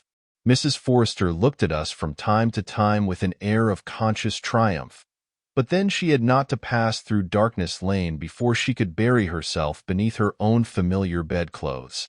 We preserved a discreet silence as to the headless lady while we were putting on our things to go home, for there was no knowing how near the ghostly head and ears might be, or what spiritual connection they might be keeping up with the unhappy body in Darkness Lane. And therefore, even Miss Pole felt that it was as well not to speak lightly on such subjects, for fear of vexing or insulting that woebegone trunk. At least, so I conjecture. For, instead of the busy clatter usual in the operation, we tied on our cloaks as sadly as mutes at a funeral. Miss Matty drew the curtains round the windows of the chair to shut out disagreeable sights, and the men, either because they were in spirits that their labors were so nearly ended, or because they were going downhill, set off at such a round and merry pace that it was all Miss Pole and I could do to keep up with them. She had breath for nothing beyond an imploring, "Don't leave me," uttered as she clutched my arm so tightly that I could not have quitted her, ghost or no ghost. What a relief it was when the men, weary of their burden and their quick trot, stopped just where Headingley Causeway branches off from Darkness Lane. Miss Pole unloosed me and caught at one of the men. Could not you take Miss Matty round by Headingley Causeway? The pavement in Darkness Lane jolts so, and she is not very strong." A smothered voice was heard from the inside of the chair. "Oh, pray go on. What is the matter? What is the matter? I will give you 6 pence more to go on very fast. Pray don't stop here." "And I'll give you a shilling," said Miss Pole with tremulous dignity, "if you'll go by Headingley Causeway." The two men grunted acquiescence and took up the chair, and went along the causeway, which certainly answered Miss Pole's kind purpose of saving Miss Matty's bones. For it was covered with soft, thick mud, and even a fall there would have been easy till the getting up came, when there might have been some difficulty in extrication. Chapter 11. Samuel Brown. The next morning I met Lady Glenmire and Miss Pole setting out on a long walk to find some old woman who was famous in the neighborhood for her skill in knitting woolen stockings. Miss Pole said to me, with a smile half kindly and half contemptuous upon her countenance, "I have been just telling Lady Glenmire of our poor friend Mrs. Forrester and her terror of ghosts. It comes from living so much alone and listening to the bugaboo stories of that Jenny of hers. She was so calm and so much above superstitious fears herself that I was almost ashamed to say how glad I had been of her Headingley Causeway proposition the night before, and turned off the conversation to something else. In the afternoon Miss Pole called on Miss Matty to tell her of the adventure, the real adventure they had met with on their morning's walk. They had been perplexed about the exact path which they were to take across the fields in order to find the knitting old woman, and had stopped to inquire at a little wayside public house, standing on the high road to London, about 3 miles from Cranford. The good woman had asked them to sit down and rest themselves while she fetched her husband, who could direct them better than she could.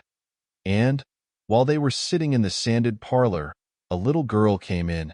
They thought that she belonged to the landlady, and began some trifling conversation with her. But, on Mrs. Roberts's return, she told them that the little thing was the only child of a couple who were staying in the house. And then she began a long story, out of which Lady Glenmire and Miss Pole could only gather one or two decided facts, which were that, about 6 weeks ago, a light spring cart had broken down just before their door, in which there were 2 men, 1 woman, and this child. One of the men was seriously hurt, no bones broken, only shaken, the landlady called it. But he had probably sustained some severe internal injury, for he had languished in their house ever since, attended by his wife, the mother of this little girl. Miss Pole had asked what he was, what he looked like, and Mrs. Roberts had made answer that he was not like a gentleman, nor yet like a common person. If it had not been that he and his wife were such decent, quiet people, she could almost have thought he was a mountebank or something of that kind, for they had a great box in the cart, full of she did not know what. She had helped to unpack it and take out their linen and clothes when the other man, his twin brother, she believed he was, had gone off with the horse and cart. Miss Pole had begun to have her suspicions at this point, and expressed her idea that it was rather strange that the box and cart and horse and all should have disappeared. But good Mrs. Roberts seemed to have become quite indignant at Miss Pole's implied suggestion. In fact, Miss Pole said she was as angry as if Miss Pole had told her that she herself was a swindler. As the best way of convincing the ladies, she bethought her of begging them to see the wife. And as Miss Pole said, there was no doubting the honest, worn, bronzed face of the woman, who at the first tender word from Lady Glenmire burst into tears, which she was too weak to check until some word from the landlady made her swallow down her sobs, in order that she might testify to the Christian kindness shown by Mr. and Mrs. Roberts. Miss Pole came round with a swing to as vehement a belief in the sorrowful tale as she had been skeptical before. And as a proof of this, her energy in the poor sufferer's behalf was nothing daunted when she found out that he, and no other, was our Signor Brunoni, to whom all Cranford had been attributing all manner of evil this 6 weeks past. Yes, his wife said his proper name was Samuel Brown, Sam, she called him, but to the last we preferred calling him the Signor. It sounded so much better. The end of their conversation with the Signora Brunoni was that it was agreed that he should be placed under medical advice, and for any expense incurred in procuring this Lady Glenmire promised to hold herself responsible, and had accordingly gone to Mr. Hoggins to beg him to ride over to the Rising Sun that very afternoon and examine into the Signor's real state, and, as Miss Pole said, if it was desirable to remove him to Cranford to be more immediately under Mr. Hoggins's eye, she would undertake to see for lodgings and arrange about the rent. Mrs. Roberts had been as kind as could be all throughout, but it was evident that their long residence there had been a slight inconvenience. Before Miss Pole left us, Miss Matty and I were as full of the morning's adventure as she was. We talked about it all the evening, turning it in every possible light, and we went to bed anxious for the morning, when we should surely hear from someone what Mr. Hoggins thought and recommended. For, as Miss Matty observed, though Mr. Hoggins did say, "Jack's up, a fig for his heels," and called preference pref, she believed he was a very worthy man and a very clever surgeon. Indeed, we were rather proud of our doctor at Cranford, as a doctor. We often wished, when we heard of Queen Adelaide or the Duke of Wellington being ill, that they would send for Mr. Hoggins. But, on consideration, we were rather glad they did not, for, if we were ailing, what should we do if Mr. Hoggins had been appointed physician in ordinary to the royal family? As a surgeon we were proud of him, but as a man, or rather, I should say, as a gentleman, we could only shake our heads over his name and himself, and wish that he had read Lord Chesterfield's letters in the days when his manners were susceptible of improvement. Nevertheless, we all regarded his dictum in the Signor's case as infallible, and when he said that with care and attention he might rally, we had no more fear for him. But, although we had no more fear, everybody did as much as if there was great cause for anxiety, as indeed there was until Mr. Hoggins took charge of him. Miss Pole looked out clean and comfortable, if homely, lodgings. Miss Matty sent the sedan chair for him, and Martha and I aired it well before it left Cranford by holding a warming pan full of red-hot coals in it, and then shutting it up close, smoke and all, until the time when he should get into it at the rising Sunday. Lady Glenmire undertook the medical department under Mr. Hoggins's directions, and rummaged up all Mrs. Jameson's medicine glasses and spoons and bed tables in a free and easy way that made Miss Matty feel a little anxious as to what that lady and Mr. Mulliner might say, if they knew. Mrs. Forrester made some of the bread jelly, for which she was so famous, to have ready as a refreshment in the lodgings when he should arrive.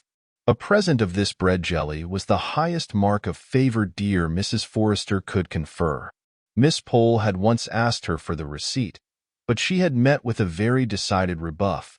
That lady told her that she could not part with it to anyone during her life, and that after her death it was bequeathed, as her executors would find, to Miss Matty. What Miss Matty, or, as Mrs. Forrester called her, remembering the clause in her will and the dignity of the occasion, Miss Matilda Jenkyns, might choose to do with the receipt when it came into her possession, whether to make it public or to hand it down as an heirloom, she did not know, nor would she dictate. And a mold of this admirable, digestible, unique bread jelly was sent by Mrs. Forrester to our poor sick conjurer, who says that the aristocracy are proud. Here was a lady by birth a Tyrrell, and descended from the great Sir Walter that shot King Rufus, and in whose veins ran the blood of him who murdered the little princes in the Tower, going every day to see what dainty dishes she could prepare for Samuel Brown, a mountebank. But, indeed, it was wonderful to see what kind feelings were called out by this poor man's coming amongst us, and also wonderful to see how the great Cranford panic, which had been occasioned by his first coming in his Turkish dress, melted away into thin air on his second coming, pale and feeble, and with his heavy, filmy eyes, that only brightened a very little when they fell upon the countenance of his faithful wife, or their pale and sorrowful little girl. Somehow we all forgot to be afraid. I dare say it was that finding out that he, who had first excited our love of the marvelous by his unprecedented arts, had not sufficient everyday gifts to manage a shying horse, made us feel as if we were ourselves again. Miss Pole came with her little basket at all hours of the evening, as if her lonely house and the unfrequented road to it had never been infested by that murderous gang. Mrs. Forrester said she thought that neither Jenny nor she need mind the headless lady who wept and wailed in Darkness Lane, for surely the power was never given to such beings to harm those who went about to try to do what little good was in their power, to which Jenny tremblingly assented. But the mistress's theory had little effect on the maid's practice until she had sewn 2 pieces of red flannel in the shape of a cross on her inner garment. I found Miss Matty covering her penny ball, the ball that she used to roll under her bed, with gay-colored worsted and rainbow stripes. "My dear," said she, "my heart is sad for that little careworn child. Although her father is a conjurer, she looks as if she had never had a good game of play in her life. I used to make very pretty balls in this way when I was a girl, and I thought I would try if I could not make this one smart and take it to Phoebe this afternoon. I think the gang must have left the neighborhood, for one does not hear any more of their violence and robbery now. We were all of us far too full of the señor's precarious state to talk either about robbers or ghosts. Indeed, Lady Glenmire said she never had heard of any actual robberies, except that 2 little boys had stolen some apples from Farmer Benson's orchard, and that some eggs had been missed on a market day off Widow Hayward's stall. But that was expecting too much of us. We could not acknowledge that we had only had this small foundation for all our panic.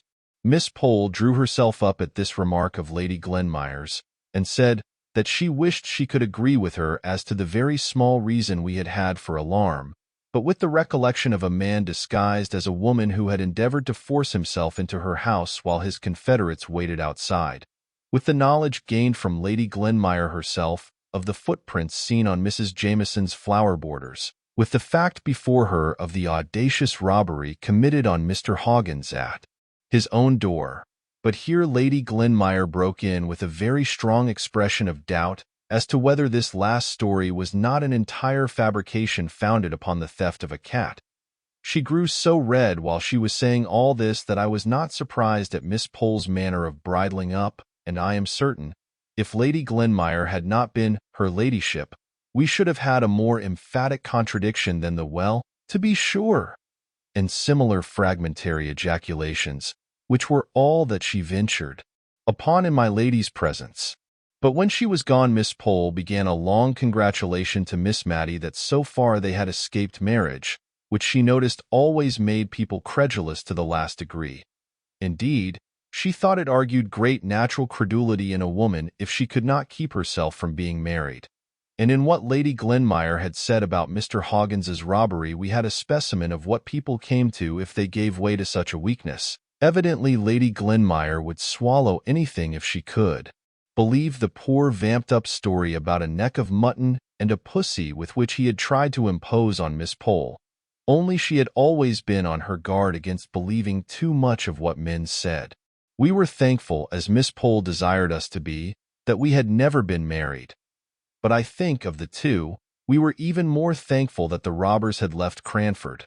At least I judged so from a speech of Miss Matty's that evening, as we sat over the fire, in which she evidently looked upon a husband as a great protector against thieves, burglars, and ghosts, and said that she did not think that she should dare to be always warning young people against matrimony, as Miss Pole did continually.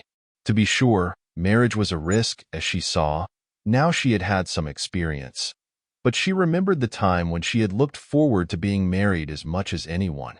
"Not to any particular person, my dear," said she, hastily checking herself up, as if she were afraid of having admitted too much. "Only the old story, you know, of ladies always saying, 'When I marry,' and gentlemen, 'if I marry.'" It was a joke spoken in rather a sad tone, and I doubt if either of us smiled. But I could not see Miss Matty's face by the flickering firelight. In a little while she continued, "But, after all, I have not told you the truth. It is so long ago, and no one ever knew how much I thought of it at the time, unless, indeed, my dear mother guessed. But I may say that there was a time when I did not think I should have been only Miss Matty Jenkyns all my life. For even if I did meet with anyone who wished to marry me now, and, as Miss Pole says, one is never too safe, I could not take him. I hope he would not take it too much to heart, but I could not take him, or anyone but the person I once thought I should be married to. And he is dead and gone, and he never knew how it all came about that I said, 'No,' when I had thought many and many a time. Well, it's no matter what I thought. God ordains it all, and I am very happy, my dear. No one has such kind friends as I," continued she, taking my hand and holding it in hers.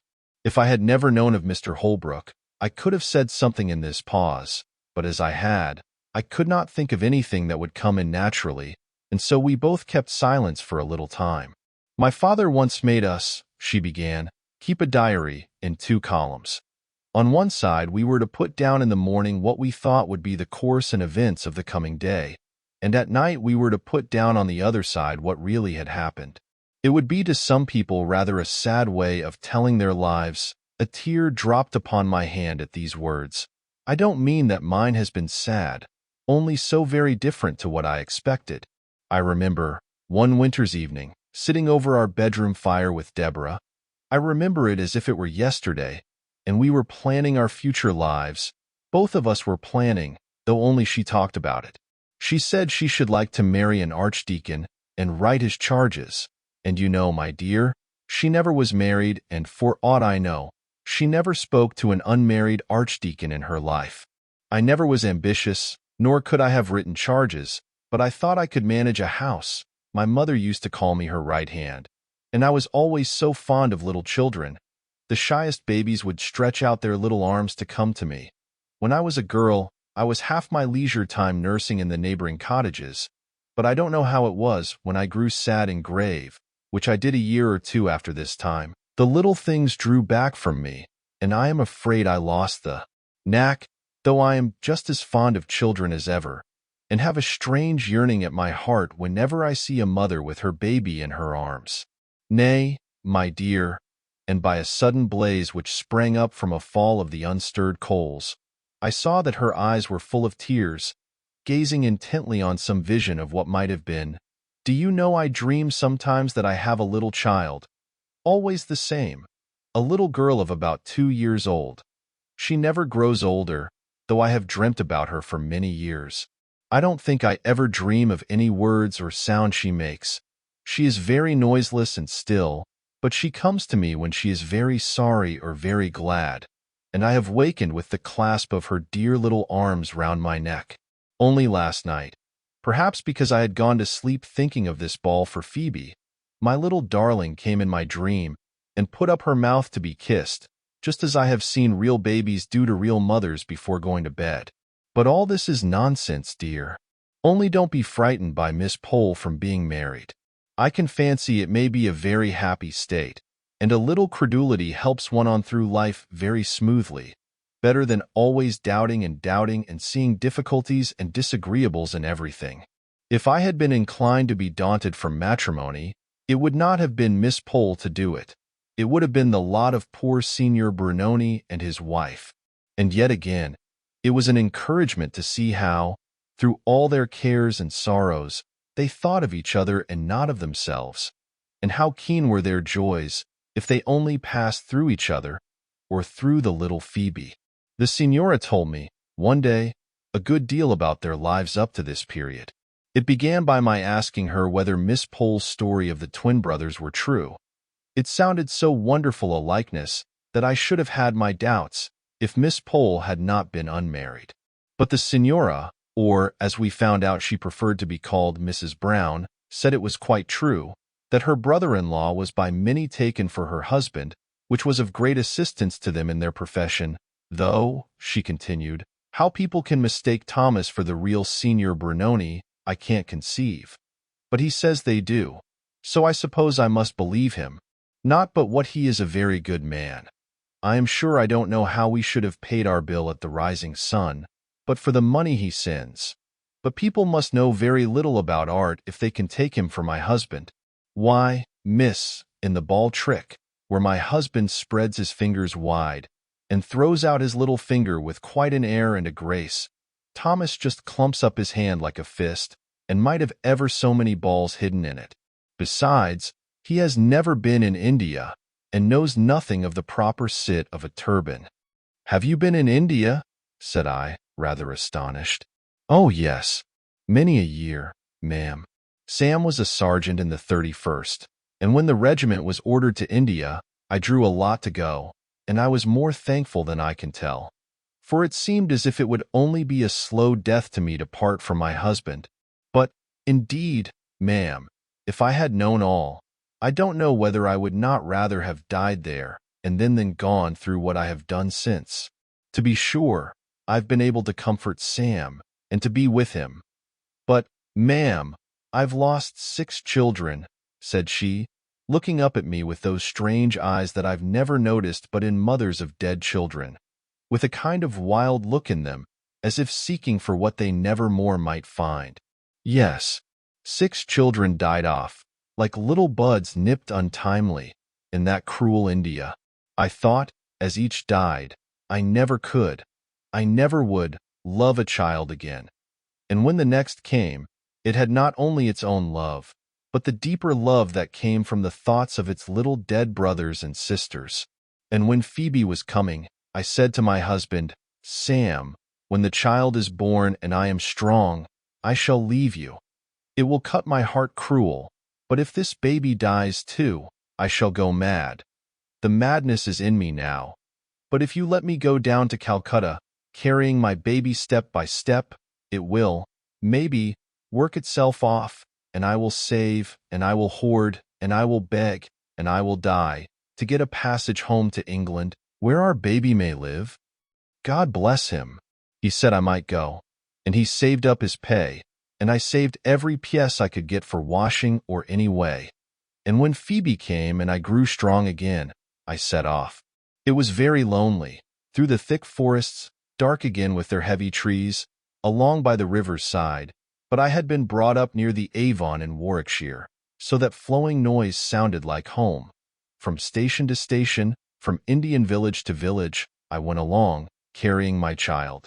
I had seen one of the officers' ladies with a little picture, ma'am, done by a Catholic foreigner, ma'am, of the Virgin and the little Saviour, ma'am.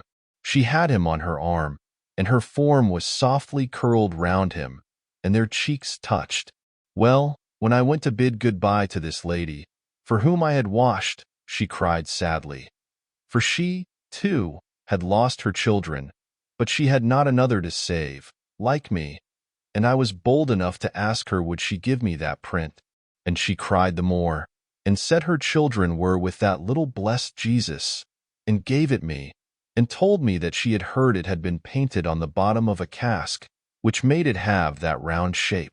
And when my body was very weary, and my heart was sick, for there were times when I misdoubted if I could ever reach my home, and there were times when I thought of my husband, and one time when I thought my baby was dying, I took out that picture and looked at it, till I could have thought the mother spoke to me and comforted me.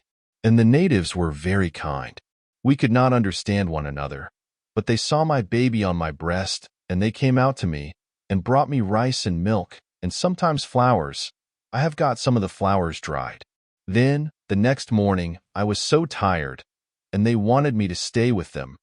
I could tell that, and tried to frighten me from going into the deep woods, which, indeed, looked very strange and dark, but it seemed to me as if death was following me to take my baby away from me, and as if I must go on, and I thought how God had cared for mothers ever since the world was made, and would care for me. So I bade them good-bye, and set off afresh. And once when my baby was ill, and both she and I needed rest, he led me to a place where I found a kind Englishman lived, right in the midst of the natives. And you reached Calcutta safely at last? Yes, safely. Oh, when I knew I had only 2 days' journey more before me, I could not help it, ma'am. It might be idolatry, I cannot tell, but I was near one of the native temples, and I went into it with my baby to thank God for his great mercy. For it seemed to me that where others had prayed before to their God, in their joy or in their agony, was of itself a sacred place. And I got as servant to an invalid lady, who grew quite fond of my baby aboard ship. And in 2 years' time, Sam earned his discharge, and came home to me and to our child. Then he had to fix on a trade, but he knew of none. And once upon a time, he had learnt some tricks from an Indian juggler. So he set up conjuring, and it answered so well that he took Thomas to help him. As his man, not as another conjurer, though Thomas has set it up now on his own hook. But it has been a great help to us, that likeness between the twins, and made a good many tricks go off well that they made up together. And Thomas is a good brother, only he has not the fine carriage of my husband, so that I can't think how he can be taken for Signor Brunoni himself, as he says he is. Poor little Phoebe, said I, my thoughts going back to the baby she carried all those 100 miles. Ah, you may say so. I never thought I should have reared her, though, when she fell ill at Chandrabatted. But that good, kind Aga Jenkins took us in, which I believe was the very saving of her. Jenkins, said I. Yes, Jenkins. I shall think all people of that name are kind. For here is that nice old lady who comes every day to take Phoebe a walk. But an idea had flashed through my head. Could the Aga Jenkins be the lost Peter? True, he was reported by many to be dead. But, equally true, some had said that he had arrived at the dignity of Great Lama of Thibet. Miss Matty thought he was alive. I would make further inquiry. Chapter 12. Engaged to be married. Was the poor Peter of Cranford the Aga Jenkins of Chandrabatted, or was he not? As somebody says, that was the question. In my own home, whenever people had nothing else to do, they blamed me for want of discretion. Indiscretion was my bugbear fault. Everybody has a bugbear fault, a sort of standing characteristic, a piece de resistance for their friends to cut at, and in general they cut and come again. I was tired of being called indiscreet and incautious, and I determined for once to prove myself a model of prudence and wisdom. I would not even hint my suspicions respecting the Aga. I would collect evidence and carry it home to lay before my father, as the family friend of the two Miss Jenkinses. In my search after facts, I was often reminded of a description my father had once given of a ladies' committee that he had had to preside over. He said he could not help thinking of a passage in Dickens, which spoke of a chorus in which every man took the tune he knew best and sang it to his own satisfaction. So, at this charitable committee, every lady took the subject uppermost in her mind and talked about it to her own great contentment, but not much to the advancement of the subject they had met to discuss. But even that committee could have been nothing to the Cranford ladies when I attempted to gain some clear and definite information as to poor Peter's height, appearance, and when and where he was seen and heard of last. For instance, I remember asking Miss Pole, and I thought the question was very opportune, for I put it when I met her at a call at Mrs. Forrester's, and both the ladies had known Peter, and I imagined that they might refresh each other's memories. I asked Miss Pole what was the very last thing they had ever heard about him, and then she named the absurd report to which I have alluded about his having been elected Great Lama of Thibet, and this was a signal for each lady to go off on her separate idea. Mrs. Forrester's start was made on the veiled prophet in Lalla Rookh.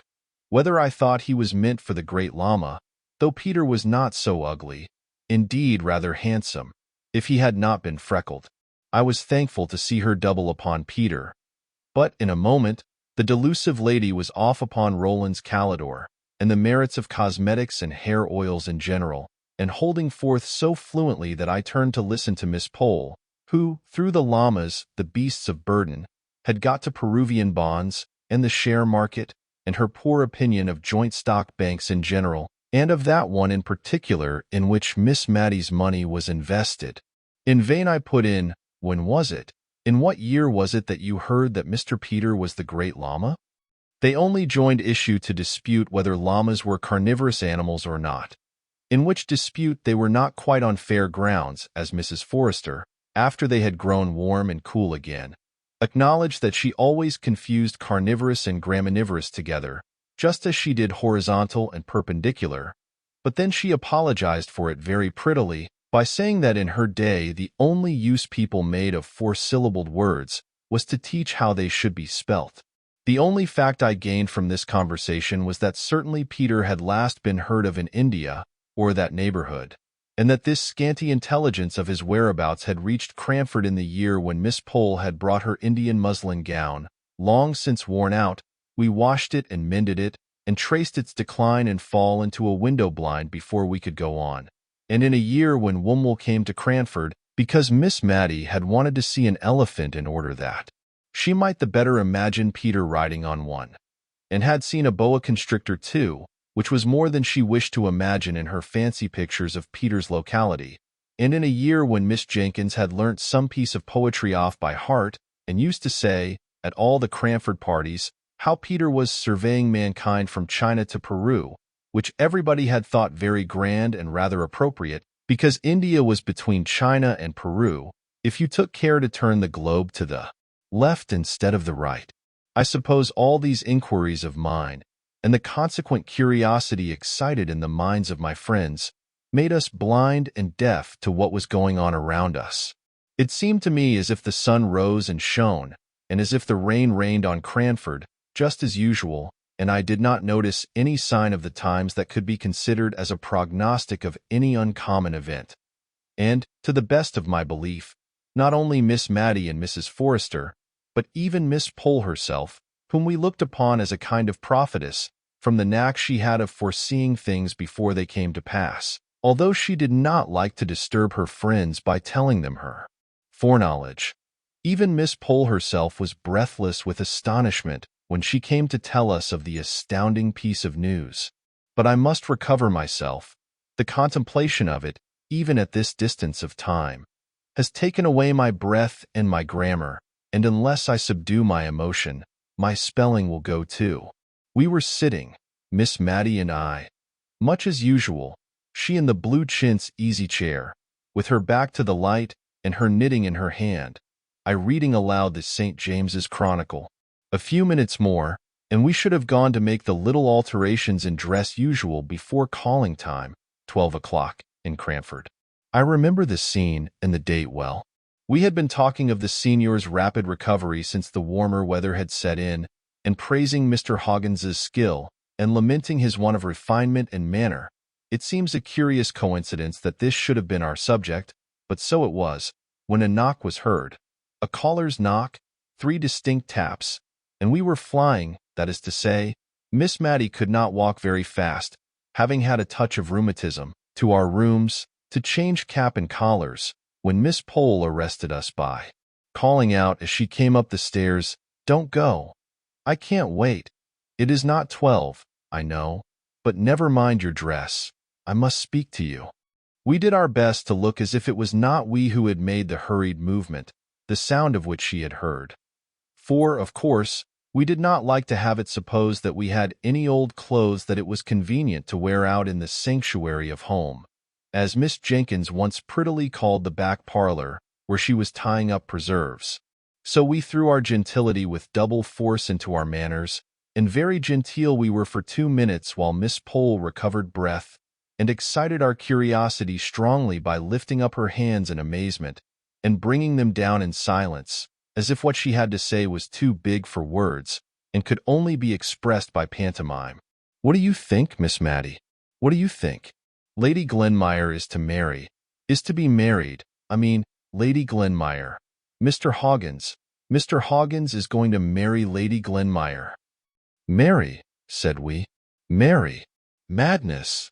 "Marry," said Miss Pole, with the decision that belonged to her character. "I said marry, as you do, and I also said, what a fool my lady is going to make of herself." I could have said madness, but I controlled myself, for it was in a public shop that I heard of it. Where feminine delicacy is gone to, I don't know. You and I, Miss Matty, would have been ashamed to have known that our marriage was spoken of in a grocer's shop, in the hearing of shopmen. "But," said Miss Matty, sighing as one recovering from a blow, "perhaps it is not true. Perhaps we are doing her injustice." "No," said Miss Pole. "I have taken care to ascertain that. I went straight to Mrs. Fitzadam to borrow a cookery book which I knew she had, and I introduced my congratulations a propos of the difficulty gentlemen must have in housekeeping, and Mrs. Fitzadam bridled up, and said that she believed it was true, though how and where I could have heard it she did not know. She said her brother and Lady Glenmire had come to an understanding at last. Understanding! Such a coarse word. But my lady will have to come down to many a want of refinement. I have reason to believe Mr. Hoggins sups on bread and cheese and beer every night." "Marry," said Miss Matty once again. "Well, I never thought of it. 2 people that we know going to be married. It's coming very near. So near that my heart stopped beating when I heard of it, while you might have counted 12, said Miss Pole. "One does not know whose turn may come next. Here, in Cranford, poor Lady Glenmire might have thought herself safe," said Miss Matty, with a gentle pity in her tones. "Bah!" said Miss Pole, with a toss of her head. "Don't you remember poor dear Captain Brown's song, Tibby Fowler, and the line, 'Set her on the tintock tap, the wind will blaw a man till her'? That was because Tibby Fowler was rich, I think. Well, there was a kind of attraction about Lady Glenmire that I, for one, should be ashamed to have. I put in my wonder. But how can she have fancied Mr. Hoggins? I am not surprised that Mr. Hoggins has liked her. Oh, I don't know. Mr. Hoggins is rich and very pleasant-looking," said Miss Matty, "and very good-tempered and kind-hearted. She has married for an establishment, that's it. I suppose she takes the surgery with it," said Miss Pole, with a little dry laugh at her own joke. But, like many people who think they have made a severe and sarcastic speech, which yet is clever of its kind, she began to relax in her grimness from the moment when she made this allusion to the surgery, and we turned to speculate on the way in which Mrs. Jameson would receive the news. the person whom she had left in charge of her house to keep off followers from her maids to set up a follower of her own. And that follower a man whom Mrs. Jameson had tabooed as vulgar and inadmissible to Cranford society, not merely on account of his name, but because of his voice, his complexion, his boots, smelling of the stable, and himself, smelling of drugs. Had he ever been to see Lady Glenmire at Mrs. Jameson's? Chloride of lime would not purify the house in its owner's estimation if he had. Or had their interviews been confined to the occasional meetings in the chamber of the poor sick conjurer, to whom, with all our sense of the mésalliance, we could not help allowing that they had both been exceedingly kind? And now it turned out that a servant of Mrs. Jameson's had been ill, and Mr. Hoggins had been attending her for some weeks. So the wolf had got into the fold, and now he was carrying off the shepherdess. What would Mrs. Jameson say? We looked into the darkness of futurity as a child gazes after a rocket up in the cloudy sky, full of wondering expectation of the rattle, the discharge, and the brilliant shower of sparks and light. Then we brought ourselves down to earth and the present time by questioning each other, being all equally ignorant and all equally without the slightest data to build any conclusions upon, as to when it would take place, where, how much a year Mr. Hoggins had, whether she would drop her title, and how Martha and the other correct servants in Cranford would ever be brought to announce a married couple as Lady Glenmire and Mr. Hoggins. But would they be visited? Would Mrs. Jameson let us? Or must we choose between the Honorable Mrs. Jameson and the degraded Lady Glenmire? We all liked Lady Glenmire the best. She was bright and kind and sociable and agreeable, and Mrs. Jameson was dull and inert and pompous and tiresome. But we had acknowledged the sway of the latter so long that it seemed like a kind of disloyalty now even to meditate disobedience to the prohibition we anticipated. Mrs. Forrester surprised us in our darned caps and patched collars, and we forgot all about them in our eagerness to see how she would bear the information, which we honorably left to Miss Pole to impart, although, if we had been inclined to take unfair advantage, we might have rushed in ourselves, for she had a most out-of-place fit of coughing for 5 minutes after Mrs. Forrester entered the room. I shall never forget the imploring expression of her eyes as she looked at us over her pocket-handkerchief. They said, as plain as words could speak, "Don't let nature deprive me of the treasure which is mine, although for a time I can make no use of it." And we did not. Mrs. Forrester's surprise was equal to ours, and her sense of injury rather greater, because she had to feel for her order, and saw more fully than we could do how such conduct brought stains on the aristocracy. When she and Miss Pole left us we endeavored to subside into calmness, but Miss Matty was really upset by the intelligence she had heard. She reckoned it up, and it was more than 15 years since she had heard of any of her acquaintance going to be married, with the one exception of Miss Jessie Brown, and, as she said, it gave her quite a shock, and made her feel as if she could not think what would happen next. I don't know whether it is a fancy of mine, or a real fact, but I have noticed that, just after the announcement of an engagement in any set, the unmarried ladies in that set flutter out in an unusual gaiety and newness of dress, as much as to say, in a tacit and unconscious manner, "We also are spinsters." Miss Matty and Miss Pole talked and thought more about bonnets, gowns, caps, and shawls during the fortnight that succeeded this call than I had known them do for years before. But it might be the spring weather, for it was a warm and pleasant March, and merinos and beavers and woolen materials of all sorts were but ungracious receptacles of the bright sun's glancing rays. It had not been Lady Glenmire's dress that had won Mr. Hoggins's heart, for she went about on her errands of kindness more shabby than ever.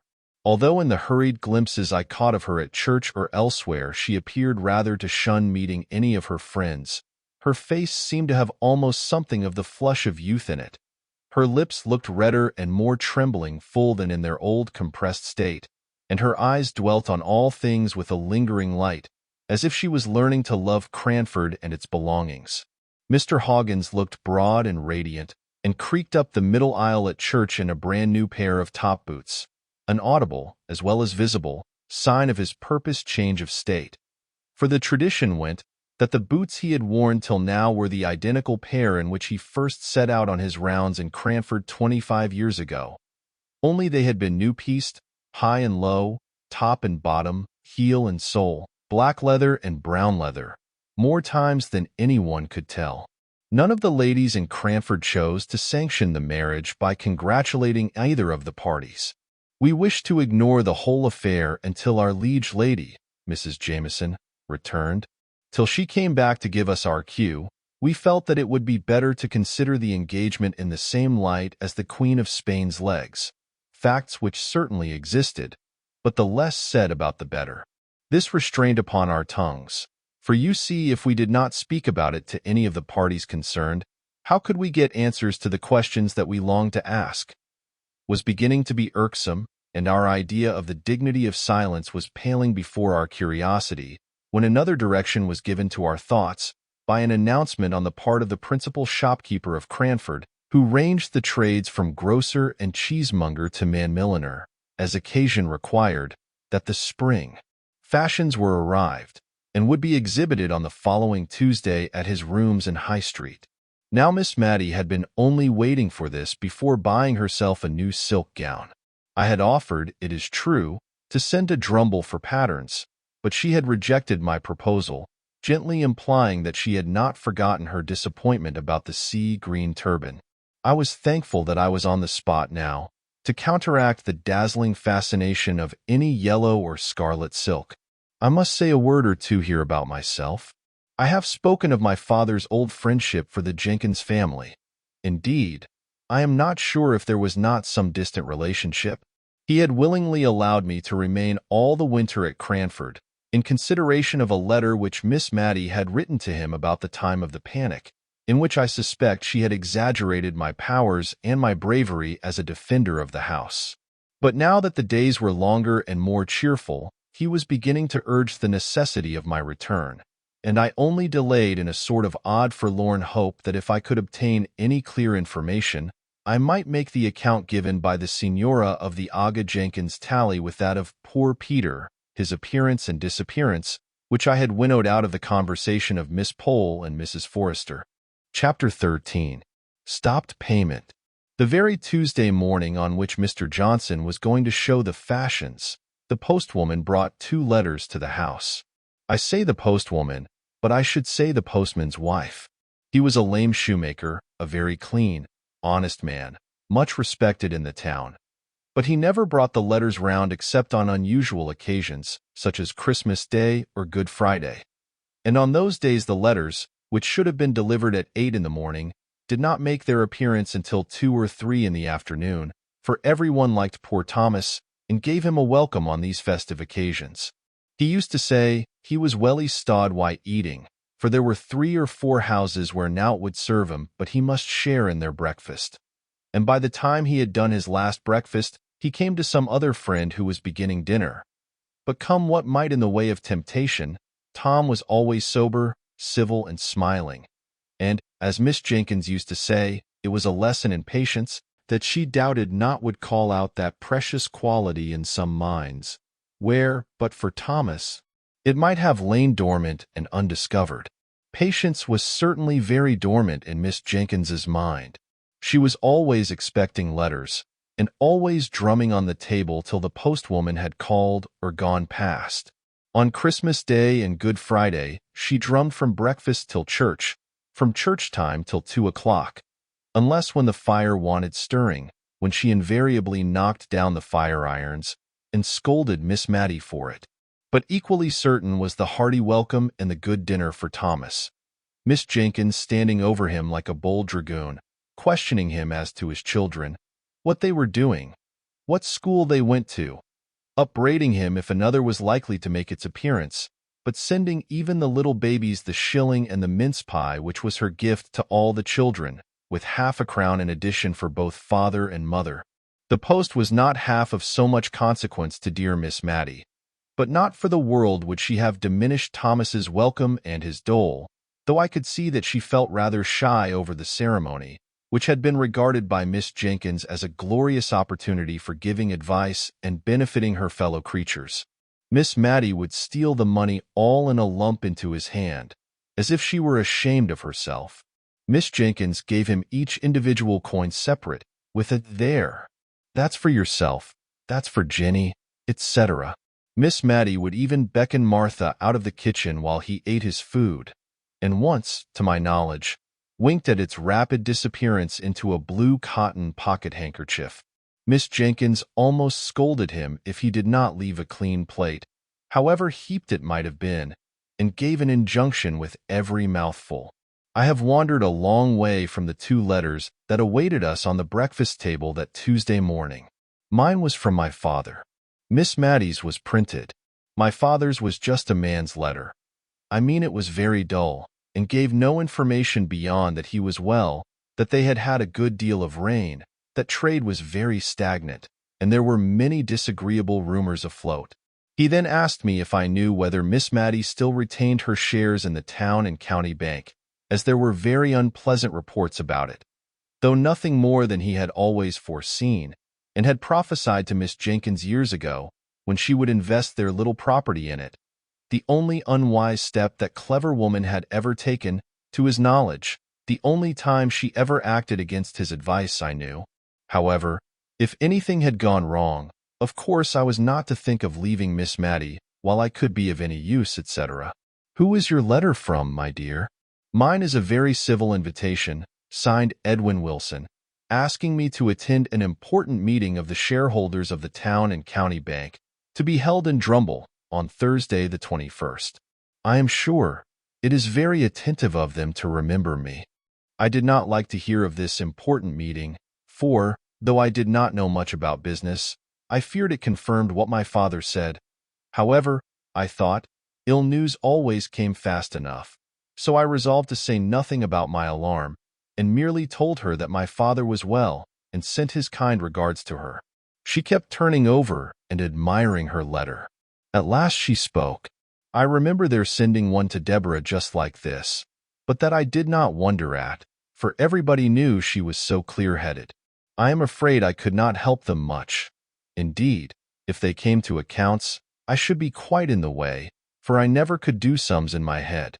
Deborah, I know, rather wished to go, and went so far as to order a new bonnet for the occasion. But when the time came she had a bad cold, so they sent her a very polite account of what they had done. Chosen a director, I think it was. Do you think they want me to help them to choose a director? I am sure I should choose your father at once. My father has no shares in the bank, said I. Oh no, I remember. He objected very much to Deborah's buying any, I believe. But she was quite the woman of business, and always judged for herself. And here, you see, they have paid 8% all these years. It was a very uncomfortable subject to me with my half-knowledge, so I thought I would change the conversation, and I asked at what time she thought we had better go and see the fashions. Well, my dear, she said, the thing is this. It is not etiquette to go till after 12, but then, you see, all Cranford will be there, and one does not like to be too curious about dress and trimmings and caps with all the world looking on. It is never genteel to be over-curious on these occasions. Deborah had the knack of always looking as if the latest fashion was nothing new to her, a manner she had caught from Lady Arley, who did see all the new modes in London, you know. So I thought we would just slip down, for I do want this morning, soon after breakfast, half a pound of tea, and then we could go up and examine the things at our leisure, and see exactly how my new silk gown must be made. And then, after 12, we could go with our minds disengaged and free from thoughts of dress. We began to talk of Miss Matty's new silk gown. I discovered that it would be really the first time in her life that she had had to choose anything of consequence for herself. For Miss Jenkyns had always been the more decided character, whatever her taste might have been. And it is astonishing how such people carry the world before them by the mere force of will. Miss Matty anticipated the sight of the glossy folds with as much delight as if the 5 sovereigns, set apart for the purchase, could buy all the silks in the shop, and, remembering my own loss of 2 hours in a toy shop before I could tell on what wonder to spend a silver threepence. I was very glad that we were going early, that dear Miss Matty might have leisure for the delights of perplexity. If a happy sea green could be met with, the gown was to be sea green. If not, she inclined to maize and I to silver gray. And we discussed the requisite number of breadths until we arrived at the shop door. We were to buy the tea, select the silk, and then clamber up the iron corkscrew stairs that led into what was once a loft, though now a fashion showroom. The young men at Mr. Johnson's had on their best looks, and their best cravats, and pivoted themselves over the counter with surprising activity. They wanted to show us upstairs at once, but on the principle of business first and pleasure afterwards, we stayed to purchase the tea. Here Miss Matty's absence of mind betrayed itself. If she was made aware that she had been drinking green tea at any time, she always thought it her duty to lie awake half through the night afterward. I have known her take it in ignorance many a time without such effects, and consequently green tea was prohibited the house.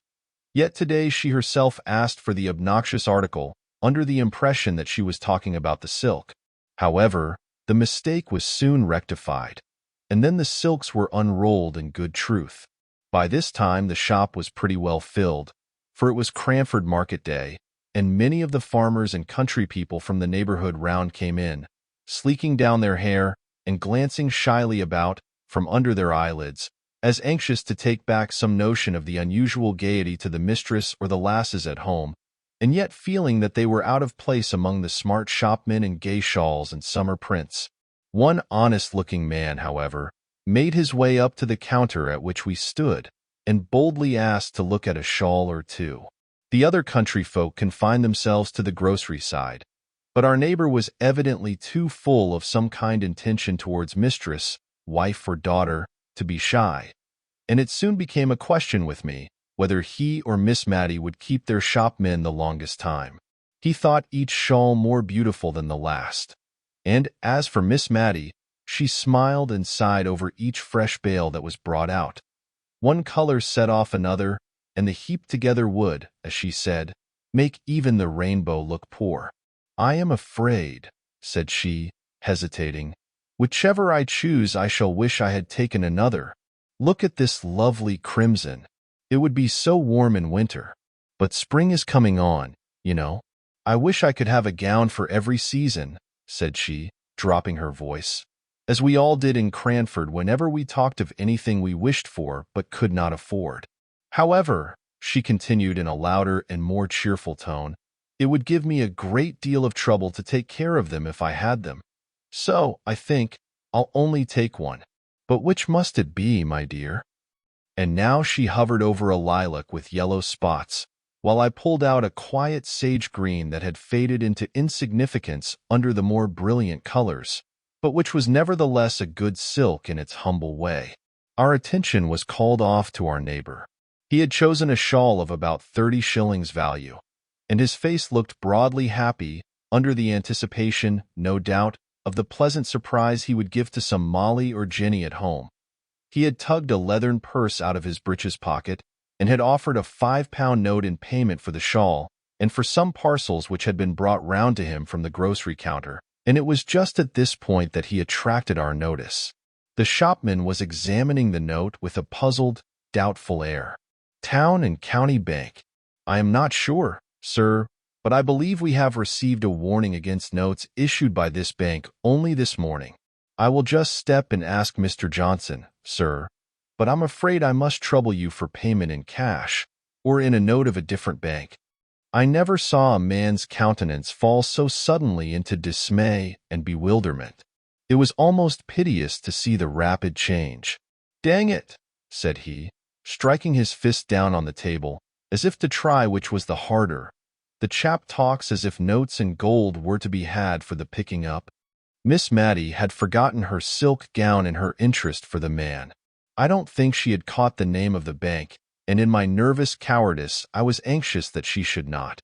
And so I began admiring the yellow-spotted lilac gown that I had been utterly condemning only a minute before. But it was of no use. What bank was it? I mean, what bank did your note belong to? "Town and County Bank." "Let me see it," said she quietly to the shopman, gently taking it out of his hand, as he brought it back to return it to the farmer. Mr. Johnson was very sorry, but, from information he had received, the notes issued by that bank were little better than waste paper. "I don't understand it," said Miss Matty to me in a low voice. "That is our bank, is it not? The town and county bank?" "Yes," said I. "This lilac silk will just match the ribbons in your new cap, I believe," I continued, holding up the fold so as to catch the light, and wishing that the man would make haste and be gone, and yet having a new wonder that had only just sprung up, how far it was wise or right in me to allow Miss Matty to make this expensive purchase, if the affairs of the bank were really so bad as the refusal of the note implied. But Miss Matty put on the soft, dignified manner, peculiar to her, rarely used, and yet which became her so well, and laying her hand gently on mine, she said, "Never mind the silks for a few minutes, dear. I don't understand you, sir," turning now to the shopman, who had been attending to the farmer. "Is this a forged note?" "Oh, no, ma'am. It is a true note of its kind. But you see, ma'am, it is a joint stock bank, and there are reports out that it is likely to break. Mr. Johnson is only doing his duty, ma'am, as I am sure Mr. Dobson knows." But Mr. Dobson could not respond to the appealing bow by any answering smile. He was turning the note absently over in his fingers, looking gloomily enough at the parcel containing the lately chosen shawl. "It's hard upon a poor man," said he, "as earns every farthing with the sweat of his brow. However, there's no help for it. You must take back your shawl, my man. Lizzle must go on with her cloak for a while. And yon figs for the little ones. I promised them to him. I'll take them. But the bacco and the other things. I will give you 5 sovereigns for your note, my good man," said Miss Matty. "I think there is some great mistake about it, for I am one of the shareholders, and I'm sure they would have told me if things had not been going on right." The shopman whispered a word or two across the table to Miss Matty. She looked at him with a dubious air.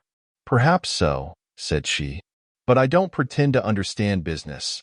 I only know that if it is going to fail, and if honest people are to lose their money because they have taken our notes, I can't explain myself," said she, suddenly becoming aware that she had got into a long sentence with 4 people for audience.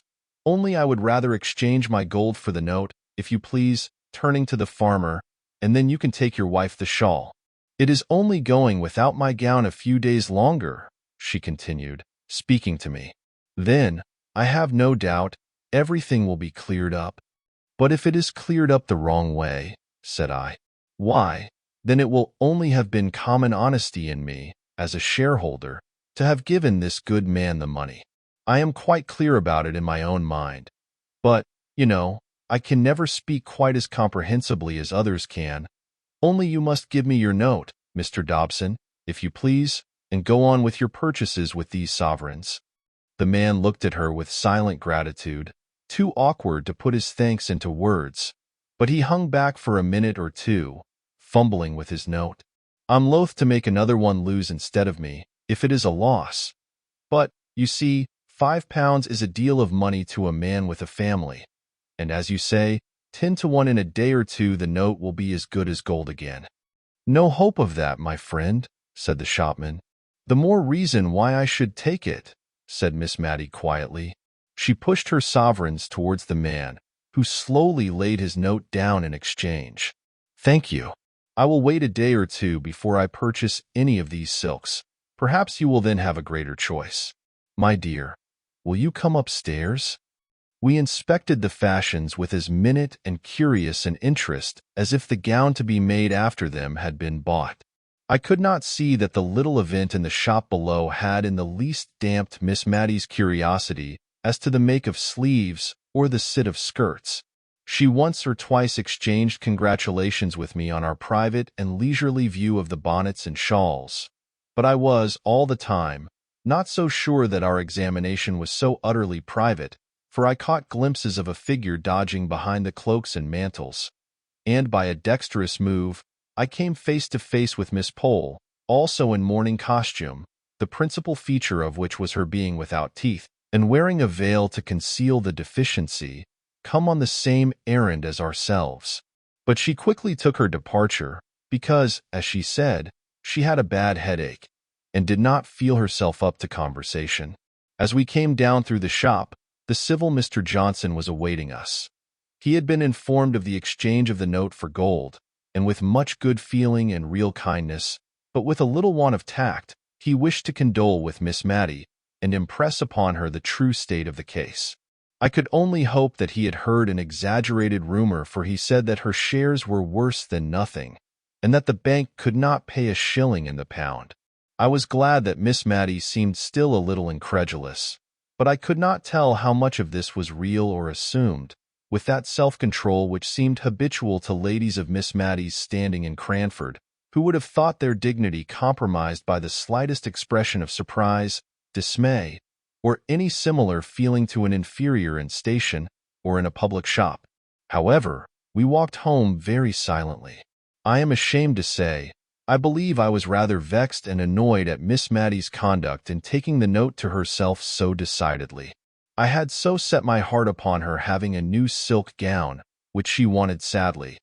In general, she was so undecided anybody might turn her round. In this case, I had felt that it was no use attempting it, but I was not the less put out at the result. Somehow, after 12 o'clock, we both acknowledged to a sated curiosity about the fashions, and to a certain fatigue of body, which was, in fact, depression of mind, that indisposed us to go out again. But still we never spoke of the note, till, all at once, something possessed me to ask Miss Matty if she would think it her duty to offer sovereigns for all the notes of the town and county bank she met with. I could have bitten my tongue out the minute I had said it. She looked up rather sadly, and as if I had thrown a new perplexity into her already distressed mind. And for a minute or two she did not speak. Then she said, "My own dear Miss Matty," without a shade of reproach in her voice, "My dear, I never feel as if my mind was what people call very strong, and it's often hard enough work for me to settle what I ought to do with the case right before me. I was very thankful that I saw my duty this morning, with the poor man standing by me, but it's rather a strain upon me to keep thinking and thinking what I should do if such and such a thing happened. And, I believe, I had rather wait and see what really does come. And I don't doubt I shall be helped then if I don't fidget myself and get too anxious beforehand.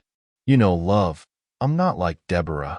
If Deborah had lived, I've no doubt she would have seen after them, before they had got themselves into this state. We had neither of us much appetite for dinner, though we tried to talk cheerfully about indifferent things. When we returned into the drawing-room, Miss Matty unlocked her desk and began to look over her account books. I was so penitent for what I had said in the morning that I did not choose to take upon myself the presumption to suppose that I could assist her. I rather left her alone, as, with puzzled brow, her eye followed her pen up and down the ruled page. By and by she shut the book, locked the desk, and came and drew a chair to mine, where I sat in moody sorrow over the fire. I stole my hand into hers. She clasped it, but did not speak a word. At last she said, with forced composure in her voice, "If that bank goes wrong, I shall lose £149 13 shillings and 4 pence a year. I shall only have £13 a year left." I squeezed her hand hard and tight. I did not know what to say. Presently, it was too dark to see her face. I felt her fingers work convulsively in my grasp, and I knew she was going to speak again. I heard the sobs in her voice as she said, "I hope it's not wrong, not wicked, but, oh, I am so glad poor Deborah is spared this. She could not have borne to come down in the world. She had such a noble, lofty spirit." This was all she said about the sister who had insisted upon investing their little property in that unlucky bank. We were later in lighting the candle than usual that night, and until that light shamed us into speaking, we sat together very silently and sadly. However, we took to our work after tea with a kind of forced cheerfulness, which soon became real as far as it went, talking of that never-ending wonder, Lady Glenmire's engagement. Miss Matty was almost coming round to think it a good thing. I don't mean to deny that men are troublesome in a house. I don't judge from my own experience, for my father was neatness itself, and wiped his shoes on coming in as carefully as any woman. But still a man has a sort of knowledge of what should be done in difficulties, that it is very pleasant to have one at hand ready to lean upon. Now, Lady Glenmire, instead of being tossed about and wondering where she is to settle, will be certain of a home among pleasant and kind people, such as our good Miss Pole and Mrs. Forrester. And Mr. Hoggins is really a very personable man. And as for his manners, why, if they are not very polished, I have known people with very good hearts and very clever minds too, who were not what some people reckon refined, but who were both true and tender. She fell off into a soft reverie about Mr. Holbrook, and I did not interrupt her. I was so busy maturing a plan I had had in my mind for some days, but which this threatened failure of the bank had brought to a crisis. That night, after Miss Matty went to bed, I treacherously lighted the candle again, and sat down in the drawing-room to compose a letter to the Aga Jenkyns, a letter which should affect him if he were Peter, and yet seem a mere statement of dry facts if he were a stranger. The church clock pealed out 2 before I had done. The next morning news came, both official and otherwise, that the town and county bank had stopped payment. Miss Matty was ruined.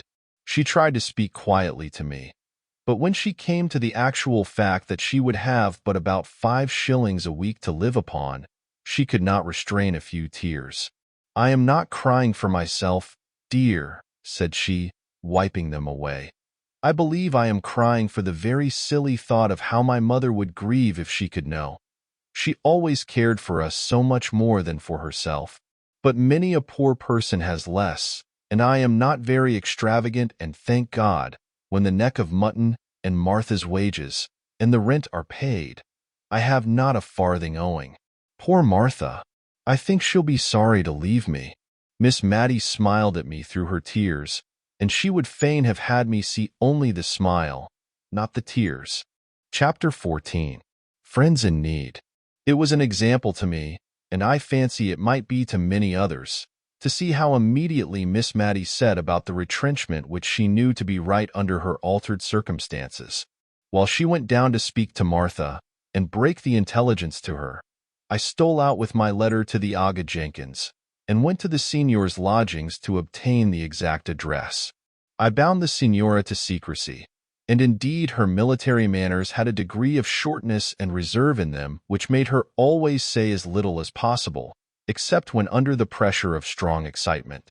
Moreover, which made my secret doubly sure, the signor was now so far recovered as to be looking forward to traveling and conjuring again in the space of a few days, when he, his wife, and little Phoebe would leave Cranford. Indeed, I found him looking over a great black and red placard, in which the Signor Brunoni's accomplishments were set forth, and to which only the name of the town where he would next display them was wanting. He and his wife were so much absorbed in deciding where the red letters would come in with most effect, it might have been the rubric for that matter, that it was some time before I could get my question asked privately, and not before I had given several decisions, the which I questioned afterwards with equal wisdom of sincerity as soon as the senior threw in his doubts and reasons on the important subject. At last I got the address, spelt by sound, and very queer it looked. I dropped it in the post on my way home, and then for a minute I stood looking at the wooden pane with a gaping slit which divided me from the letter but a moment ago in my hand. It was gone from me like life, never to be recalled. It would get tossed about on the sea, and stained with sea waves perhaps, and be carried among palm trees, and scented with all tropical fragrance. The little piece of paper, but an hour ago so familiar and commonplace, had set out on its race to the strange wild countries beyond the Ganges. But I could not afford to lose much time on this speculation. I hastened home, that Miss Matty might not miss me. Martha opened the door to me, her face swollen with crying. As soon as she saw me, she burst out afresh, and taking hold of my arm, she pulled me in, and banged the door to, in order to ask me if indeed it was all true that Miss Matty had been saying. "I'll never leave her. No, I won't. I telled her so, and said I could not think how she could find in her heart to give me warning. I could not have had the face to do it if I'd been her. I might ha' been just as good for nothing as Mrs. Fitzadam's Rosie, who struck for wages after living 7 years and a half in one place. I said I was not one to go and serve mammon at that rate, that I knew when I'd got a good missus, if she didn't know when she'd got a good servant. But Martha, said I, cutting in while she wiped her eyes. Don't, but Martha, me, she replied to my deprecatory tone. Listen to reason.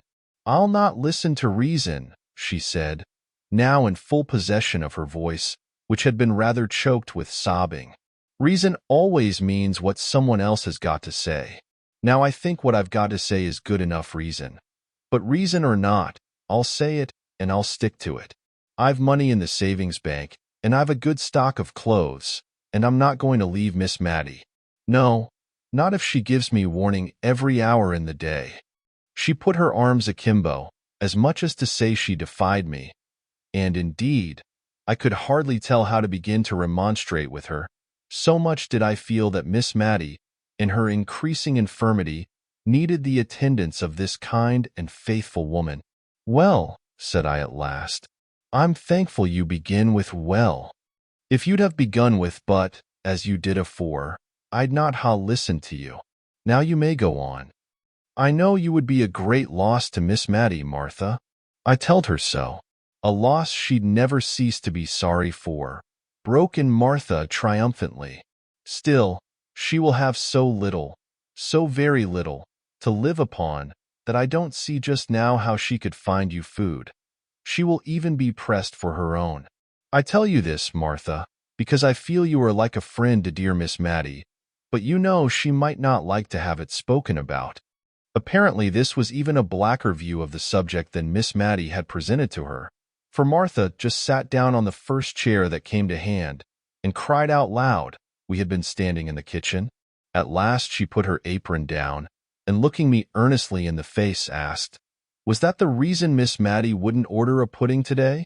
She said she had no great fancy for sweet things, and you and she would just have a mutton chop. But I'll be up to her.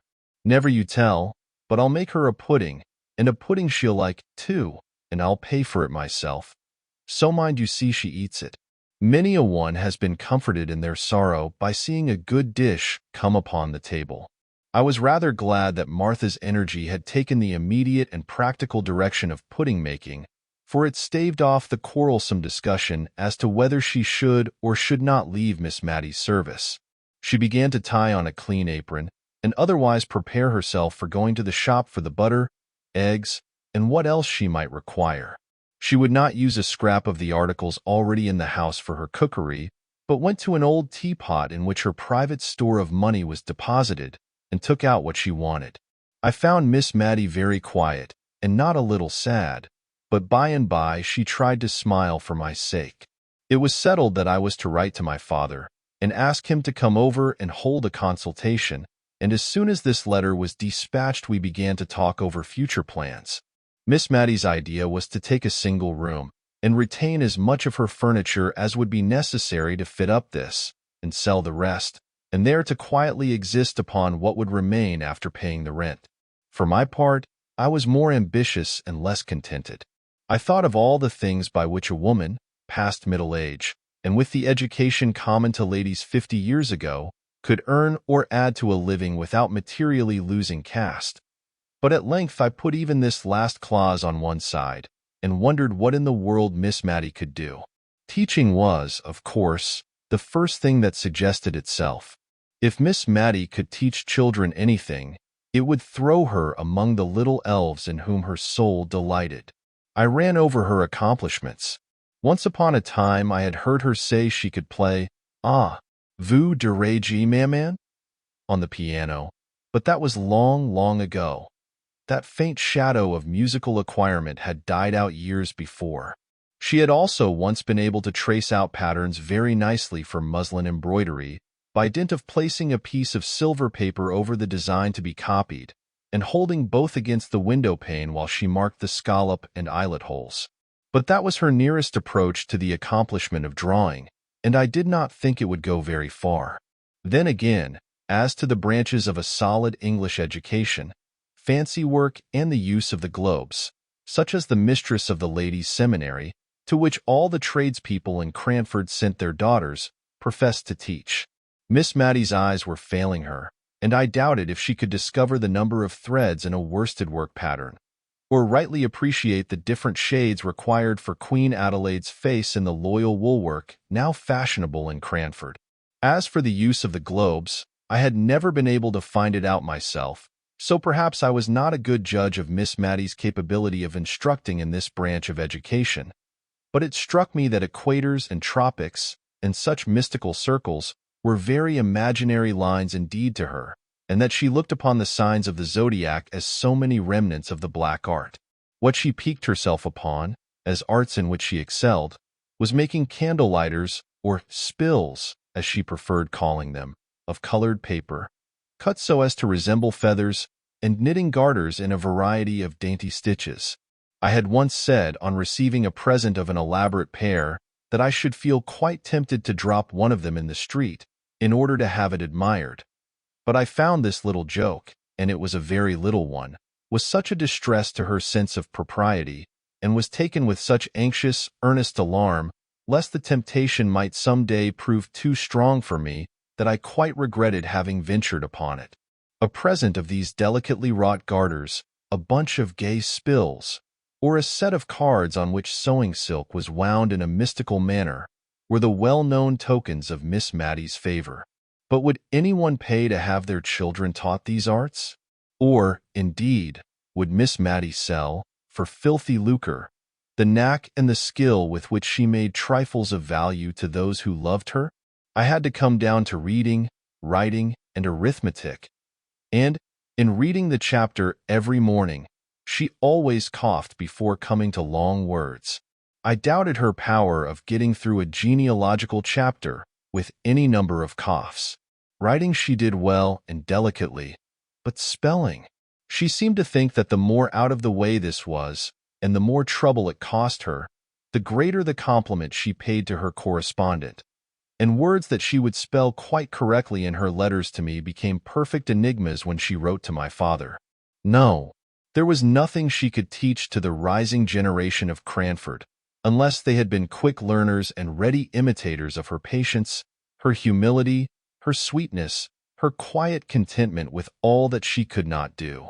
I pondered and pondered until dinner was announced by Martha, with a face all blubbered and swollen with crying. Miss Matty had a few little peculiarities which Martha was apt to regard as whims below her attention, and appeared to consider as childish fancies of which an old lady of 58 should try and cure herself. But today everything was attended to with the most careful regard. The bread was cut to the imaginary pattern of excellence that existed in Miss Matty's mind. As being the way which her mother had preferred, the curtain was drawn so as to exclude the dead brick wall of a neighbor's stable, and yet left so as to show every tender leaf of the poplar which was bursting into spring beauty. Martha's tone to Miss Matty was just such as that good, rough-spoken servant usually kept sacred for little children, and which I had never heard her use to any grown-up person. I had forgotten to tell Miss Matty about the pudding, and I was afraid she might not do justice to it, for she had evidently very little appetite this day. So I seized the opportunity of letting her into the secret while Martha took away the meat. Miss Matty's eyes filled with tears, and she could not speak, either to express surprise or delight, when Martha returned bearing it aloft, made in the most wonderful representation of a lion couchant that ever was molded. Martha's face gleamed with triumph as she set it down before Miss Matty with an exultant "There." Miss Matty wanted to speak her thanks, but could not. So she took Martha's hand and shook it warmly, which set Martha off crying, and I myself could hardly keep up the necessary composure. Martha burst out of the room, and Miss Matty had to clear her voice once or twice before she could speak. At last she said, "I should like to keep this pudding under a glass shade, my dear."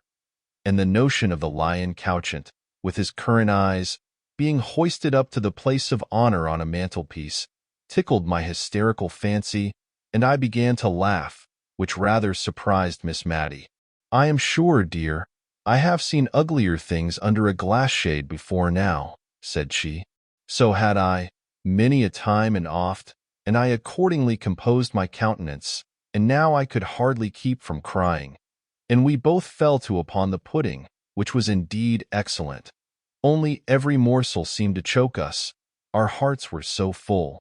We had too much to think about to talk much that afternoon. It passed over very tranquilly.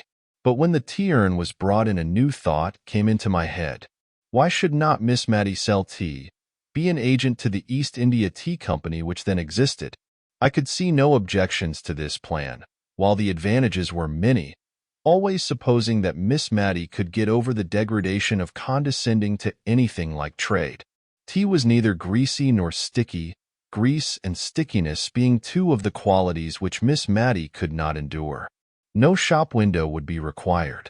A small, genteel notification of her being licensed to sell tea would, it is true, be necessary, but I hoped that it could be placed where no one would see it. Neither was tea a heavy article, so as to tax Miss Matty's fragile strength. The only thing against my plan was the buying and selling involved. While I was giving but absent answers to the questions Miss Matty was putting, almost as absently, we heard a clumping sound on the stairs and a whispering outside the door, which indeed once opened and shut as if by some invisible agency. After a little while Martha came in, dragging after her a great tall young man, all crimson with shyness, and finding his only relief in perpetually sleeking down his hair. "Please, ma'am, he's only Jim Hearn," said Martha, by way of an introduction. And so out of breath was she that I imagined she had had some bodily struggle before she could overcome his reluctance to be presented on the courtly scene of Miss Matilda Jenkyns's drawing-room. "And please, ma'am, he wants to marry me offhand. And please, ma'am, we want to take a lodger, just one quiet lodger, to make our two ends meet. And we'd take any house conformable. And, oh dear Miss Matty, if I may be so bold, would you have any objections to lodging with us? Jim wants it as much as I do." "To Jim, you great oaf! Why can't you back me? But he does want it all the same, very bad. Don't you, Jim? Only, you see, he's dazed at being called on to speak before quality." "It's not that," broke in Jim. "It's that you've taken me all on a sudden, and I didn't think for to get married so soon. And such quick words does flabbergast a man. It's not that I'm against it, ma'am," addressing Miss Matty, "only Martha has such quick ways with her when once she takes a thing into her head. And marriage, ma'am, marriage nails a man, as one may say. I dare say I shan't mind it after it's once over." "Please, ma'am," said Martha, who had plucked at his sleeve and nudged him with her elbow, and otherwise tried to interrupt him all the time he had been speaking. "Don't mind him. He'll come to.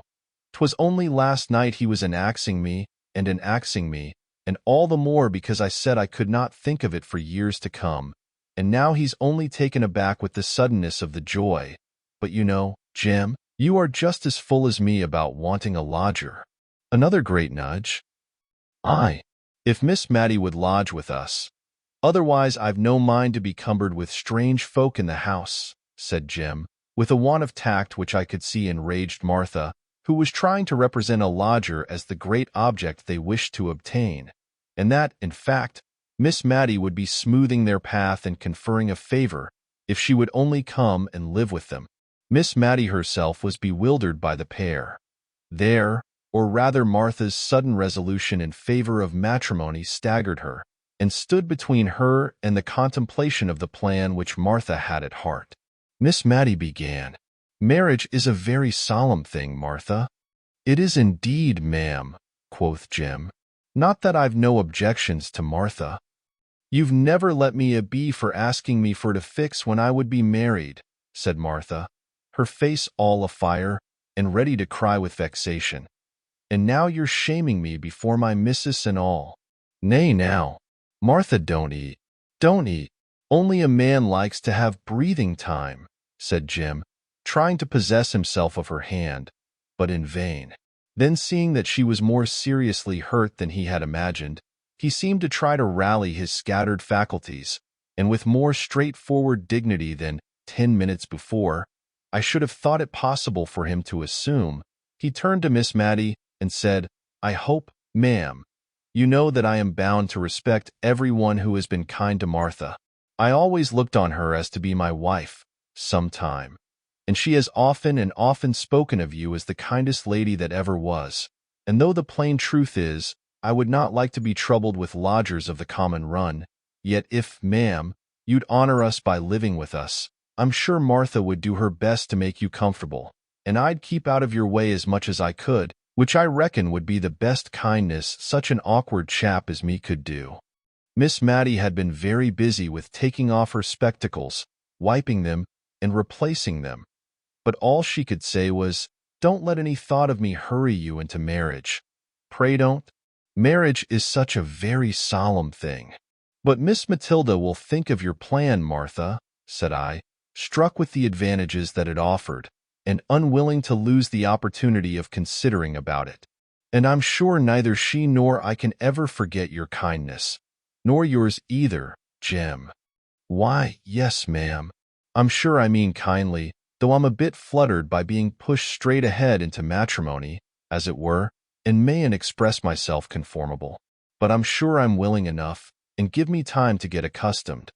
So, Martha, wench, what's the use of crying so, and slapping me if I come near?" This last was sotto voce, and had the effect of making Martha bounce out of the room, to be followed and soothed by her lover. Whereupon Miss Matty sat down and cried very heartily, and accounted for it by saying that the thought of Martha being married so soon gave her quite a shock, and that she should never forgive herself if she thought she was hurrying the poor creature. I think my pity was more for Jem, of the two, but both Miss Matty and I appreciated to the full the kindness of the honest couple, although we said little about this, and a good deal about the chances and dangers of matrimony. The next morning, very early, I received a note from Miss Pole, so mysteriously wrapped up, and with so many seals on it to secure secrecy, that I had to tear the paper before I could unfold it. And when I came to the writing I could hardly understand the meaning, it was so involved and oracular. I made out, however, that I was to go to Miss Pole's at 11 o'clock, the number 11 being written in full length as well as in numerals, and AM twice dashed under, as if I were very likely to come at 11 at night, when all Cranford was usually abed and asleep by 10. There was no signature except Miss Pole's initials reversed, P.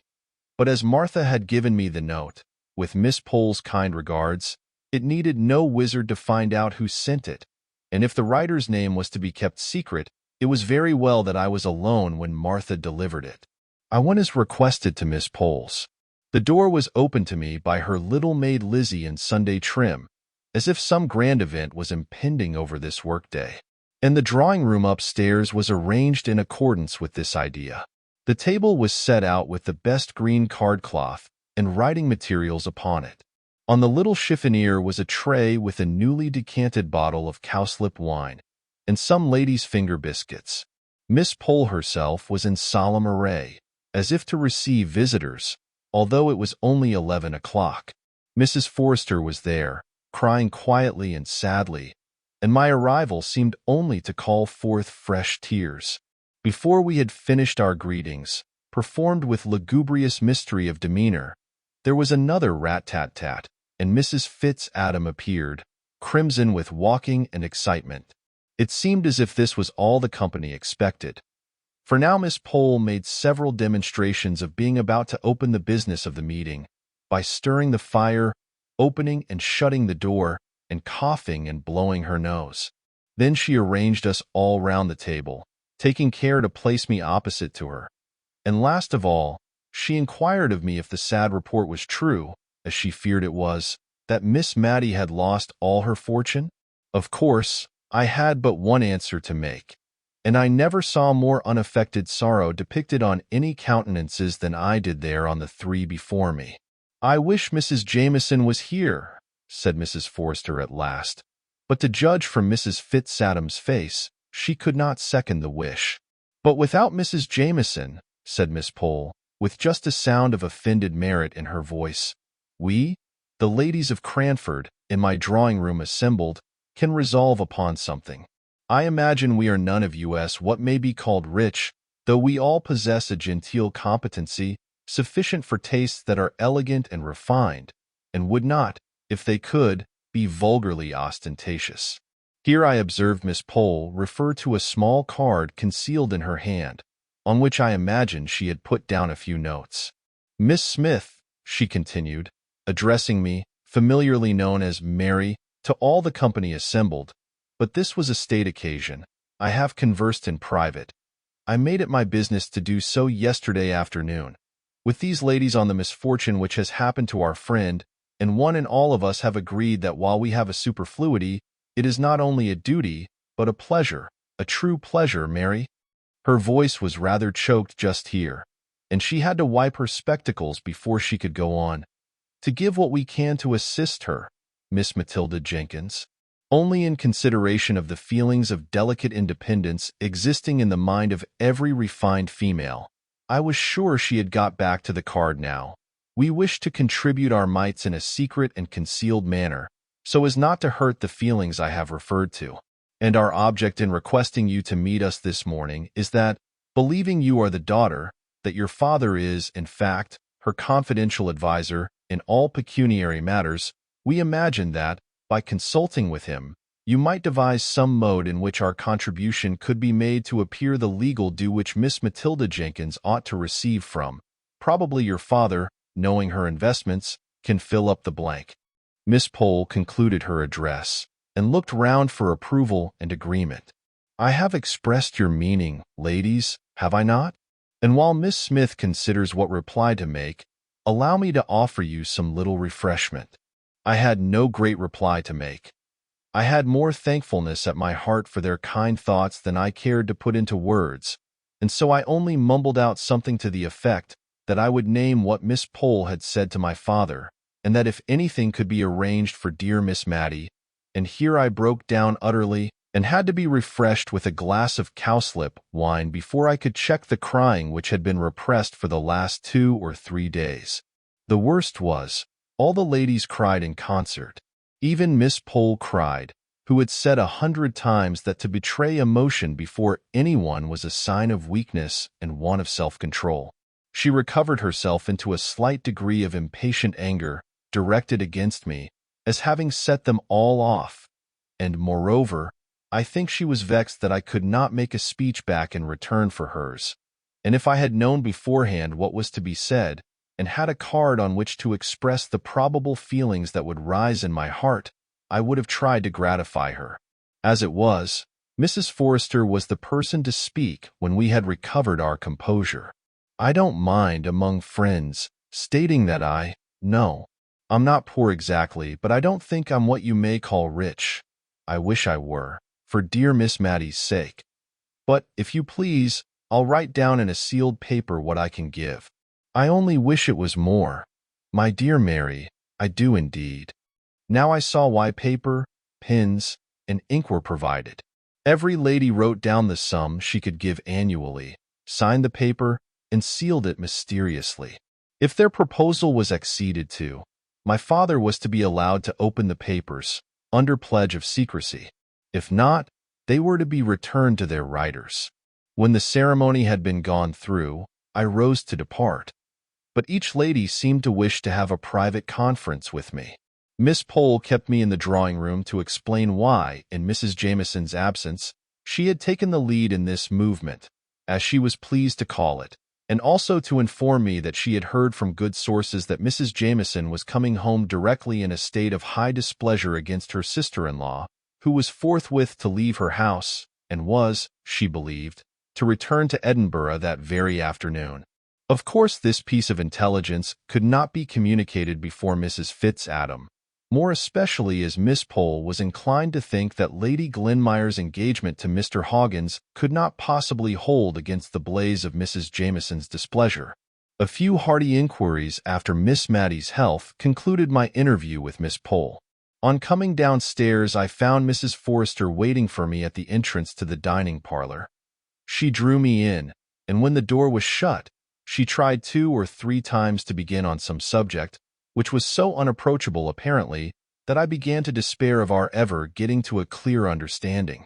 At last out it came, the poor old lady trembling all the time as if it were a great crime which she was exposing to daylight, in telling me how very, very little she had to live upon. A confession which she was brought to make from a dread lest we should think that the small contribution named in her paper bore any proportion to her love and regard for Miss Matty. And yet that sum which she so eagerly relinquished was, in truth, more than a 20th part of what she had to live upon, and keep house, and a little serving maid, all as became one born adhere. And when the whole income does not nearly amount to £100, to give up a 20th of it will necessitate many careful economies, and many pieces of self-denial, small and insignificant in the world's account, but bearing a different value in another account book that I have heard of. She did so wish she was rich, she said, and this wish she kept repeating, with no thought of herself in it, only with a longing, yearning desire to be able to heap up Miss Matty's measure of comforts. It was some time before I could console her enough to leave her, and then, on quitting the house, I was waylaid by Mrs. Fitzadam, who had also her confidence to make of pretty nearly the opposite description. She had not liked to put down all that she could afford and was ready to give. She told me she thought she never could look Miss Matty in the face again if she presumed to be giving her so much as she should like to do. Miss Matty, continued she, that I thought was such a fine young lady when I was nothing but a country girl, coming to market with eggs and butter and such like things. For my father, though well-to-do, would always make me go on as my mother had done before me, and I had to come into Cranford every Saturday and see after sales and prices and what not. And one day, I remember, I met Miss Matty in the lane that leads to Comhurst. She was walking on the footpath, which, you know, is raised a good way above the road, and a gentleman rode beside her, and was talking to her, and she was looking down at some primroses she had gathered, and pulling them all to pieces, and I do believe she was crying. But after she had passed, she turned round and ran after me to ask, oh, so kindly, about my poor mother, who lay on her deathbed, and when I cried she took hold of my hand to comfort me, and the gentleman waiting for her all the time, and her poor heart very full of something, I am sure. And I thought it such an honor to be spoken to in that pretty way by the rector's daughter, who visited at Arley Hall. I have loved her ever since, though perhaps I'd no right to do it.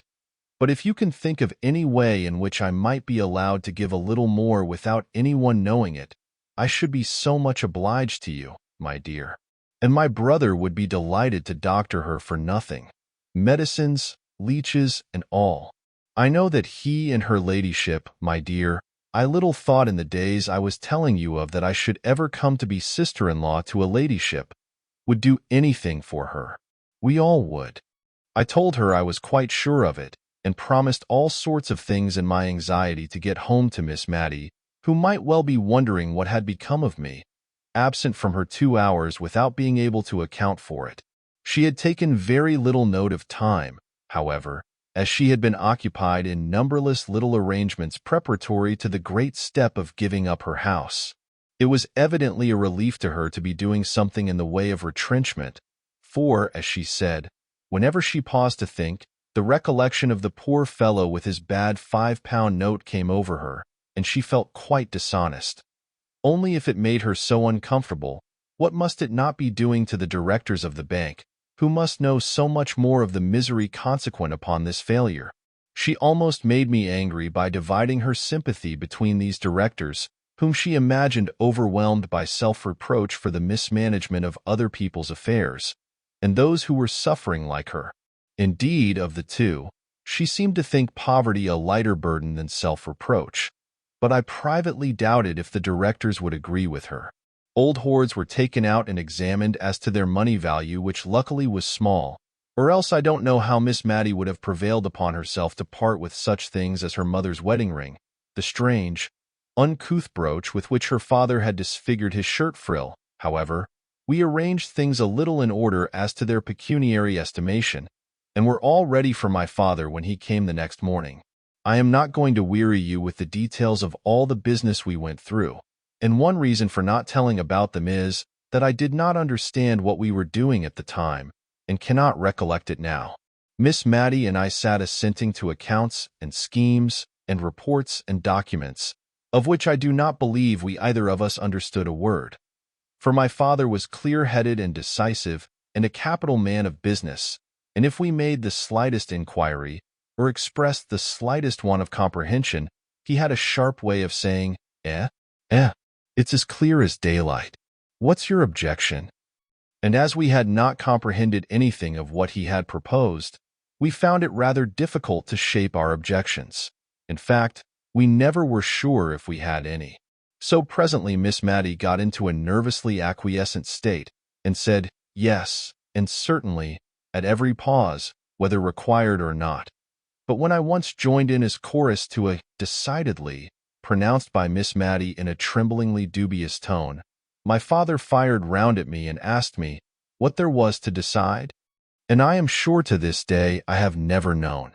But in justice to him, I must say he had come over from Drumble to help Miss Matty when he could ill spare the time, and when his own affairs were in a very anxious state, while Miss Matty was out of the room giving orders for luncheon, and sadly perplexed between her desire of honoring my father by a delicate, dainty meal, and her conviction that she had no right, now that all her money was gone, to indulge this desire.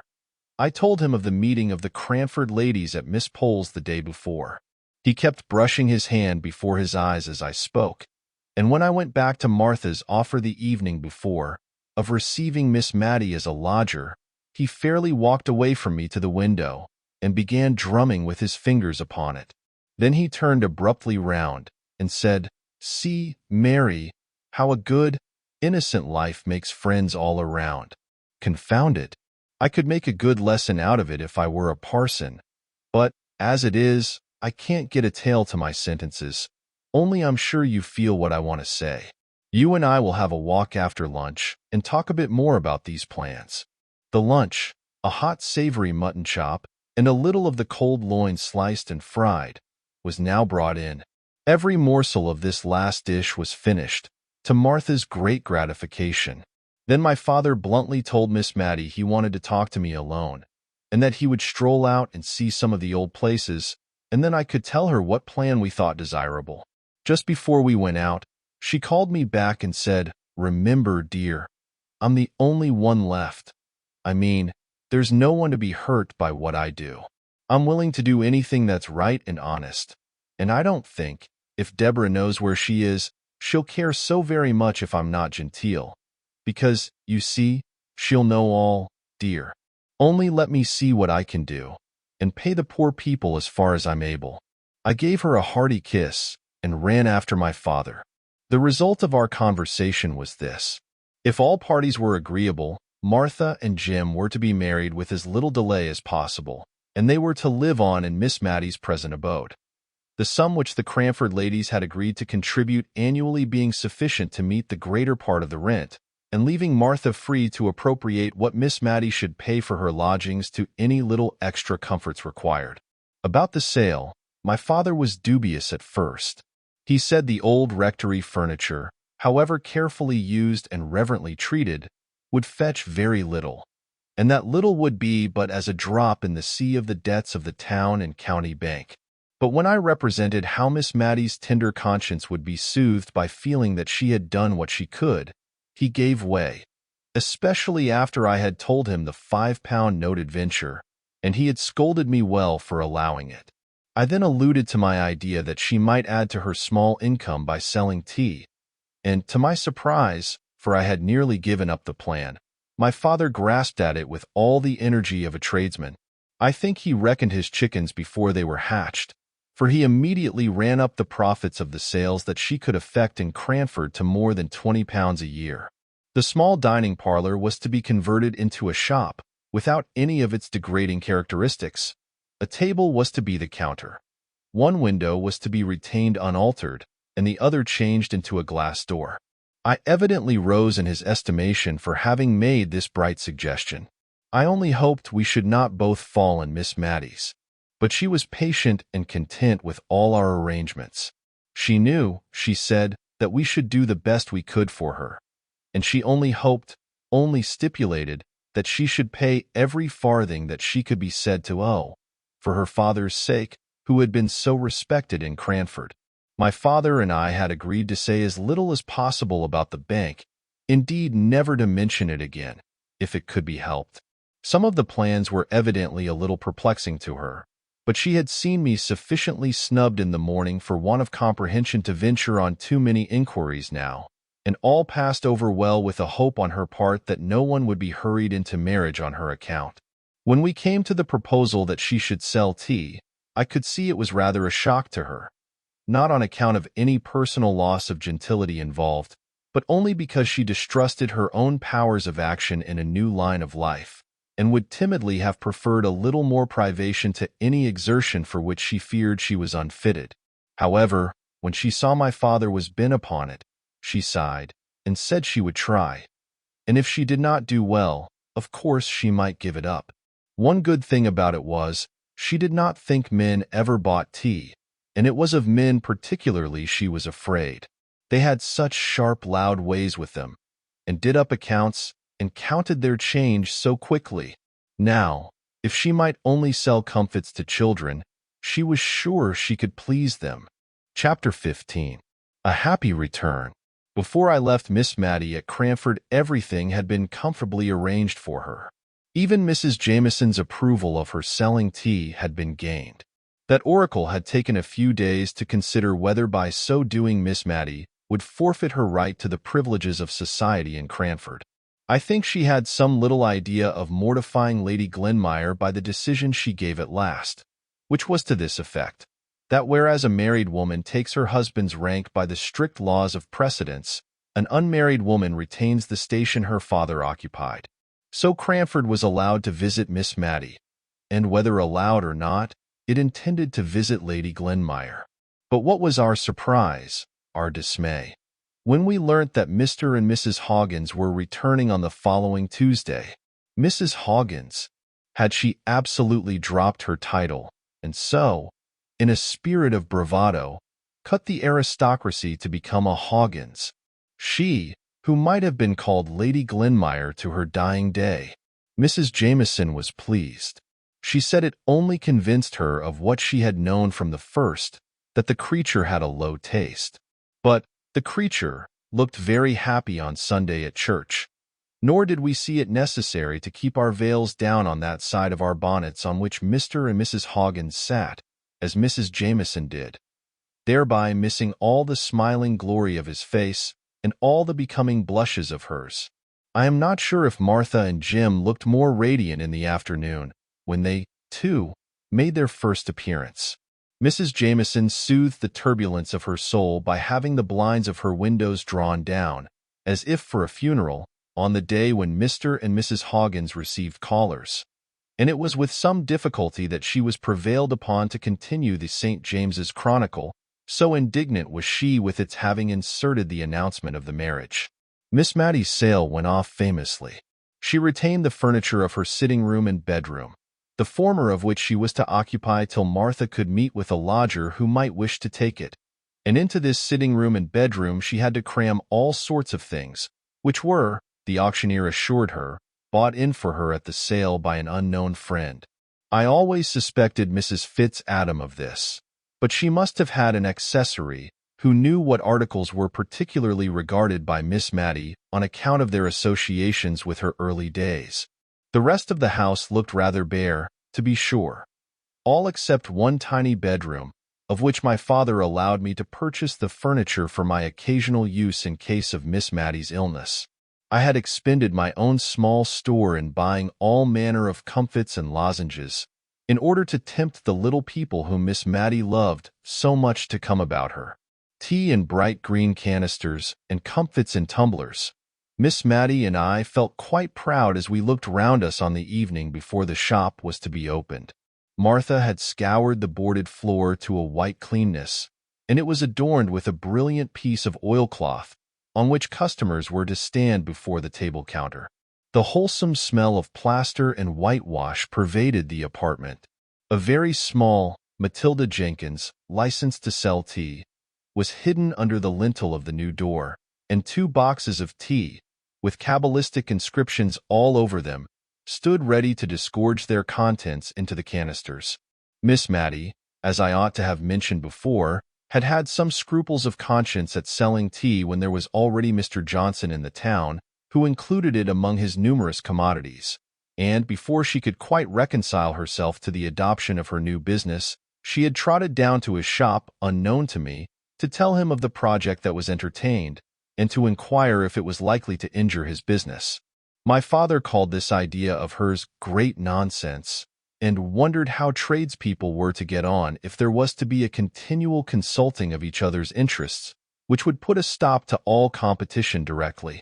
And, perhaps, it would not have done in Drumble, but in Cranford it answered very well, for not only did Mr. Johnson kindly put at rest all Miss Matty's scruples and fear of injuring his business, but I have reason to know he repeatedly sent customers to her, saying that the teas he kept were of a common kind, but that Miss Jenkyns had all the choice sorts. And expensive tea is a very favorite luxury with well-to-do tradespeople and rich farmers' wives, who turn up their noses at the Congo and Sochong prevalent at many tables of gentility, and will have nothing else than gunpowder and pekoe for themselves. But to return to Miss Matty, it was really very pleasant to see how her unselfishness and simple sense of justice called out the same good qualities in others. She never seemed to think anyone would impose upon her, because she should be so grieved to do it to them. I have heard her put a stop to the asseverations of the man who brought her coals by quietly saying, "I am sure you would be sorry to bring me wrong weight," and if the coals were short measure that time, I don't believe they ever were again. People would have felt as much ashamed of presuming on her good faith as they would have done on that of a child. But my father says such simplicity might be very well in Cranford, but would never do in the world.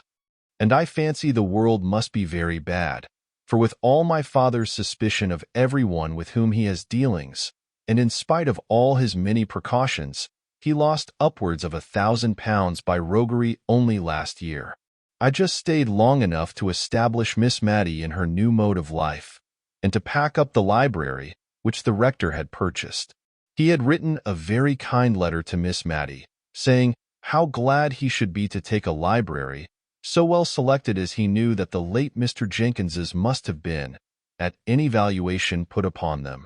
And when she agreed to this, with a touch of sorrowful gladness that they would go back to the rectory and be arranged on the accustomed walls once more, he sent word that he feared that he had not room for them all, and perhaps Miss Matty would kindly allow him to leave some volumes on her shelves.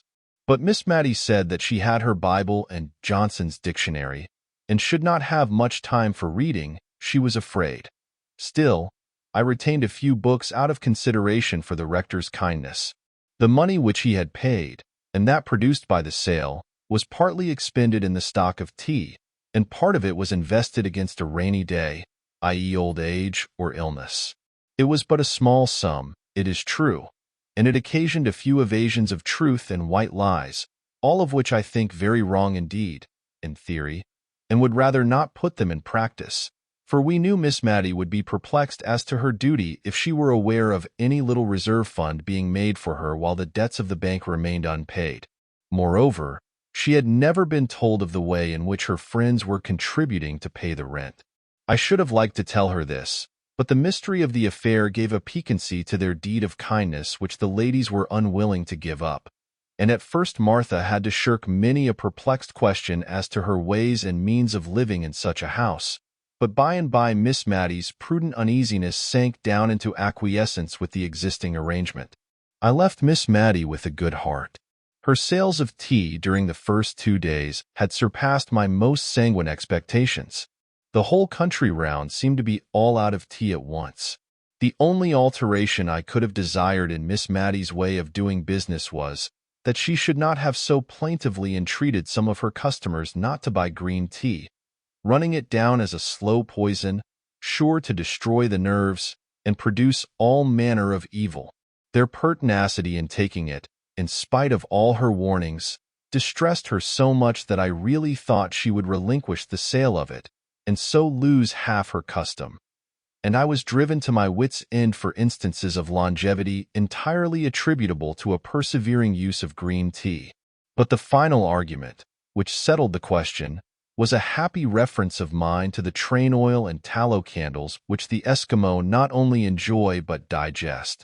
After that she acknowledged that one man's meat might be another man's poison, and contented herself thenceforward with an occasional remonstrance when she thought the purchaser was too young and innocent to be acquainted with the evil effects green tea produced on some constitutions, and an habitual sigh when people old enough to choose more wisely would prefer it. I went over from Drumble once a quarter at least to settle the accounts, and see after the necessary business letters. And, speaking of letters, I began to be very much ashamed of remembering my letter to the Aga Jenkins, and very glad I had never named my writing to anyone. I only hoped the letter was lost. No answer came. No sign was made. About a year after Miss Matty set up shop, I received one of Martha's hieroglyphics, begging me to come to Cranford very soon. I was afraid that Miss Matty was ill, and went off that very afternoon, and took Martha by surprise when she saw me on opening the door. We went into the kitchen as usual, to have our confidential conference, and then Martha told me she was expecting her confinement very soon, in a week or two, and she did not think Miss Matty was aware of it, and she wanted me to break the news to her, for indeed, miss, continued Martha, crying hysterically, I'm afraid she won't approve of it, and I'm sure I don't know who is to take care of her, as she should be taken care of when I am laid up. I comforted Martha by telling her I would remain till she was about again, and only wished she had told me her reason for this sudden summons, as then I would have brought the requisite stock of clothes. But Martha was so tearful and tender-spirited, and unlike her usual self, that I said as little as possible about myself, and endeavored rather to comfort Martha under all the probable and possible misfortunes which came crowding upon her imagination. I then stole out of the house door, and made my appearance as if I were a customer in the shop, just to take Miss Matty by surprise, and gain an idea of how she looked in her new situation. It was warm May weather, so only the little half-door was closed, and Miss Matty sat behind the counter, knitting an elaborate pair of garters. Elaborate they seemed to me, but the difficult stitch was no weight upon her mind, for she was singing in a low voice to herself as her needles went rapidly in and out. I call it singing, but I dare say a musician would not use that word to the tuneless yet sweet humming of the low, worn voice. I found out from the words, far more than from the attempt at the tune, that it was the old hundredth she was crooning to herself. But the quiet, continuous sound told of content, and gave me a pleasant feeling, as I stood in the street just outside the door, quite in harmony with that soft May morning. I went in. At first she did not catch who it was, and stood up as if to serve me. But in another minute watchful pussy had clutched her knitting, which was dropped in eager joy at seeing me. I found, after we had had a little conversation, that it was as Martha said, and that Miss Matty had no idea of the approaching household event. So I thought I would let things take their course, secure that when I went to her with the baby in my arms, I should obtain that forgiveness for Martha which she was needlessly frightening herself into believing that Miss Matty would withhold, under some notion that the new claimant would require attentions from its mother that it would be faithless treason to Miss Matty to render. But I was right.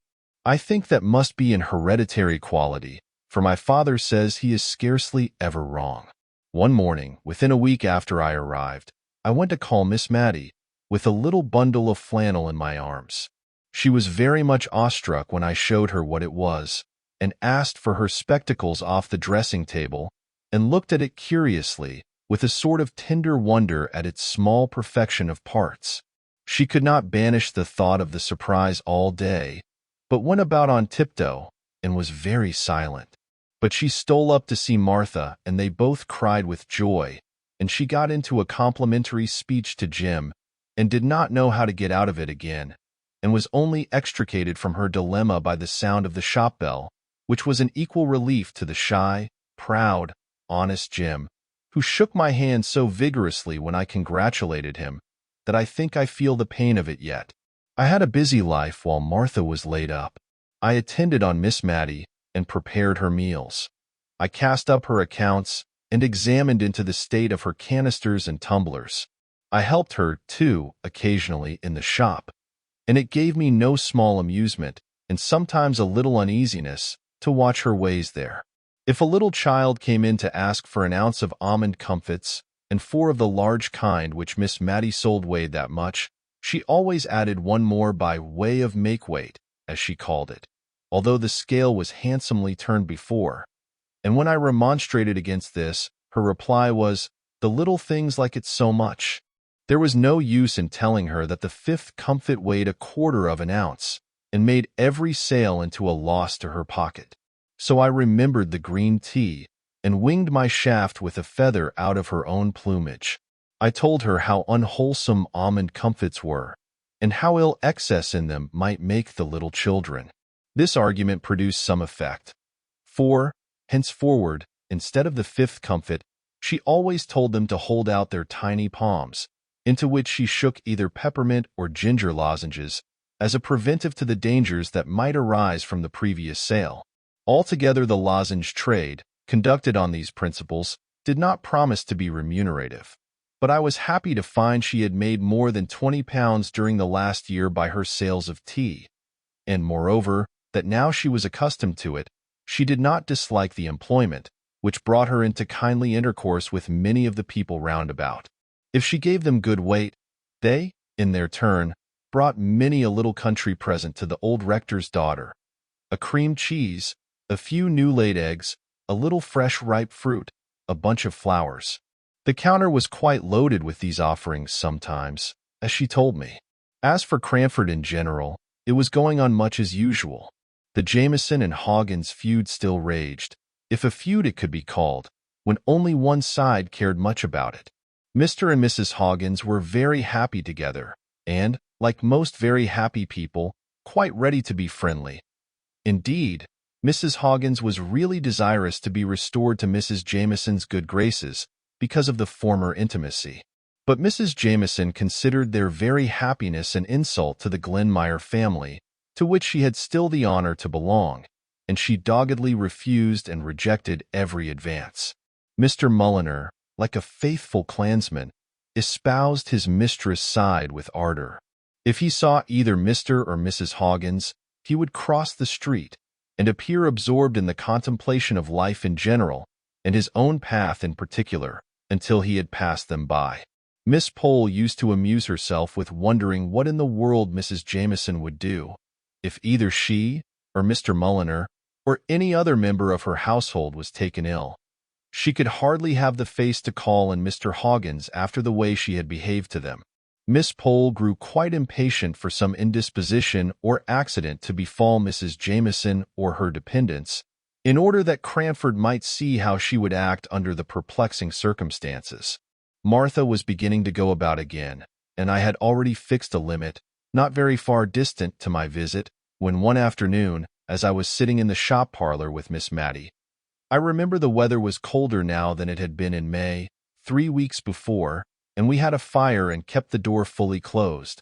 We saw a gentleman go slowly past the window, and then stand opposite to the door, as if looking out for the name which we had so carefully hidden. He took out a double eyeglass and peered about for some time before he could discover it. Then he came in, and, all on a sudden, it flashed across me that it was the Aga himself, for his clothes had an out-of-the-way foreign cut about them, and his face was deep brown, as if tanned and re-tanned by the sun.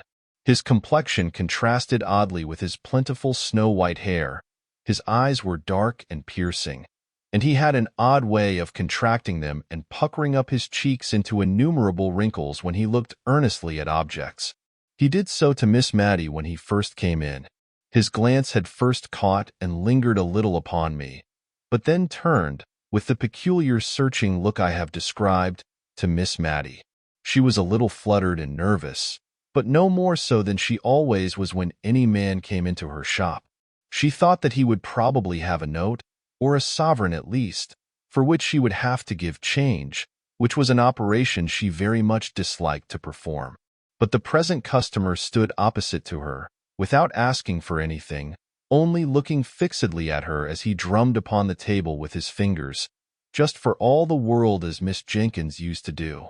Miss Matty was on the point of asking him what he wanted, as she told me afterwards, when he turned sharp to me. "Is your name Mary Smith?" "Yes," said I. All my doubts as to his identity were set at rest, and I only wondered what he would say or do next, and how Miss Matty would stand the joyful shock of what he had to reveal. Apparently he was at a loss how to announce himself, for he looked round at last in search of something to buy, so as to gain time, and as it happened, his eye caught on the almond comfits, and he boldly asked for a pound of those things. I doubt if Miss Matty had a whole pound in the shop, and, besides the unusual magnitude of the order, she was distressed with the idea of the indigestion they would produce, taken in such unlimited quantities. She looked up to remonstrate. Something of tender relaxation in his face struck home to her heart. She said, "It is, oh, sir. Can you be Peter?" and trembled from head to foot. In a moment he was round the table and had her in his arms, sobbing the tearless cries of old age. I brought her a glass of wine, for indeed her color had changed so as to alarm me and Mr. Peter too. He kept saying, "I have been too sudden for you, Matty. I have, my little girl." I proposed that she should go at once up into the drawing-room and lie down on the sofa there. She looked wistfully at her brother, whose hand she had held tight, even when nearly fainting. But on his assuring her that he would not leave her, she allowed him to carry her upstairs. I thought that the best I could do was to run and put the kettle on the fire for early tea, and then to attend to the shop, leaving the brother and sister to exchange some of the many thousand things they must have to say. I had also to break the news to Martha, who received it with a burst of tears which nearly infected me. She kept recovering herself to ask if I was sure it was indeed Miss Matty's brother, for I had mentioned that he had gray hair, and she had always heard that he was a very handsome young man. Something of the same kind perplexed Miss Matty at tea-time, when she was installed in the great easy-chair opposite to Mr. Jenkyns in order to gaze her fill. She could hardly drink for looking at him, and as for eating, that was out of the question. "I suppose hot climates age people very quickly," said she, almost to herself. "When you left Cranford you had not a gray hair in your head." "But how many years ago is that?" said Mr. Peter, smiling. "Ah, true. Yes, I suppose you and I are getting old. But still I did not think we were so very old. But white hair is very becoming to you, Peter," she continued, a little afraid lest she had hurt him by revealing how his appearance had impressed her. "I suppose I forgot dates too, Matty, for what do you think I have brought for you from India? I have an Indian muslin gown and a pearl necklace for you somewhere in my chest at Portsmouth." He smiled as if amused at the idea of the incongruity of his presence with the appearance of his sister, but this did not strike her all at once, while the elegance of the articles did. I could see that for a moment her imagination dwelt complacently on the idea of herself thus attired, and instinctively she put her hand up to her throat, that little delicate throat which, as Miss Pole had told me, had been one of her youthful charms. But the hand met the touch of folds of soft muslin in which she was always swathed up to her chin, and the sensation recalled a sense of the unsuitableness of a pearl necklace to her age. She said, "I'm afraid I'm too old, but it was very kind of you to think of it. They are just what I should have liked years ago, when I was young. So I thought, my little Matty, I remembered your tastes. They were so like my dear mother's." At the mention of that name the brother and sister clasped each other's hands yet more fondly, and, although they were perfectly silent, I fancied they might have something to say if they were unchecked by my presence, and I got up to arrange my room for Mr. Peter's occupation that night, intending myself to share Miss Matty's bed. But at my movement, he started up. "I must go and settle about a room at the George. My carpet-bag is there too." "No," said Miss Matty in great distress. "You must not go. Please, dear Peter, pray, Mary, oh, you must not go." She was so much agitated that we both promised everything she wished. Peter sat down again and gave her his hand, which for better security she held in both of hers, and I left the room to accomplish my arrangements. Long, long into the night, far, far into the morning, did Miss Matty and I talk. She had much to tell me of her brother's life and adventures, which he had communicated to her as they had sat alone. She said all was thoroughly clear to her, but I never quite understood the whole story, and when in after days I lost my awe of Mr. Peter enough to question him myself, he laughed at my curiosity and told me stories that sounded so very much like Baron Munchausen's that I was sure he was making fun of me. What I heard from Miss Matty was that he had been a volunteer at the siege of Rangoon, had been taken prisoner by the Burmese, and somehow obtained favor and eventual freedom from knowing how to bleed the chief of the small tribe in some case of dangerous illness, that on his release from years of captivity he had had his letters returned from England with the ominous word "dead" marked upon them, and, believing himself to be the last of his race, he had settled down as an indigo planter and had proposed to spend the remainder of his life in the country to whose inhabitants and modes of life he had become habituated when my letter had reached him. And with the odd vehemence which characterized him in age as it had done in youth, he had sold his land and all his possessions to the first purchaser, and come home to the poor old sister, who was more glad and rich than any princess when she looked at him. She talked me to sleep at last, and then I was awakened by a slight sound at the door, for which she begged my pardon as she crept penitently into bed. But it seems that when I could no longer confirm her belief that the long-lost was really here, under the same roof, she had begun to fear lest it was only a waking dream of hers, that there never had been a Peter sitting by her all that blessed evening, but that the real Peter lay dead far away beneath some wild sea wave, or under some strange eastern tree. And so strong had this nervous feeling of hers become, that she was fain to get up and go and convince herself that he was really there by listening through the door to his even, regular breathing. I don't like to call it snoring, but I heard it myself through two closed doors, and by it soothed Miss Matty to sleep. I don't believe Mr. Peter came home from India as rich as a nabob. He even considered himself poor, but neither he nor Miss Matty cared much about that. At any rate, he had enough to live upon very genteelly at Cranford, he and Miss Matty together. And a day or two after his arrival, the shop was closed, while troops of little urchins gleefully awaited the shower of comfits and lozenges that came from time to time down upon their faces as they stood up gazing at Miss Matty's drawing-room windows. Occasionally Miss Matty would say to them, half hidden behind the curtains, "My dear children, don't make yourselves ill." But a strong arm pulled her back, and a more rattling shower than ever succeeded. A part of the tea was sent in presents to the Cranford ladies, and some of it was distributed among the old people who remembered Mr. Peter in the days of his frolicsome youth. The Indian muslin gown was reserved for darling Flora Gordon, Miss Jessie Brown's daughter. The Gordons had been on the continent for the last few years, but were now expected to return very soon, and Miss Matty, in her sisterly pride, anticipated great delight in the joy of showing them Mr. Peter. The pearl necklace disappeared, and about that time many handsome and useful presents made their appearance in the households of Miss Pole and Mrs. Forrester, and some rare and delicate Indian ornaments graced the drawing-rooms of Mrs. Jameson and Mrs. Fitz-Adam. I myself was not forgotten.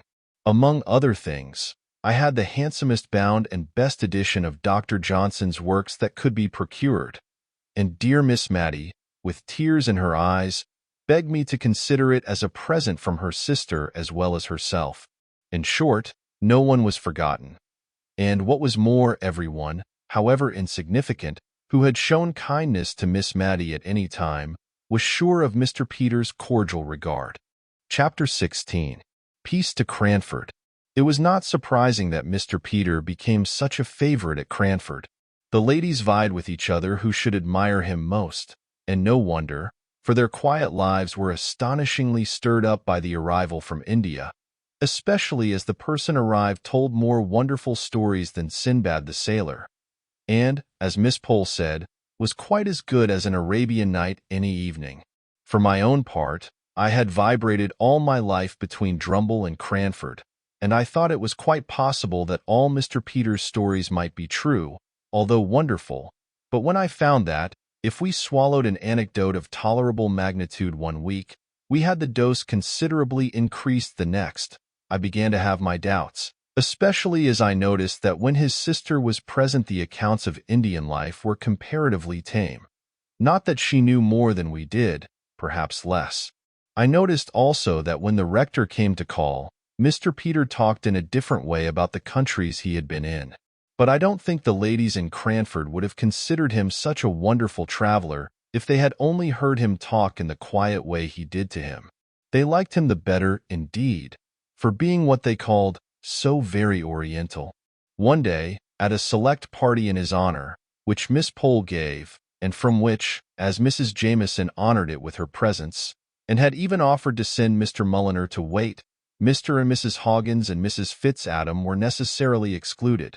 One day at Miss Pole's, Mr. Peter said he was tired of sitting upright against the hard-backed uneasy chairs, and asked if he might not indulge himself in sitting cross-legged. Miss Pole's consent was eagerly given, and down he went with the utmost gravity. But when Miss Pole asked me, in an audible whisper, if he did not remind me of the father of the faithful, I could not help thinking of poor Simon Jones, the lame tailor, and while Mrs. Jameson slowly commented on the elegance and convenience of the attitude, I remembered how we had all followed that lady's lead in condemning Mr. Hoggins for vulgarity because he simply crossed his legs as he sat still on his chair. Many of Mr. Peter's ways of eating were a little strange amongst such ladies as Miss Pole and Miss Matty and Mrs. Jameson, especially when I recollected the untasted green peas and two-pronged forks at poor Mr. Holbrook's dinner. The mention of that gentleman's name recalls to my mind a conversation between Mr. Peter and Miss Matty one evening in the summer after he returned to Cranford. The day had been very hot, and Miss Matty had been much oppressed by the weather, in the heat of which her brother reveled.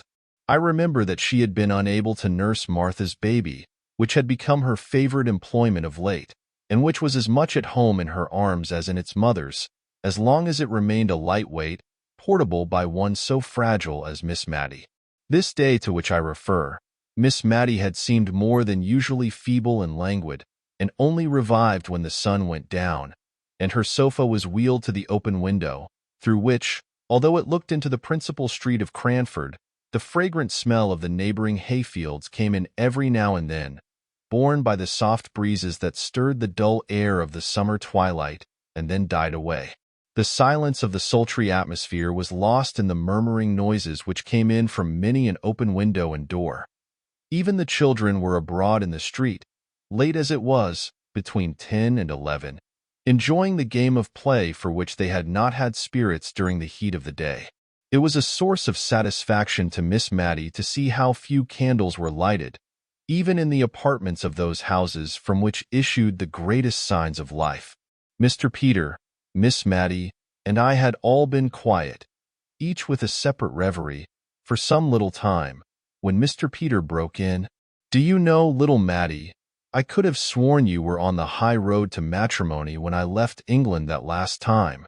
If anybody had told me you would have lived and died an old maid then, I should have laughed in their faces." Miss Matty made no reply, and I tried in vain to think of some subject which should effectually turn the conversation. But I was very stupid, and before I spoke he went on. "It was Holbrook, that fine manly fellow who lived at Woodley, that I used to think would carry off my little Matty.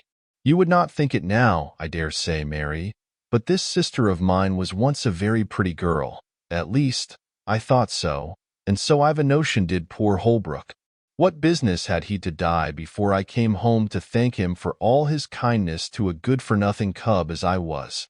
It was that made me first think he cared for you. For in all our fishing expeditions it was Matty we talked about. Poor Deborah! What a lecture she read me on having asked him home to lunch one day, when she had seen the Arley carriage in the town, and thought that my lady might call. Well, that's long years ago, more than half a lifetime, and yet it seems like yesterday. I don't know a fellow I should have liked better as a brother-in-law. You must have played your cards badly, my little Matty, somehow or another. Wanted your brother to be a good go-between, little one?" said he, putting out his hand to take hold of hers as she lay on the sofa. "Why, what's this? You're shivering and shaking. Matty, with that confounded open window. Shut it, Mary, this minute. I did so, and then stooped down to kiss Miss Matty and see if she really were chilled. She caught at my hand and gave it a hard squeeze, but unconsciously, I think, for in a minute or two she spoke to us quite in her usual voice and smiled our uneasiness away, although she patiently submitted to the prescriptions we enforced of a warm bed and a glass of weak negus. I was to leave Cranford the next day, and before I went I saw that all the effects of the open window had quite vanished. I had superintended most of the alterations necessary in the house and household during the latter weeks of my stay. The shop was once more a parlor, the empty, resounding rooms again furnished up to the very garrets. There had been some talk of establishing Martha and Jim in another house, but Miss Matty would not hear of this. Indeed, I never saw her so much roused as when Miss Pole had assumed it to be the most desirable arrangement. As long as Martha would remain with Miss Matty was only too thankful to have her about her. Yes, and Jim too, who was a very pleasant man to have in the house, for she never saw him from week's end to week's end. And as for the probable children, if they would all turn out such little darlings as her goddaughter, Matilda, she should not mind the number, if Martha didn't. Besides, the next was to be called Deborah, a point which Miss Matty had reluctantly yielded to Martha's stubborn determination that her firstborn was to be Matilda. So Miss Pole had to lower her colors, and even her voice, as she said to me that, as Mr. and Mrs. Hearn were still to go on living in the same house with Miss Matty, we had certainly done a wise thing in hiring Martha's niece as an auxiliary. I left Miss Matty and Mr. Peter most comfortable and contented, the only subject for regret to the tender heart of the one, and the social friendly nature of the other, being the unfortunate quarrel between Mrs. Jameson and the plebeian Hogginses and their following. In joke, I prophesied one day that this would only last until Mrs. Jameson or Mr. Mulliner were ill, in which case they would only be too glad to be friends with Mr. Hoggins. But Miss Matty did not like my looking forward to anything like illness in so light a manner, and before the year was out all had come round in a far more satisfactory way.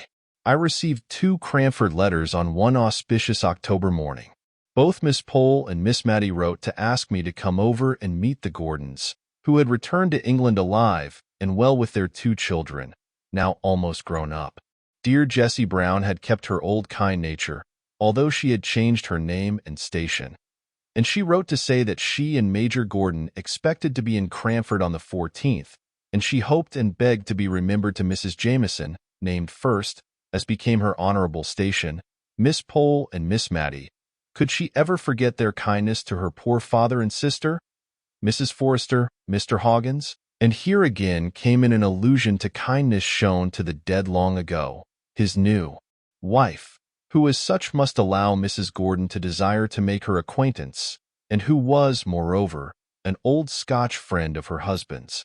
In short, everyone was named, from the rector, who had been appointed to Cranford in the interim between Captain Brown's death and Miss Jessie's marriage, and was now associated with the latter event, down to Miss Betty Barker. All were asked to the luncheon, all except Mrs. Fitzadam, who had come to live in Cranford since Miss Jessie Brown's days, and whom I found rather moping on account of the omission. People wondered at Miss Betty Barker's being included in the honorable list. But then, as Miss Pole said, we must remember the disregard of the genteel proprieties of life in which the poor captain had educated his girls, and for his sake we swallowed our pride. Indeed, Mrs. Jameson rather took it as a compliment, as putting Miss Betty, formerly her maid, on a level with those Hogginses. But when I arrived in Cranford, nothing was as yet ascertained of Mrs. Jameson's own intentions. Would the honorable lady go, or would she not? Mr. Peter declared that she should and she would. Miss Pole shook her head and desponded. But Mr. Peter was a man of resources. In the first place, he persuaded Miss Matty to write to Mrs. Gordon, and to tell her of Mrs. Fitzadam's existence, and to beg that one so kind and cordial and generous might be included in the pleasant invitation.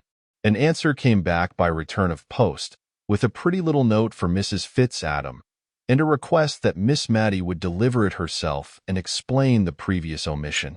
Mrs. Fitzadam was as pleased as could be, and thanked Miss Matty over and over again. Mr. Peter had said, "Leave Mrs. Jameson to me." So we did, especially as we knew nothing that we could do to alter her determination if once formed. I did not know, nor did Miss Matty, how things were going on until Miss Pole asked me, just the day before Mrs. Gordon came, if I thought there was anything between Mr. Peter and Mrs. Jameson in the matrimonial line, for that Mrs. Jameson was really going to the lunch at the George. She had sent Mr. Mulliner down to desire that there might be a footstool put to the warmest seat in the room, as she meant to come, and knew that their chairs were very high. Miss Pole had picked this piece of news up, and from it she conjectured all sorts of things, and bemoaned yet more. If Peter should marry, what would become of poor dear Miss Matty? And Mrs. Jameson, of all people? Miss Pole seemed to think there were other ladies in Cranford who would have done more credit to his choice, and I think she must have had someone who was unmarried in her head, for she kept saying, it was so wanting in delicacy in a widow to think of such a thing. When I got back to Miss Matty's, I really did begin to think that Mr. Peter might be thinking of Mrs. Jameson for a wife, and I was as unhappy as Miss Pole about it. He had the proof sheet of a great placard in his hand. Signor Brunoni, magician to the King of Delhi, the Raja of Oudh, and the great Lama of Thibet, was going to perform in Cranford for one night only, the very next night, and Miss Matty, exultant, showed me a letter from the Gordons, promising to remain over this gaiety, which Miss Matty said was entirely Peter's doing. He had written to ask the senior to come, and was to be at all the expenses of the affair. Tickets were to be sent gratis to as many as the room would hold. In short, Miss Matty was charmed with the plan, and said that tomorrow Cranford would remind her of the Preston Guild, to which she had been in her youth, a luncheon at the George, with the dear Gordons, and the senior in the assembly room in the evening. But I looked only at the fatal words. Under the patronage of the Honorable M.R.S. Jameson. She, then, was chosen to preside over this entertainment of Mr. Peter's. She was perhaps going to displace my dear Miss Matty in his heart, and make her life lonely once more. I could not look forward to the morrow with any pleasure, and every innocent anticipation of Miss Matty's only served to add to my annoyance. So, angry and irritated, and exaggerating every little incident which could add to my irritation, I went on till we were all assembled in the great parlor at the George. Major and Mrs. Gordon and pretty Flora and Mr. Ludovic were all as bright and handsome and friendly as could be, but I could hardly attend to them for watching Mr. Peter, and I saw that Miss Pole was equally busy. I had never seen Mrs. Jameson so roused and animated before. Her face looked full of interest in what Mr. Peter was saying. I drew near to listen. My relief was great when I caught that his words were not words of love, but that, for all his grave face, he was at his old tricks. He was telling her of his travels in India, and describing the wonderful height of the Himalaya mountains. One touch after another added to their size, and each exceeded the former in absurdity. But Mrs. Jameson really enjoyed all in perfect good faith. I suppose she required strong stimulants to excite her to come out of her apathy. Mr. Peter wound up his account by saying that, of course, at that altitude there were none of the animals to be found that existed in the lower regions. The game, everything was different. Firing one day at some flying creature, he was very much dismayed when it fell, to find that he had shot a cherubim. Mr. Peter caught my eye at this moment, and gave me such a funny twinkle that I felt sure he had no thoughts of Mrs. Jameson as a wife from that time. She looked uncomfortably amazed. But, Mr. Peter, shooting a cherubim, don't you think? I am afraid that was sacrilege. Mr. Peter composed his countenance in a moment, and appeared shocked at the idea, which, as he said truly enough, was now presented to him for the first time. But then Mrs. Jameson must remember that he had been living for a long time among savages, all of whom were heathens. Some of them, he was afraid, were downright dissenters. Then, seeing Miss Matty draw near, he hastily changed the conversation, and after a little while, turning to me, he said, "Don't be shocked, prim little Mary, at all my wonderful stories. I consider Mrs. Jameson fair game, and besides I am bent on propitiating her, and the first step towards it is keeping her well awake. I bribed her here by asking her to let me have her name as patroness for my poor conjurer this evening, and I don't want to give her time enough to get up her rancor against the Hogginses, who are just coming in. I want everybody to be friends, for it harasses Matty so much to hear of these quarrels. I shall go at it again by and by, so you need not look shocked. I intend to enter the assembly room tonight with Mrs. Jameson on one side, and my lady, Mrs. Hoggins, on the other. You see if I don't." Somehow or another he did, and fairly got them into conversation together. Major and Mrs. Gordon helped at the good work with their perfect ignorance of any existing coolness between any of the inhabitants of Cranford. Ever since that day there has been the old friendly sociability in Cranford society, which I am thankful for, because of my dear Miss Matty's love of peace and kindliness. We all love Miss Matty, and I somehow think we are all of us better when she is near us.